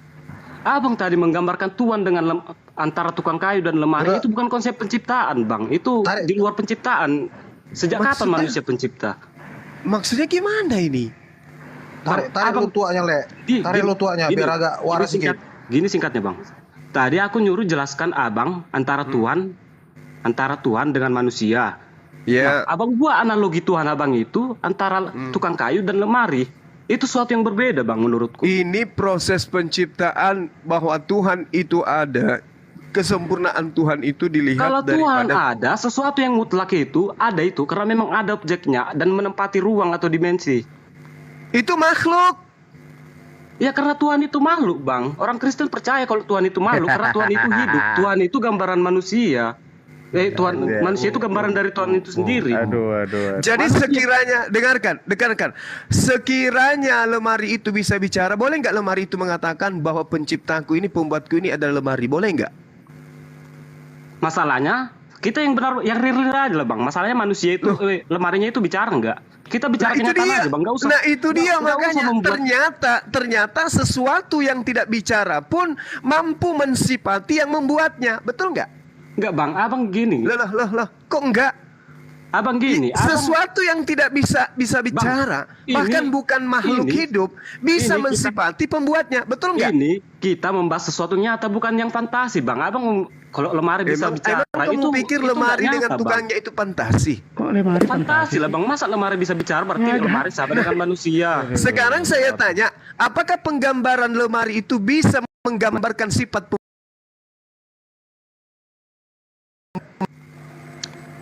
kalau lemarinya bagus, maka ahlinya pintar membuatnya. Kalau ahlinya itu yang membuatnya itu tidak ahli, maka lemarinya jelek. Anda mengiyakan. Anda belajar filsafat di mana? Bang, antara lemari dan tukang kayu, Abang cuman menjelaskan, bukan Abang itu menjelaskan cuman dari keterampilannya si pembuatnya, bukan dari hakikatnya. Apaan? Nah, itu aja, Bang. Gimana ya bilangnya? Bagaimana? Bingung sendiri dia. Gimana? Ngapain bahasa hakikatnya ini? Tar dulu. Anda mengatakan ini ilmu aksiologi atau gini, Bang. Simpel aja lah, Bang. Anda mengatakan bahwa Tuhan itu makhluk dengan ukuran makhluk, betul? Betul, makhluk. Nah, sekarang duluan mana pencipta dengan ciptaan? Pencipta. Ya, pencipta. Duluan mana meja dengan tukangnya? Bang, nggak bisa kita analogikan antara Tuhan dengan ciptaan manusia dan la haula wala quwata illa billah. Sekarang Anda mengatakan gini. Siapa yang berani menganalogikan Tuhan? Kok berani Abang menganalogikan Tuhan? Sekarang begini, saudaraku. Enggak jawab loh, Bang. Abang nggak bisa lari. Tadi yang ketampar dengan 1 Yohanes 5 nggak boleh menganalogikan Tuhan. Sekarang saya tanya, siapa yang mengadolikan Tuhan? Menganalogikan Tuhan tadi dengan menggunakan 1 Yohanes 5 nomor 7 ada 3 yang bersaksi, itu siapa? Saya atau Anda? Saya. Masalahnya itu bukan dari saya. Memang saya yang mengatakan. Itu kitab Anda kan? Saya memang yang mengatakan, cuman bukan dari saya. Itu kitab Anda kan? Itu kitab Anda kan?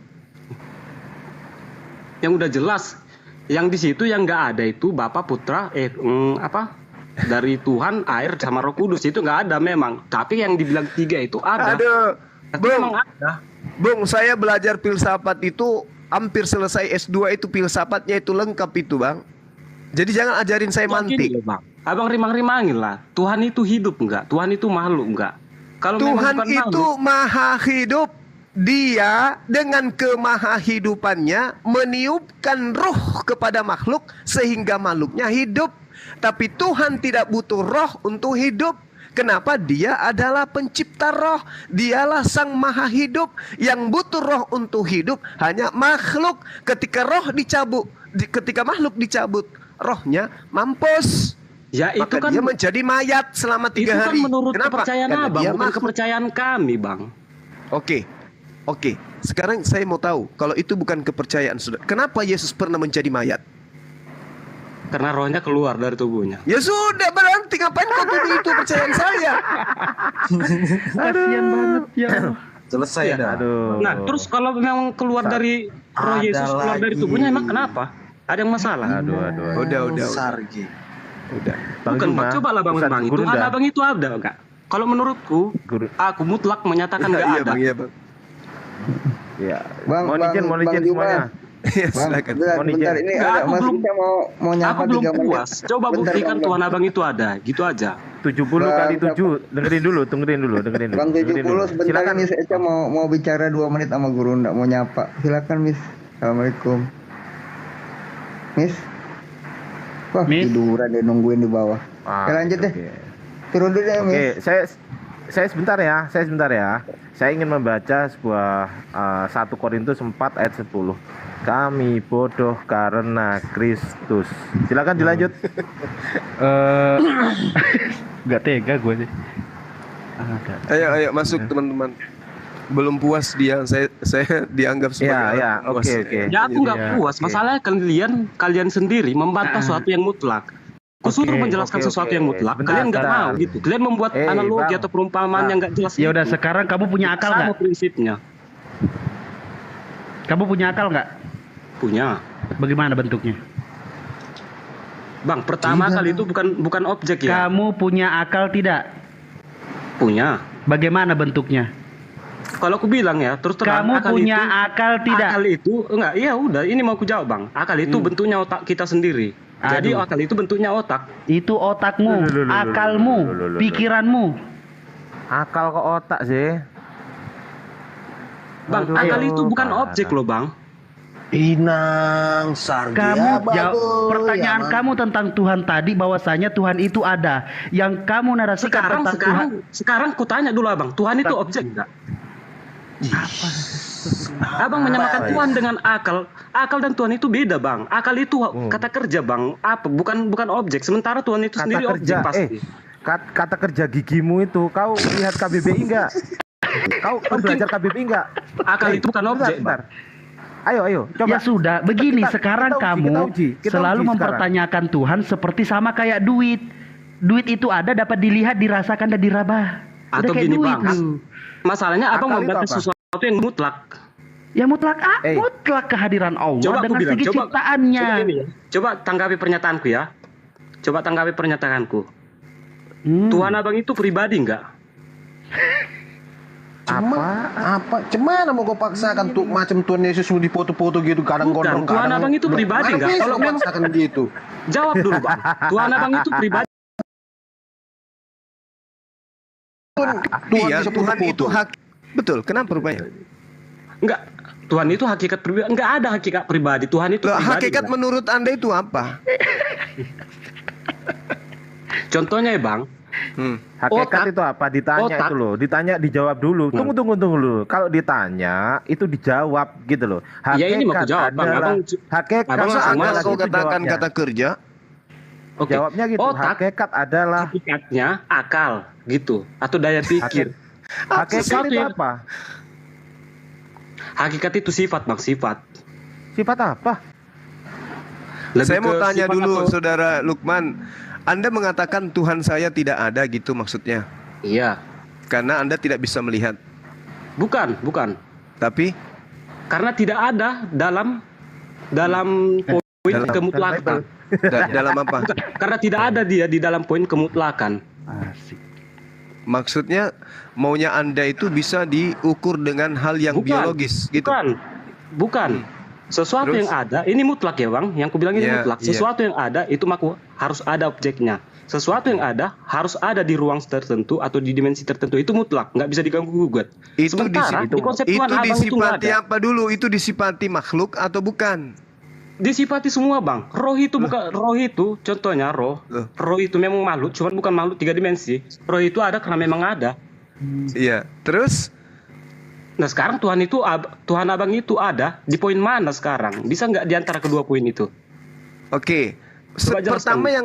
Pertama yang perlu saudara pahami, Allah Subhanahu wa taala itu bukan makhluk, sementara dimensi yang Anda tanyakan itu dimensi makhluk.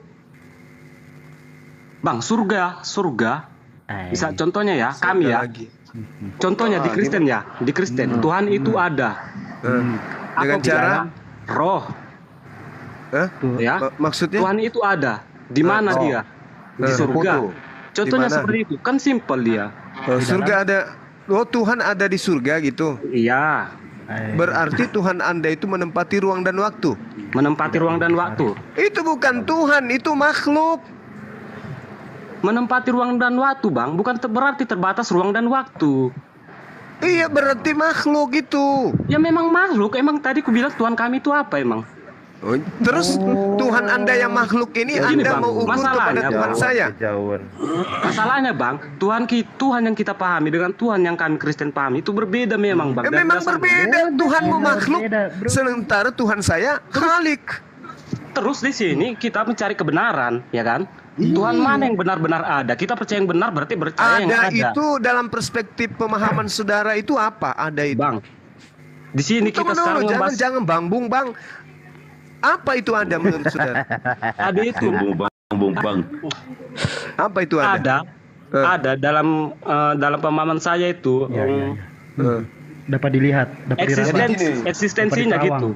Keberadaannya. Iya. Nah, eksistensi Yesus itu apa? Eksistensi Yesus itu ya ada manusia dia. Manusia. Bagaimana kemudian Anda mempertuhankan manusia? Sementara manusia dalam logika sederhana pasti punya keterbatasan. Betul atau tidak? Betul. Tuhanmu punya keterbatasan? Tuhan saya tidak, tetapi waktu dia dalam tadi katanya Yesus punya keterbatasan, Tuhan saya tidak punya keterbatasan. Oke Bang, gini Bang, cara menjelaskan simpel. Yesus sebelum disalib itu terbatas Bang. Mempunyai keterbatasan. Sesudah disalib itu full power Bang. Wih, seperti baju hitam gitu. Silakan Bang Santa kalau mau. Coba bantah aku. Gimana Yesus? Nah, silakan Bang Santa bantah tuh. Ini namanya Yesus setelah bangkit. Ini saya sebab saya nih tunggu dulu, bentar. Tunggu dulu. Keturunan orang-orang yang 70 kali 7 ini. Enggak, coba gini Bang. Tunggu dulu. Kalau memang Yesus setelah bangkit itu merasa terbatas, Abang berpikir kalau Yesus itu terbatas, tapi setelah bangkit dia, coba buktikan sama aku. Ada enggak? Oke, saya buktikan ya. Mohon izin Gurunda. Oke, silakan. Gurunda mohon izin ya. Oke, dengerin ya sekarang. Saya mau tanya nih. Anda tadi berfilsafat kan? Ini kita buktikan ya sejauh apa filsafat Anda. Saya mau tanya sekarang. Tadi Anda menyatakan bahwasanya Tuhan Anda ada di surga, betul? Betul. Siapa yang menciptakan surga? Tuhan. Tuhan. Siapa nama Tuhan Anda? Nama Tuhan kami, aku nggak tahu Bang. Penting disebut namanya situ Yahweh. Tuhan namanya aja nggak tahu. Anjay. Oke. Kita okein aja dulu. Bang, dengar Bang. Tunggu dulu. Nggak ada nama-nama sebenarnya kalau di Kristen. Iya. Ya udah. Tuhan Anda intinya di sorga. Tuhan Anda intinya di sorga. Saya mau tanya sekarang. Sorga itu ciptaan Tuhan Anda atau bukan? Ciptaan. Saya mau tanya lagi. Sebelum sorga diciptakan, Tuhan Anda ada di mana? Dor. Ya enggak di mana-mana Bang. Tuhan itu berada di ketiadaan. Tadi berada di ketiadaan. Ini namanya udah. Ini namanya sih. Ini namanya logika kan bahwasanya logika dia adalah yang penting itu memang dibilang pada mulanya adalah kosong. Pada apa? Lalu Tuhan menciptakan. Kosong, nggak ada yang ngelihat, ya gelap di situ. Kan ya Tuhan kerajaannya di surga. Oke, dilanjut. Pada saat Tuhan Anda ada pada sisi ketiadaan, dia ada atau tidak? Bukan pada sisi ya Bang, tapi pada dimensi ketiadaan gitu. Pada dimensi ketiadaan Tuhan Anda ada tidak? Ada. Dari mana Anda bisa mengatakan ada sementara dia ada pada dimensi ketiadaan? Enggak, aku bukan menyatakan Bang, tapi memang kayak gitu dibilang. Tadi ditanya sama saudara saya, sebelum surga diciptakan Tuhan Anda berada di mana? Berada pada dimensi ketiadaan. Pada saat berada di dimensi ketiadaan Tuhan Anda ada atau tidak? Ada. Bagaimana Anda bisa menarasikan ada pada dimensi ketiadaan? Ya itulah Tuhan itu nggak masuk akal dari alam nggak masuk akal. Kalau memang masuk, makanya Tuhan itu jangan dianggap makhluk. Gini Bang, 70. Sekarang kembalikan pertanyaannya sama Abang. Abang bilang Tuhan Abang itu masuk akal. Kalau memang masuk akal, harusnya sesuatu yang masuk akal itu ada karena memang ada. Ada karena memang ada. Dengerin. Mohon izin dulu sebentar. Saya ngomong dulu ya. Saya kasih tahu ya. Jadi gini, menurut ilmu daripada filsafat, terutama filsafat metafisika, pola pikir atau paradigma berpikir seperti Anda ini termasuk logical fallacy, ya, atau ketersesatan, kecacatan dalam berpikir logika. Oke, selesai. Silakan Bang Zuma, dilanjut. Udah ya saudaraku ya. Jadi dari awal tadi seandainya Anda paham, jejak hewan itu membuktikan hewan itu ada meskipun hewan itu Anda tidak lihat. Sesuatu yang menepuk pundak Anda dari belakang itu adalah ada sesuatu itu meskipun Anda tidak melihatnya. Sama seperti rasa pahit. Rasa pahit itu ada meskipun Anda kemudian tidak bisa melihatnya. Tapi Anda mengakui akal Anda itu ada meskipun Anda tidak mampu melihat akal Anda. Itulah Tuhan pencipta langit dan bumi yang kami sembah. Tidak mesti dia mewujudkan dirinya menjadi makhluk. Kalau dia mewujudkan dirinya menjadi makhluk itu bukan iman, tapi percaya. Kenapa Anda percaya bahwa di tas Anda ada buku? Karena Anda melihat di dalamnya ada buku. Apakah Anda bisa percaya kalau buku ada di dalam tas Anda kalau Anda belum melihatnya? Tidak. Berarti status Anda bukan beriman, tapi percaya.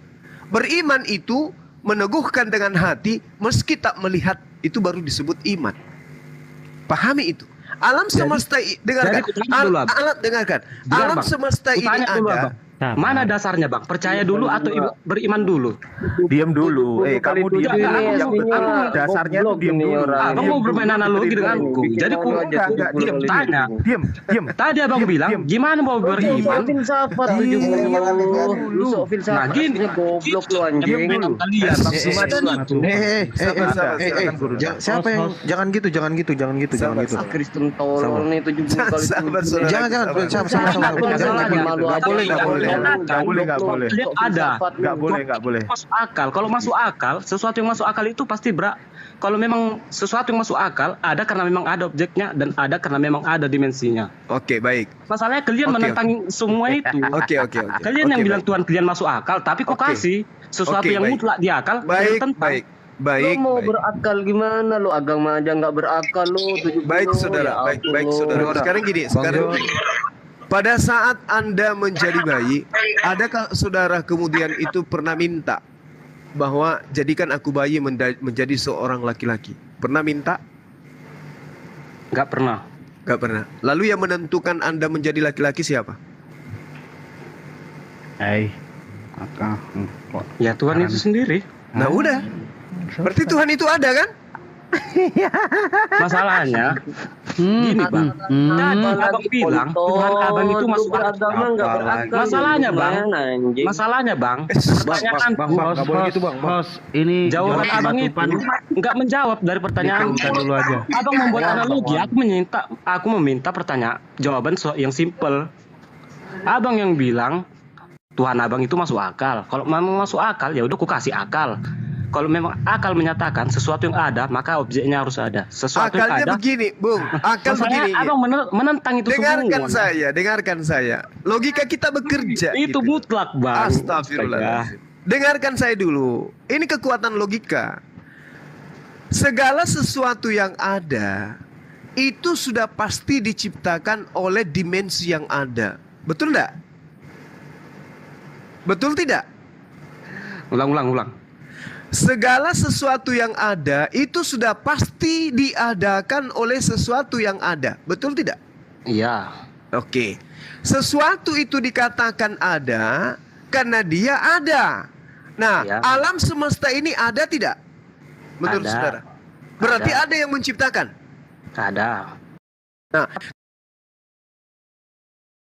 kalau yang menciptakan itu tidak nampak, itu menjadi gugur. Tidak ada. Gimana? Udah berulang-ulang kujelaskan sama abang. Bukan harus dilihat loh bang. Iya, berarti pencipta alam semesta ini tetap saja ada meskipun tidak terlihat oleh kita. Betul?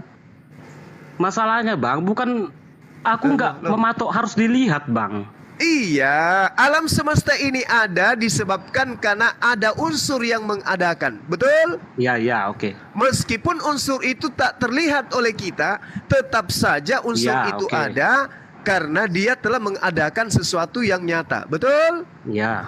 Itulah yang kami sembah, Bung. Itulah yang kami sebut Subhanahu wa ta'ala. Hakikat yang maha suci lagi maha tinggi. Masalahnya bang, itu nggak menjawab dari kemasuk akalan itu bang. Ya udah. Tadi Anda menjawab pertanyaan saya dari dimensi akal, bukan? Iya. Berarti Tuhan kami masuk akal. Gimana sih saudara saya ini? Memang masuk akal bang. Akal menyatakan sesuatu yang ada itu maka ada objeknya. Harus nampak. Sesuatu yang ada yang dipoto. Sekarang saya tanya. Sekarang saya tanya, sekarang ini ini satu pertanyaan terakhir dari saya. Alam semesta ini diciptakan oleh sesuatu yang ada, betul? Percuma bang ulang-ulang, nggak akan menjelaskan. Betul atau tidak? Masalahnya bang itu nggak menjawab bang. Saya tanya betul atau tidak? Alam semesta ini diciptakan oleh unsur yang ada, betul? Iya benar. Kalau unsur yang ada ini tidak terlihat oleh mata kita, apakah menjadi tidak ada? Unsur yang ada itu apa? Dipotong lagi. Unsur yang ada yang menciptakan alam semesta ini, walaupun tak terlihat oleh kita, apakah dia berubah menjadi tidak ada? Unsur alam semesta yang menciptakan apakah dia berubah jadi tidak ada?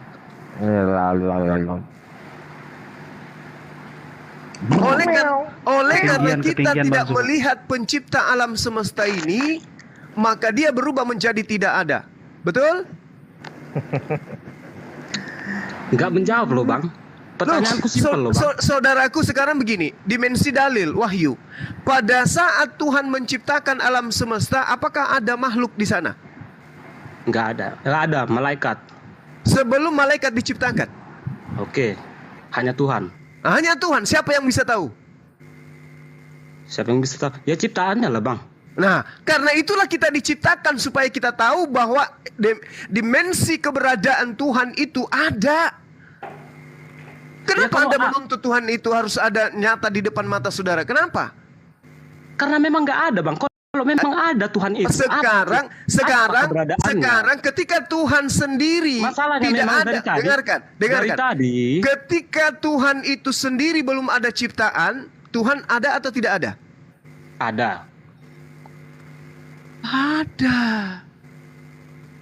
Padahal tidak bang.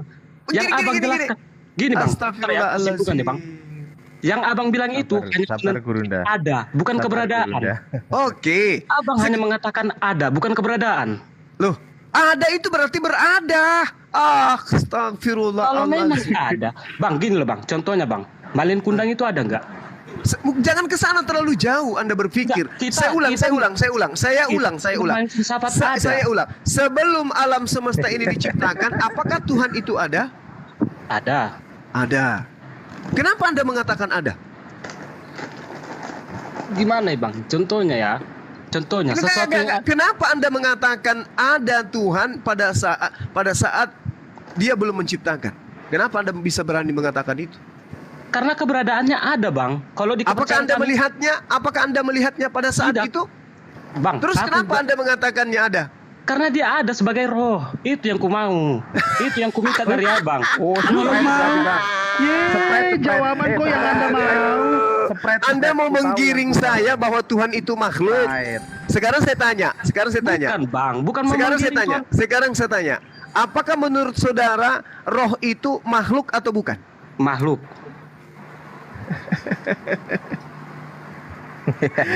Allahu Akbar. Kalau yang dikatakan makhluk itu punya keterbatasan atau tidak? Makhluk itu gimana ya Bang? Nanti kalau ku jawab, Abang berpatokan kepercayaan Abang. Tidak, saya tanya, apakah makhluk itu punya keterbatasan? Ada yang punya, ada yang tidak. Makhluk mana yang tidak punya keterbatasan? Tuhan. Itu bukan makhluk tuyul, itu Khalik. Bang. Itulah makanya kenapa? Gini Bang, aku jelaskan ya. Kenapa Abang nggak menerima kepercayaan kami pun nggak menerima kepercayaan Abang, karena memang Tuhan kami itu makhluk. Oke, baik. Kita tentukan kebenaran kepercayaan Islam atau Kristen yang benar melalui saudara.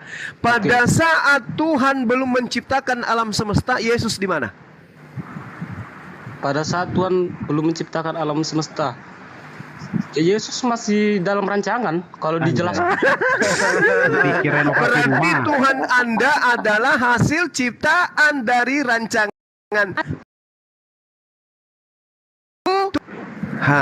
Saya itu benar Bang. Bagus. Alhamdulillah kamu sudah akui dari Tuhan. Bahwa Tuhanmu adalah hasil rancangan. Berarti dia adalah ciptaan. Masya Allah. Memang benar Bang. Secara singkat memang seperti itu Bang. Oke, dengarkan itu teman-teman Kristen. Tuhanmu rancangan dari Tuhan. Rancangan dari Tuhan. Dengar Bang, memang secara singkatnya memang gitu. Iya, Tuhanmu rancangan dari Tuhan. Udah, nggak usah dibenerin. Udah paling bener. Ada berapa Tuhanmu? 2. Bagi dari kubur dia Bang. Gimana aku mau menjelaskan kalau orang ada berapa? Ini orang abang-abang ini yang merancang Tuhan. Tuhanmu berapa? Benar sudah Bang itu. Makanya kasih aku menjelaskan. Tuhan merancang Tuhanmu berapa? Gimana gini mau menjelaskan kalau semuanya ngotot? Iya, jelaskan gitu. coba. Oke. Nih saya bantu Kisah Para Rasul 2 ayat 36 tuh. Enggak usah Bang, enggak usah. Kalau yang aku nggak tahu dalilnya di mana ya, tapi pernah Kisah Para Rasul 2 ayat 36 ayat 10.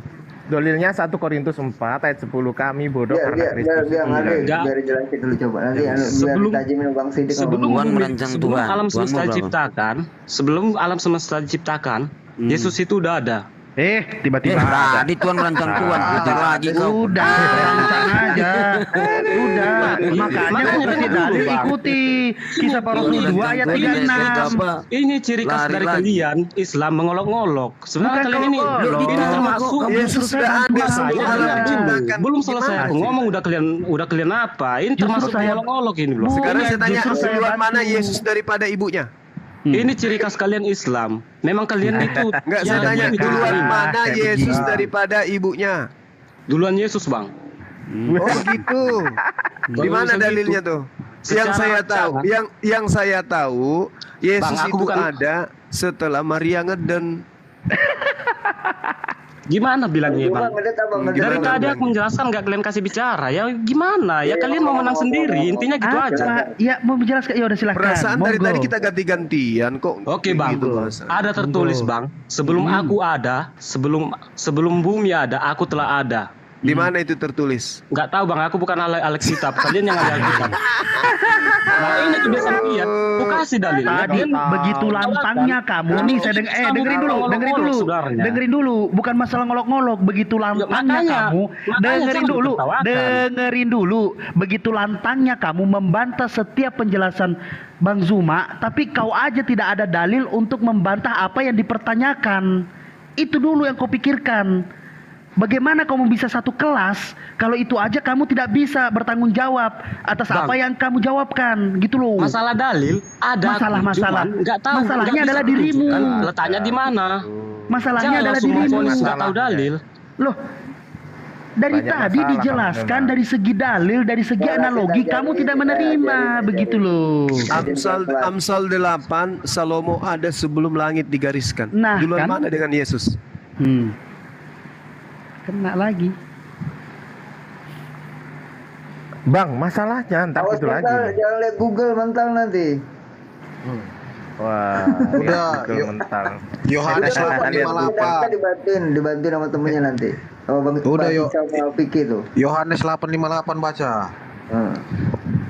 Oke Bang. Ini ada dalil ya Bang? Iya. Iya, silakan coba. Inilah kenapa ku bilang Tuhan nggak masuk akal Bang.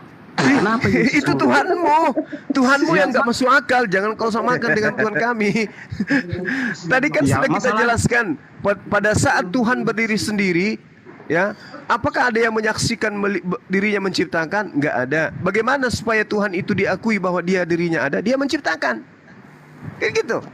Ketika Tuhan berdiri sendiri, ada nggak yang tahu bahwa dia adalah Tuhan? Tidak ada yang tahu. Ada nggak yang tahu bahwa Tuhan itu ada? Nggak ada. Kenapa? Tidak ada yang ciptaan. Tidak ada yang dia ciptakan. Karena dia ingin diketahui keberadaannya, maka dia menciptakan. Maka diketahuilah keberadaannya itu ada. Orang yang berakal bisa mengetahui keberadaan Tuhan itu ada dengan melihat apa yang ada. Karena segala sesuatu yang ada sudah pasti diadakan oleh sesuatu yang ada. Meskipun sesuatu pencipta itu tidak terlihat.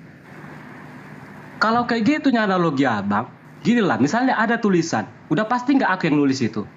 Udah pasti ada yang menulisnya. Masalahnya udah pasti aku atau orang lain. Iya, sudah pasti ada yang menulisnya.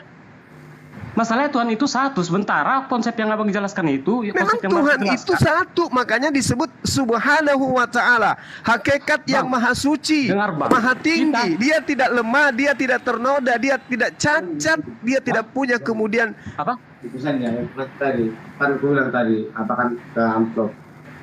Mana bungkusannya? Aduh, dibungkus. Umur saudara berapa sebenarnya, Saudara Lukman? Udah kasih.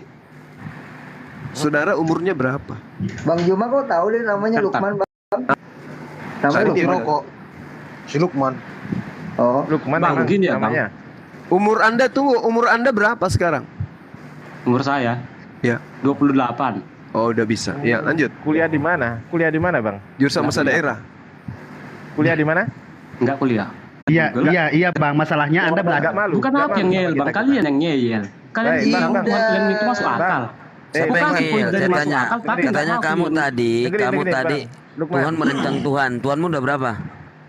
Ya itulah nggak masuk akal Tuhan. Iya, saya tanya Tuhanmu berapa? Tuhan saya satu. Ya, yang merancang Tuhan gimana aku bilang sama abangnya? Yang rancangan itu jawab Bang. Kisah para Rasul 2 ayat 36 Bang. Kisah para Rasul 2 ayat 36. Udah.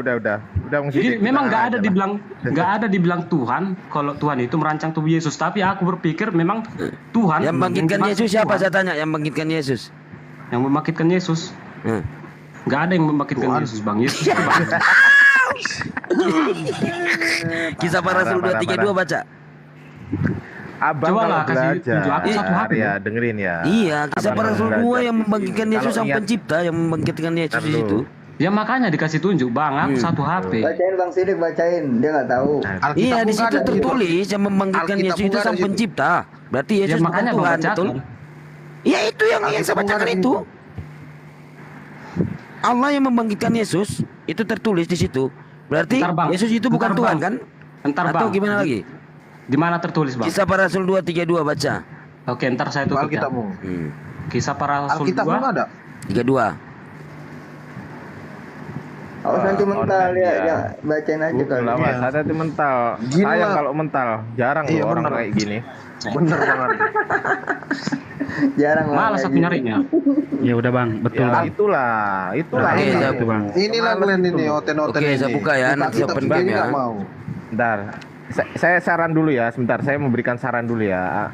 Gini Bang Lukman, namanya Lukman kan? Nah, dengerin ya. Kalau lain kali mau naik ke sini, minimal tuh punya amunisi, yaitu ilmu pengetahuan, gitu loh. Nah, ilmu pengetahuan tuh harus ada literasinya. Itu kalau mau nanya, kalau udah dikasih tahu, ya jangan ngeyel gitu loh. Ya, biasa Bang, ya lanjut. Intinya punya modal gitu kalau naik ke sini tuh. Biasa. Jangan nggak pemodal gitu. Tidak masuk akal Bang, tidak masuk akal. Pertanyaannya masuk dan akal itu, akal mau masuk kemana? Kan begitu. Ya, itu kasihan orang menjelasin. Filsafat itu. Bukan Bang, masalahnya. Iya. Yang itu masalahmu, bukan masalah kita. Nih. Itu masalah. Nih, kamu buka ini. Iya. Nih. Allah. Nah, ini. Yesus inilah yang dibangkitkan Allah. Atau Allah yang dibangkitkan Yesus. Hah? Gini bang, nggak usah gini abang apa? baca Alkitab itu. Abang nggak Iya, tahu. ini Yesus inilah yang dibangkitkan Allah atau Allah yang dibangkitkan Yesus? Balikkan aja Bang Sidik. Dibalikkan aja. Ini Yesus inilah yang dibangkitkan Allah atau Allah yang dibangkitkan Yesus? Iya. Coba abang pahamilah dulu. Abang Iya, pahami. ini mau dipahami apa? Yesus inilah yang dibangkitkan Allah. Kalau tidak dibangkitkan Yesus nggak bangkit kan? Oke, dengarlah bang. Sekarang saya ngasih pertanyaan. Menurut abang ayat itu pemahaman abang seperti apa? Ya Yesus bukan Tuhan. Yesus bukan Tuhan. Gimana kalau kita memandang Allah itu sebagai roh? Allah itu sebagai roh. Nah itu Allah itu sebagai roh. Di mana tertulis? Tadi kau tidak percaya, sekarang Bang Sidik menjelaskan, sekarang kau melintir lagi. Lari lagi. Jadi begini. Lagi mau kamu begini. apa? Tuhan Allah. Aku nggak kabur. Begini. Tuhan Allah, Tuhan Anak, Tuhan Roh Kudus, betul? Di situ dikatakan. Iya. Dikatakan. Iya, saya tahu. Yesus itulah yang dibangkitkan Allah. Itu benar. Iya, betul. Benar. Yesus itu dibangkitkan Allah. Allah kalau kita paham itu sebagai roh, ya salahnya di mana? Oke, jadi gini. Tuhan Allah, Tuhan dalam diri Yesus sehingga satu-satu. Yesus itu bangkit. Bocor halus satu-satu. Tuhan Allah, Tuhan Anak, Tuhan Roh Kudus. Berapa Tuhanmu? Bang, kalau kita iya berapa Tuhanmu, Bang Bung? Berapa Tuhanmu? Tuhan itu satu. Hah? Tuhan Allah, Tuhan Bapa, Tuhan Anak, Tuhan Roh Kudus. Tuhanmu berapa? Tuhan itu satu, Bang. Satunya yang mana? Di antara tiga? Sama itu bang. Yang mana? Sama itu bang gini, yang bang. mana? Gini bang. Enggak gimana sama, kalau bang. roh itu? Enggak mau saya gini. Yang satunya mana? Gimana kalau roh itu sendiri? Saya nggak mau gimana. Yang saya tanya Tuhan Bapa, Tuhan Anak, Tuhan Roh Kudus. Tuhanmu berapa? Makanya aku bilang tadi. Saya nggak pakai makanya. Tuhanmu berapa? Tuhan di Kristen itu nggak masuk akal. Kenapa tidak bisa jadi satu? Memang nggak masuk akal Tuhan di Kristen. Saya nggak berbicara akal dan masuk tidak masuk. Saya tanya Tuhan Bapa, Tuhan Anak, Tuhan Roh Kudus. Tuhanmu berapa? Tuhan itu satu. Kok satu? Sekarang saya tanya, Roh Kudus Tuhan bukan? Tuhan. Nah, Allah Tuhan bukan? Tuhan. Anak Tuhan bukan? Tuhan. Berapa Tuhanmu? Satu. Satunya yang mana? Oke, sekarang aku tanya bang. Iya, satunya yang mana? Enggak bang. Satunya yang mana di antara tiga? Satu itu roh bang. Iya terus Allah itu Tuhan Allah. Bang, dengar. Dipisahkan oleh Asidi. Hei Asidi, kamu manusia kan? Tidak bisa memisahkan Tuhan itu sudah satu. Saya jelaskan. Hei Asidi, kamu lupa tadi pagi kamu. Yang kamu juga dengar, biar saya jelaskan. Kenapa bisa satu? Tuhan Bapa, Tuhan. Satunya yang mana? Roh Kudus putus. Tuhan Bapa, Tuhan Anak bukan Tuhan. Gitu. Biar bisa. Gini bang.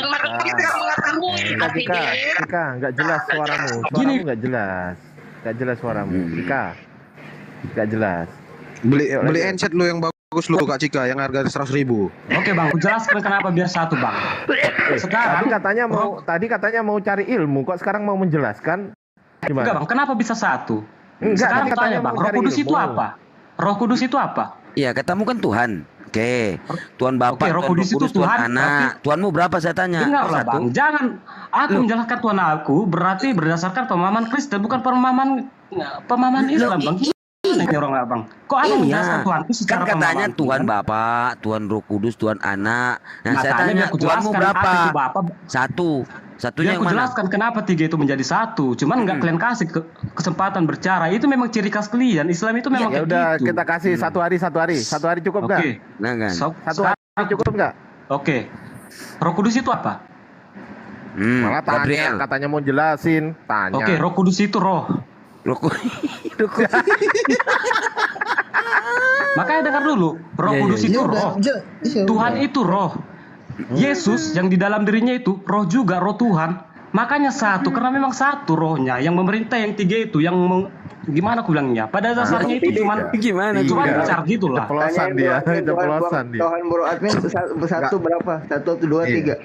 Makanya kalian nggak bisa memahami kenapa satu di dalam tiga, karena memang pada dasarnya itu roh, satu roh yang bekerja.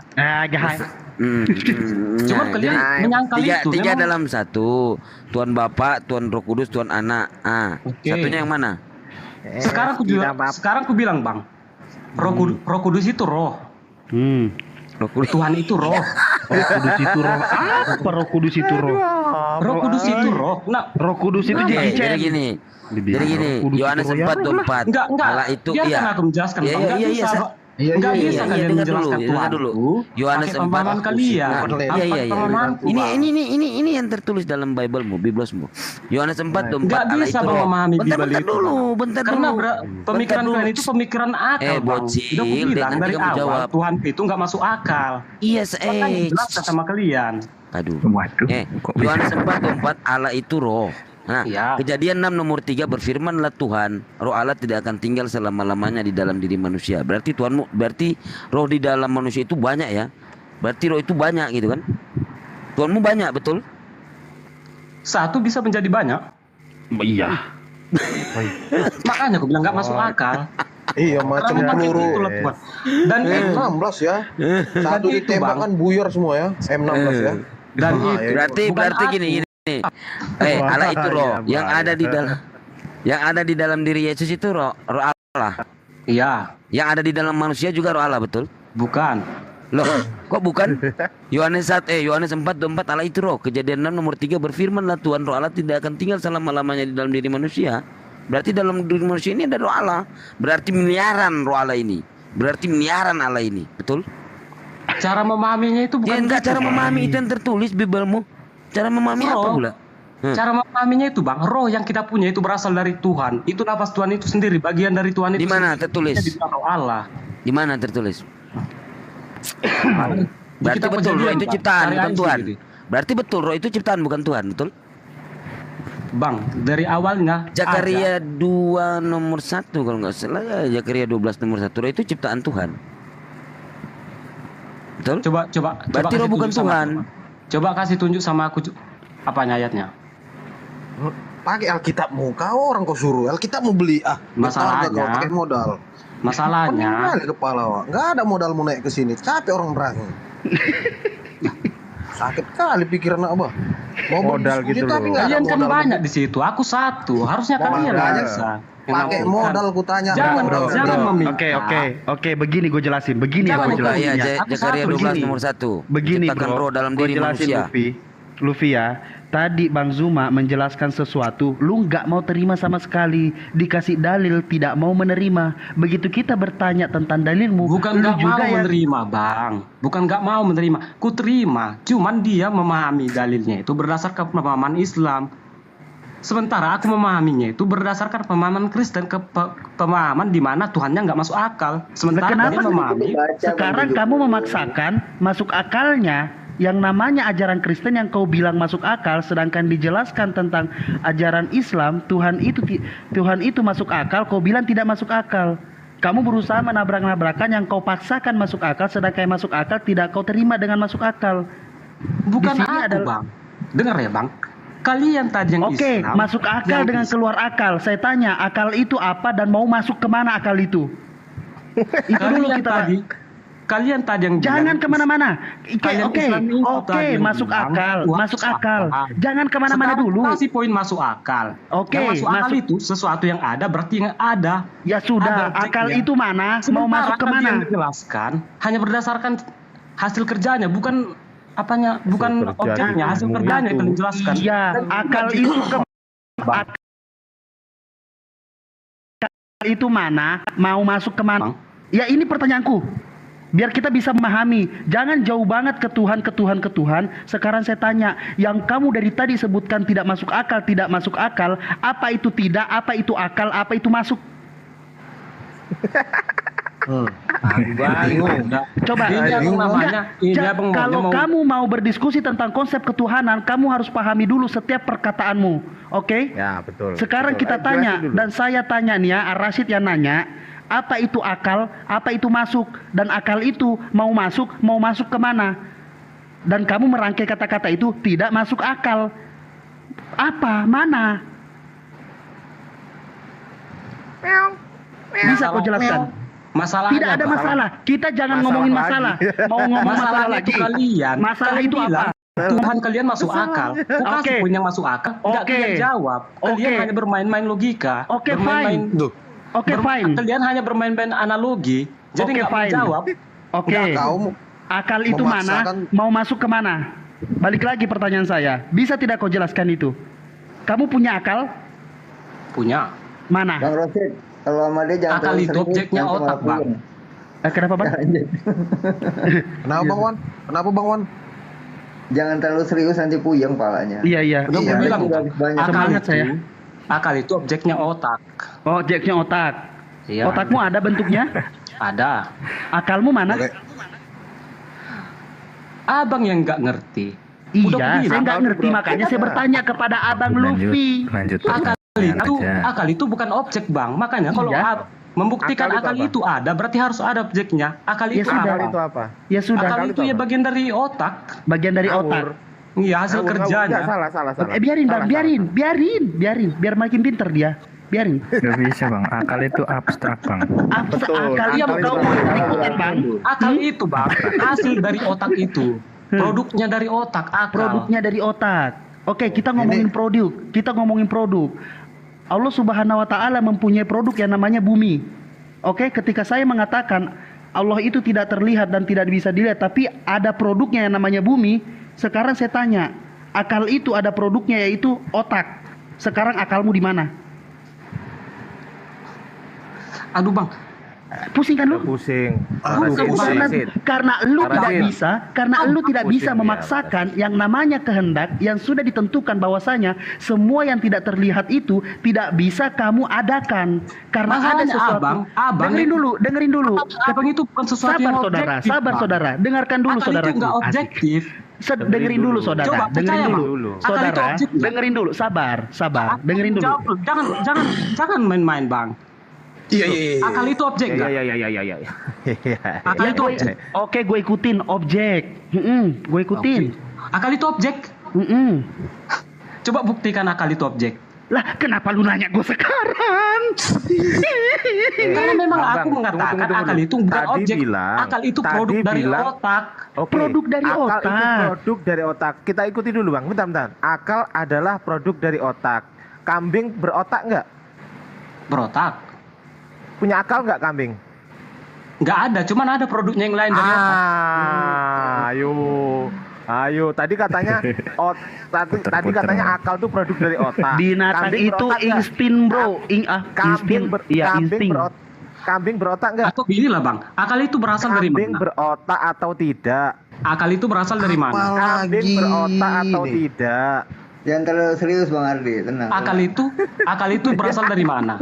Atau kembali aja pertanyaan. Akal itu berasal dari mana? Tadi kan Anda bilang bahwasanya akal itu produk dari otak. Sekarang saya mau tanya, kambing berotak nggak? Bang, bukannya udah jelas dibilang cuman manusia yang berakal. Kambing berotak atau tidak? Nah, berotak. Kambing berotak atau tidak berotak? Masalahnya berakal. Masalahnya kambing bukan makhluk berakal, Bang. Loh, tadi katanya akal itu produk dari otak. Otak manusia, Bang. Kayak orang bego loh. Diperbaiki. Salah nggak berarti tadi? Salah nggak tadi? Aku kayak bicara sama orang bego loh. Apa nggak cukup? Loh, yang bego bilang akal yang goblok itu otak manusia, Bang. Kamu nggak nyampe pikiranmu dari tadi dijelasin. Bukan loh, memang abang kayak orang bego gitu. Memaksakan diri, harus Tuhan itu nampak, gambarnya harus kayak gini, rambutnya gombrong, punya latu-latu. Akal itu asalnya dari mana? Akal itu abstrak, bro. Akal itu abstrak. Iya, asalnya dari mana? Yang diberikan Allah dari Allah. Menjawab gini, ini ciri-ciri kalian. Kalian nggak mau menjawab, kalian hanya mau. Nah, sekarang yang menciptakanmu siapa? Mau melari-lari ke kamu menjawab. Dari tadi aku sekarang yang menciptakanmu siapa? Yang menciptakan dirimu siapa, saya tanya? Jawabannya nggak pasti. Cuma saya tanya, yang menciptakan ada hubungannya dengan yang menciptakan dirimu siapa? Intinya, iya, saya nggak pakai inti. Yang ciptakan dirimu siapa? Inti. Aku nggak diciptakan, Bang. Aku dilahirkan. Kalau kamu nggak dilahirkan, ada nggak akalmu? Aneh kali kulihat orang ini. Ya saya tanya, kalau kamu nggak dilahirkan, ada nggak akalmu? Nggak ada. Nggak ada ya. Masalahnya, Bang, itu nggak menjelaskan. Nggak menjawab dari terakhir. Gini, Bang. Tadi dia bilang. Gini. Makanya, Dia tadi kayak bilang orang bodoh lo kulihat kalian. Tunggu dulu. Tadi kamu kan Aku bilang, tanya itu berasal dari mana? Kalian hanya menjelaskan pertanyaan. Menjelaskan Kamu tadi bukan dari bilang bagian dari bahwa pertanyaanku. Itu dari ciri-ciri kalian. Ciri-ciri kalian itu ngeyel. Ya udah, sekarang saya tanya, kamu naik di sini pakai akal tidak? Nah itu loh. Pakai. Pakai. Siapa yang pakai? Tuhanmu masuk akal nggak? Tar dulu Bang Ardiansa, tar dulu. Siapa yang pakai akalmu? Saya sendiri. Kemplung. Astagfirullahaladzim. Kau pakai akal? Nih, saya ulangi. Kau pakai akal tidak naik di sini? Pakai. Siapa yang pakai akalmu? Saya sendirilah. Akalmu bisa tidak sama otakmu? Tidak, satu kesatuan. Kenapa kamu bilang kamu pakai akalmu? Berarti akalmu itu tadi tidak ada. Sekarang kamu naik ke sini, kamu pakai akalmu. Berarti akal itu berpisah dengan otak. Gak bisa berpisah dari otak. Kenapa kamu tadi jawab bahwasanya kamu pakai akal? Satu kesatuan dengan otak. Kenapa tadi kamu menjawab bahwasanya kamu naik ke sini pakai akal, saudaraku? Coba Bang Bro, akal sama otak bisa nggak? Bang Bro, perhatian. Ya. Akal sama otak bisa nggak? Tolong jawab sebentar. Ini abang ini dulu. Orang Katolik nih. Iya, Bro Admin silakan coba. Enggak, Bro Admin pinter. Oh iya, makanya main di tay. Aku jauh nggak ngerti. Kita makyung lok cakman kuncing ngai. Cai tek tek tang cai ceng lung lelong tek kencing pai. Tek tahan citong kelak lai hubak lai. Ontek saksa kerang tu tek lok tek lai. Sirama balek lai cawi tek koc lai. Lanjut. Kamu lahir pondok di bawah. Jadi gini ya. Tadi kan dia bilang. Cika mau nyanyi, Cika. Silakan.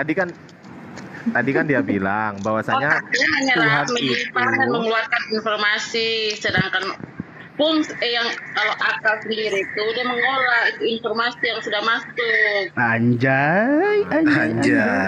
Oke. Dia tadi kan bilang apa Mbak, diterima. Oke. Dia tadi kan bilang gini. Dia naik ke sini pakai akal, sedangkan dia bilang sendiri bahwasanya Tuhannya dia nggak masuk akal. Lalu ngapain lu ke sini? Hah? Kampret. Jangan digituin, jangan. Enggak boleh. Enggak boleh begitu. Hostnya itu Sedari awal Bang One. Tuhan Yesus tidak masuk akal. Gimana Yesus mengatakan, aku udah ada sebelum dunia ada. Itu ya, di mana datanya? Yes. Di mana datanya? Kan suka ngebangunin macam mana datanya? Cari sendirilah Bang. Nah kan sekarang mana akalmu sekarang saya tanya? Masalahnya sih bukan tentang akal Bang, aku itu satu, HP ku satu. Kita bahas dulu tentang akal biar semua ketemu. Kita ngomongnya ini ya. Sekarang definisi Tuhan itu menciptakan, betul? Gitu. Tuhan itu menciptakan, betul? Nah, apa yang diciptakan Yesus? Ya ciptaannya lah, alam semesta. Mana buktinya? Mana buktinya, Waktu Yesus sudah ada di dunia ini, apa yang diciptakan? Kan kau sudah melihat Yesus nih, orang-orang yang udah melihat. Apa yang diciptakan Yesus? Enggak ada, kecuali bisa burung. Kan itu Bang, karena memang itu nggak ada tertulis Bang. Padahal udah kau lihat, katanya udah ada di bumi nih. Iya. Terus coba tanggapi apa buktinya coba? Udah ada nih, udah ada katanya itu Tuhan. Nah, apa yang diciptakan dia? Pun coba dia nggak tahu berbuah. Yesus ini. Dia nggak tahu pun arah itu berbuah apa tidak. Coba pernyataan Yesus ini. Sekarang saya tanya. Sebelum alam semesta diciptakan, aku telah ada. Masuk akal? Di mana datanya itu? Di mana datanya? Coba lihat di perjanjian baru. Matamu suwe, coba dilihat. Sebentar ya. Gimana datanya? Sebentar ya, aku tutup dulu sebentar biar aku cari. Iya, oke. Di bawah ini. Kita kudu tidur dulu nih, nungguin lu atau gimana? Yohanes 17:5 ini. Padahal dia enggak lanjut. Yohanes jangan dikeroyok. Sholat aja dulu lah kita. Jangan dikeroyok loh, enggak boleh. Bes. Kau jangan keroyok, Bes. Apa sih enggak ada? Ibes siapa Ibes di sini? Enggak ada. Oh iya. Nanti nangis repot loh. Arasik gua jangan main koyo ya. One, salibkan Akalnya One. di mana dia taruh nih? Yang di bawah Padahal udah ada teman-teman, Yesus. Apa salibkan One. diciptakan Yesus sudah ada. Bang Wan, Ini Yesus udah ada pula. Nah, udah ada, udah. Lain kali kalau ada dia lagi tarik lagi Bang Wan. Seru kayaknya Bang Wan. Iya, Bang Wan, boleh. pas 2000 loh Bang Wan. Bang Wan, biasa kan kalau pasien-pasien kayak gini ini taruh obatnya dulu Bang, rantainya diikat, jangan di pening kepala saya itu Bang. Ini obat ngantuk. Nggak boleh dihakimi obat ngantuk ya. Iya betul. Iya. Tapi kayaknya masih apa? Udah, kamu jangan gitu nanti mental. Udah Kamu mau kayaknya data apa? Ini Cariin akut nanti. ini. Iklan dulu ya. Jangan nanti mental. Jangan berisiko Aresnya. Itu Iklan dikasih tahu. dulu. Tunggu dulu iklan dulu ya. Apa bro admin apa? Akal apa bro admin? Enggak itu. Kemana itu akal? Iklan dulu ya. Bukan itu Teman-teman yang di bawah, nah ini kan nonton kan 2000 nih, teman-teman. Mohon bantuannya untuk tap ya, dan juga follow ya. Follow yang di atas ya. Ya teman-teman yang di atas yang di follow. Yang teman-teman yang di bawah yang penasaran bagaimana singa berbulu biru itu silakan kirim ke saya. Bang 70 nanti mental, jangan kayak gitu. Udah ntar dicariin datanya, nggak usah pakai lihat Google. Aduh. Teman-teman yang di bawah, kalau mau melihat laki-laki penuh derita ini. Yohanes 8 ayat 58. Ya, udah Bang, udah ketemu dari tadi Bang kita Bang. Udah ketemu dari tadi. Dari tadi Bang. Udah Bang. Kenapa Yohanes 8:58? Katanya kamu sebelumnya ada. Ini sebelum Abraham. Sekarang saya tanya. Sebelum Abraham. Bapaknya Abraham siapa? Ya sama lah itu. Ya bapaknya Abraham siapa? Tera terus masih ada. Jangan kalian menjelaskan. Sekarang aku di sini. Sekarang aku sini menjelaskannya. Mana duluan ada? Abraham atau Yesus? Abraham. Terus kenapa dibilang sebelum Abraham ada, aku telah ada?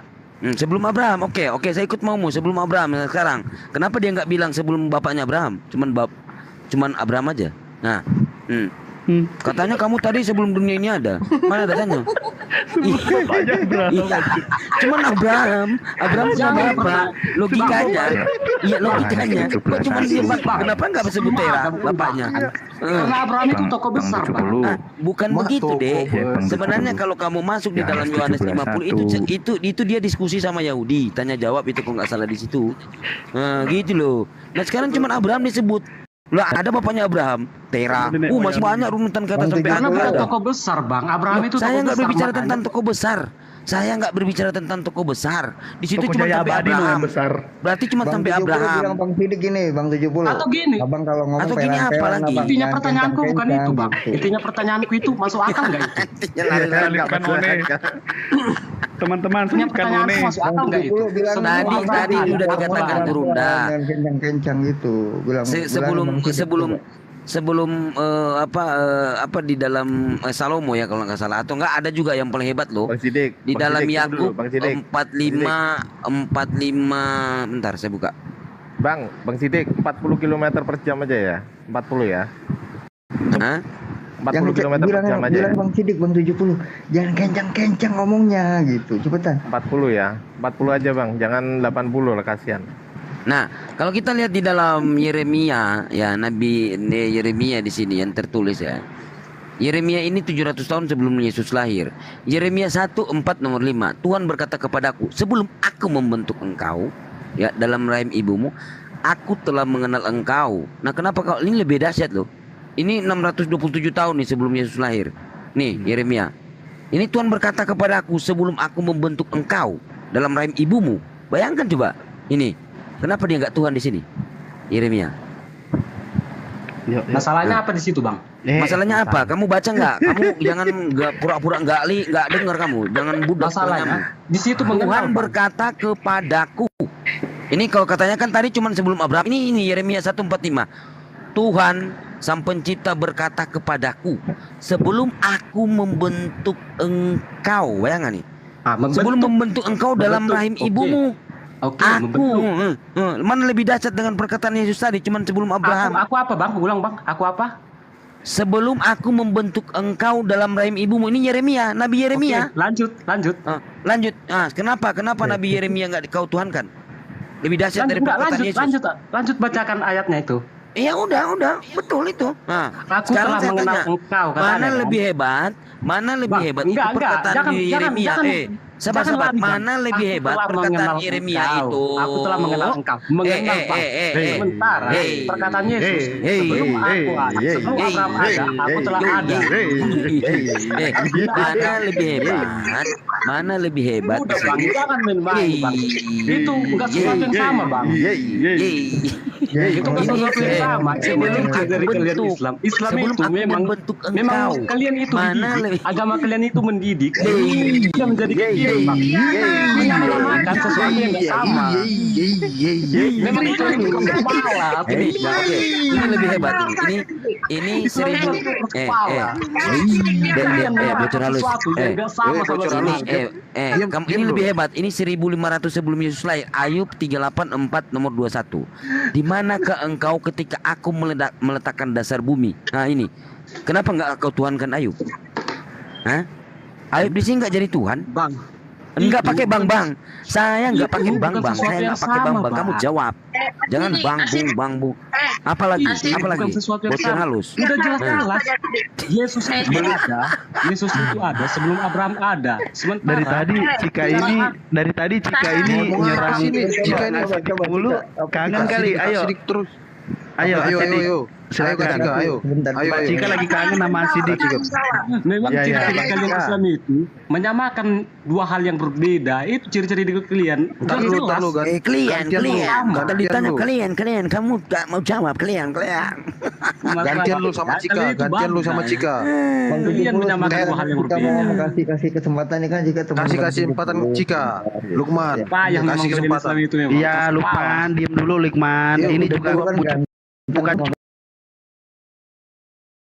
Kristen dikit. Lanjut Kak Cika. Kalau nggak saya turunkan kamu. Kalau harga handset mau harga 3.000.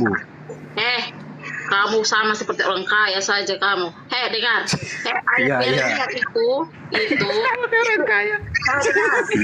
Di Yeremia itu menegaskan bahwa terpanggilnya Yeremia menjadi nabi merupakan inisiatif Tuhan. Yeremia sadar akan kelemahan dirinya dan bahkan muncul ketakutan yang besar.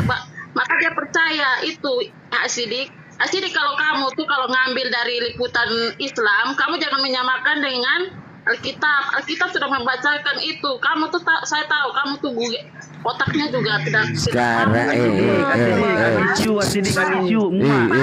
satu aja kau buktikan ke saya. Di mana tertulis bahwasannya Yesus itu mengatakan dia itu sang pencipta dan Allah, dan di mana di dalil itu tersebut berbunyi di mana? Satu itu aja. Jawab. Di mana? Udah kembali ke dasar nih. Di mana Yesus mengatakan dia sang pencipta? Mana dia mengatakan dia itu Allah itu sendiri? Mana? Wow. Jawab wow. Mana jawabanmu? Kamu kan hanya berani berkoar di Saya tanya mana jawabanmu? Udah dasar lo itu. Mana jawabanmu? Wow. Tapi tidak bisa menjawab. Ya mana? Kalau saya tuh di Islam tuh saya bisa menjawab semua. Tapi kalau kamu, otak kamu itu tidak sama dengan otakku. Ya mana? Mana? Iya. Saya lihat otakmu sampai di mana? Coba. Islam saja. Di mana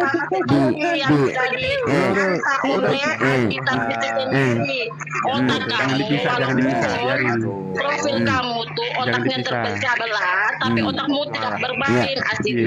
Kamu itu tidak memahami tentang Kristen. Yesus mengatakan engkau satu-satunya Allah yang benar, Yesus yang diutus. Jadi Yesus bukan Tuhan. Jangan sosok Peter. Sekarang ya kamu jelaskan, coba kamu jelaskan Yohanes 17 nomor 3. Tenangkan Roh Kudus yang ada dalam dirimu. Di mana? Keningnya Bang Sidi, kecup keningnya biar diem. Jijik gue. Yohanes 17 nomor 3. Kenapa jadi penghujat Cika nih? Iya, kamu jelaskan Yohanes 17 nomor 3 aja. Engkau satu-satunya Allah sang pencipta yang benar, Yesus utusan. Kamu jelaskan itu, jangan banyak ngocor. Jawab aja. Bu, kalau kesepian malam-malam gini Bu, jadi janda jangan jadi penghujat Bu. Goblok. Astagfirullah. Udah dikeroyok si cewek loh. Lompat dia lompat. Jangan Waduh, dikeroyok. Iya, jangan dikeroyok, nggak boleh lah. Ini Nggak aja boleh tuh. Nyerang Kayak- terus itu. Tapi kayaknya Mau diterkam. Lanjut Mbak Cika ngomong apa silakan. Mbak Cika mah nggak ada, nggak ada. Ini kabur dia, Mbak Bro kabur. Admin, Mbak Bro Admin, Mbak Bro lagi, Bang Bro Admin, coba jelasin. Itu Bang Rashid. Apa lagi? Nah ini, Jangan aduh, apa ntar dulu. lagi. Bro Admin, Bang Bro Admin, nyanyi dulu dong yang tadi bahasa apa mana? Toilet, toilet. Aku nggak ngerti. Tuh Bang Zuma tuh yang bisa bahasa Thailand tuh. Jangan-jangan Alkitabnya pakai yang Thailand juga. Ada dia yang Thailand. Allahu Akbar. Iya. Jadi gimana pendapat Bang Bro Admin tentang Lutfi tadi? Lukman, jangan lupa. Lukman gimana? Silakan Bang Pendeta. Ya nggak apa-apa, lanjut aja. Anda jangan begitu dong. Apa bagus? Bagus. Anda sudah mau kabur karena malu mempunyai saudara dengan menjawab seperti itu. Anda bilang bagus kok. Hati Anda terlalu baik ya untuk menjaga perasaan saudara Anda. Lanjut aja, lanjut pertanyaan. Entar, Lukman udah tidur belum? Ya. Kenapa? Lukman, Asik kenapa? Lukman. Gini bang. Ya, gini bang. Jadi begini. Kita Masalah nggak ini? Tar dulu, Lukman, Tuhan masalah itu nggak? berbeda. Jadi kalau Kasih kesempatan kasih. kalau kita membahas Tuhan dari segi kepercayaan masing-masing, udah jelas nggak bisa. Tes. Di tempat kita udah hampir pukul 4 ya. 4 subuh. Debat teman-teman kita masih semangat kali ku tengok ya teman-teman. Tapi karena di tempat kita sudah jam 4 subuh, kita tutup aja dulu ya. Besok lagi kita insya Allah sambung terkait dengan materi-materi yang kita sajikan. Ini memang sesuatu yang sangat-sangat bermanfaat ya untuk edukasi bagi kita semua. Untuk itu sekali lagi kita sudahi dulu karena entah kemana-mana ini lawannya nih, membahas tentang ilmu filsafat, ilmu mantik, sampai kepada pengakuannya yang mengatakan bahwasanya Tuhannya adalah makhluk katanya. Ya, itu poin yang kemudian sangat bagus untuk kita jadikan sebagai dasar pengakuan bahwa Tuhannya adalah makhluk dan Tuhannya itu tidak masuk akal. Ya, kalau sesuatu tidak masuk akal kemudian diimani ya itu adalah ya sesuatu yang perlu dipertanyakan gitu ya teman-teman. Oke, saya kira cukup. Mohon teman-teman semua istirahat teman-temanku semua. Kalau ada yang bisa tahajud aja dulu, istirahat untuk beraktivitas besok. Terima kasih atas kebersamaannya beberapa jam ini. Kiranya Allah melimpahkan rahmat dan hidayah kepada saudara-saudara, sahabat-sahabatku semua, dan ini bernilai amal jariah untuk kita. Kita cukupkan sampai di sini. Terima kasih sekali lagi dan mohon maaf atas segala kekurangan. Subhanakallahumma wa bihamdi asyhadu an la ilaha illa anta astaghfiruka wa atubu ilaik. Salam tauhid, salam satu Tuhan. Jayalah Islamku, jayalah Indonesiaku. Assalamualaikum warahmatullahi wabarakatuh.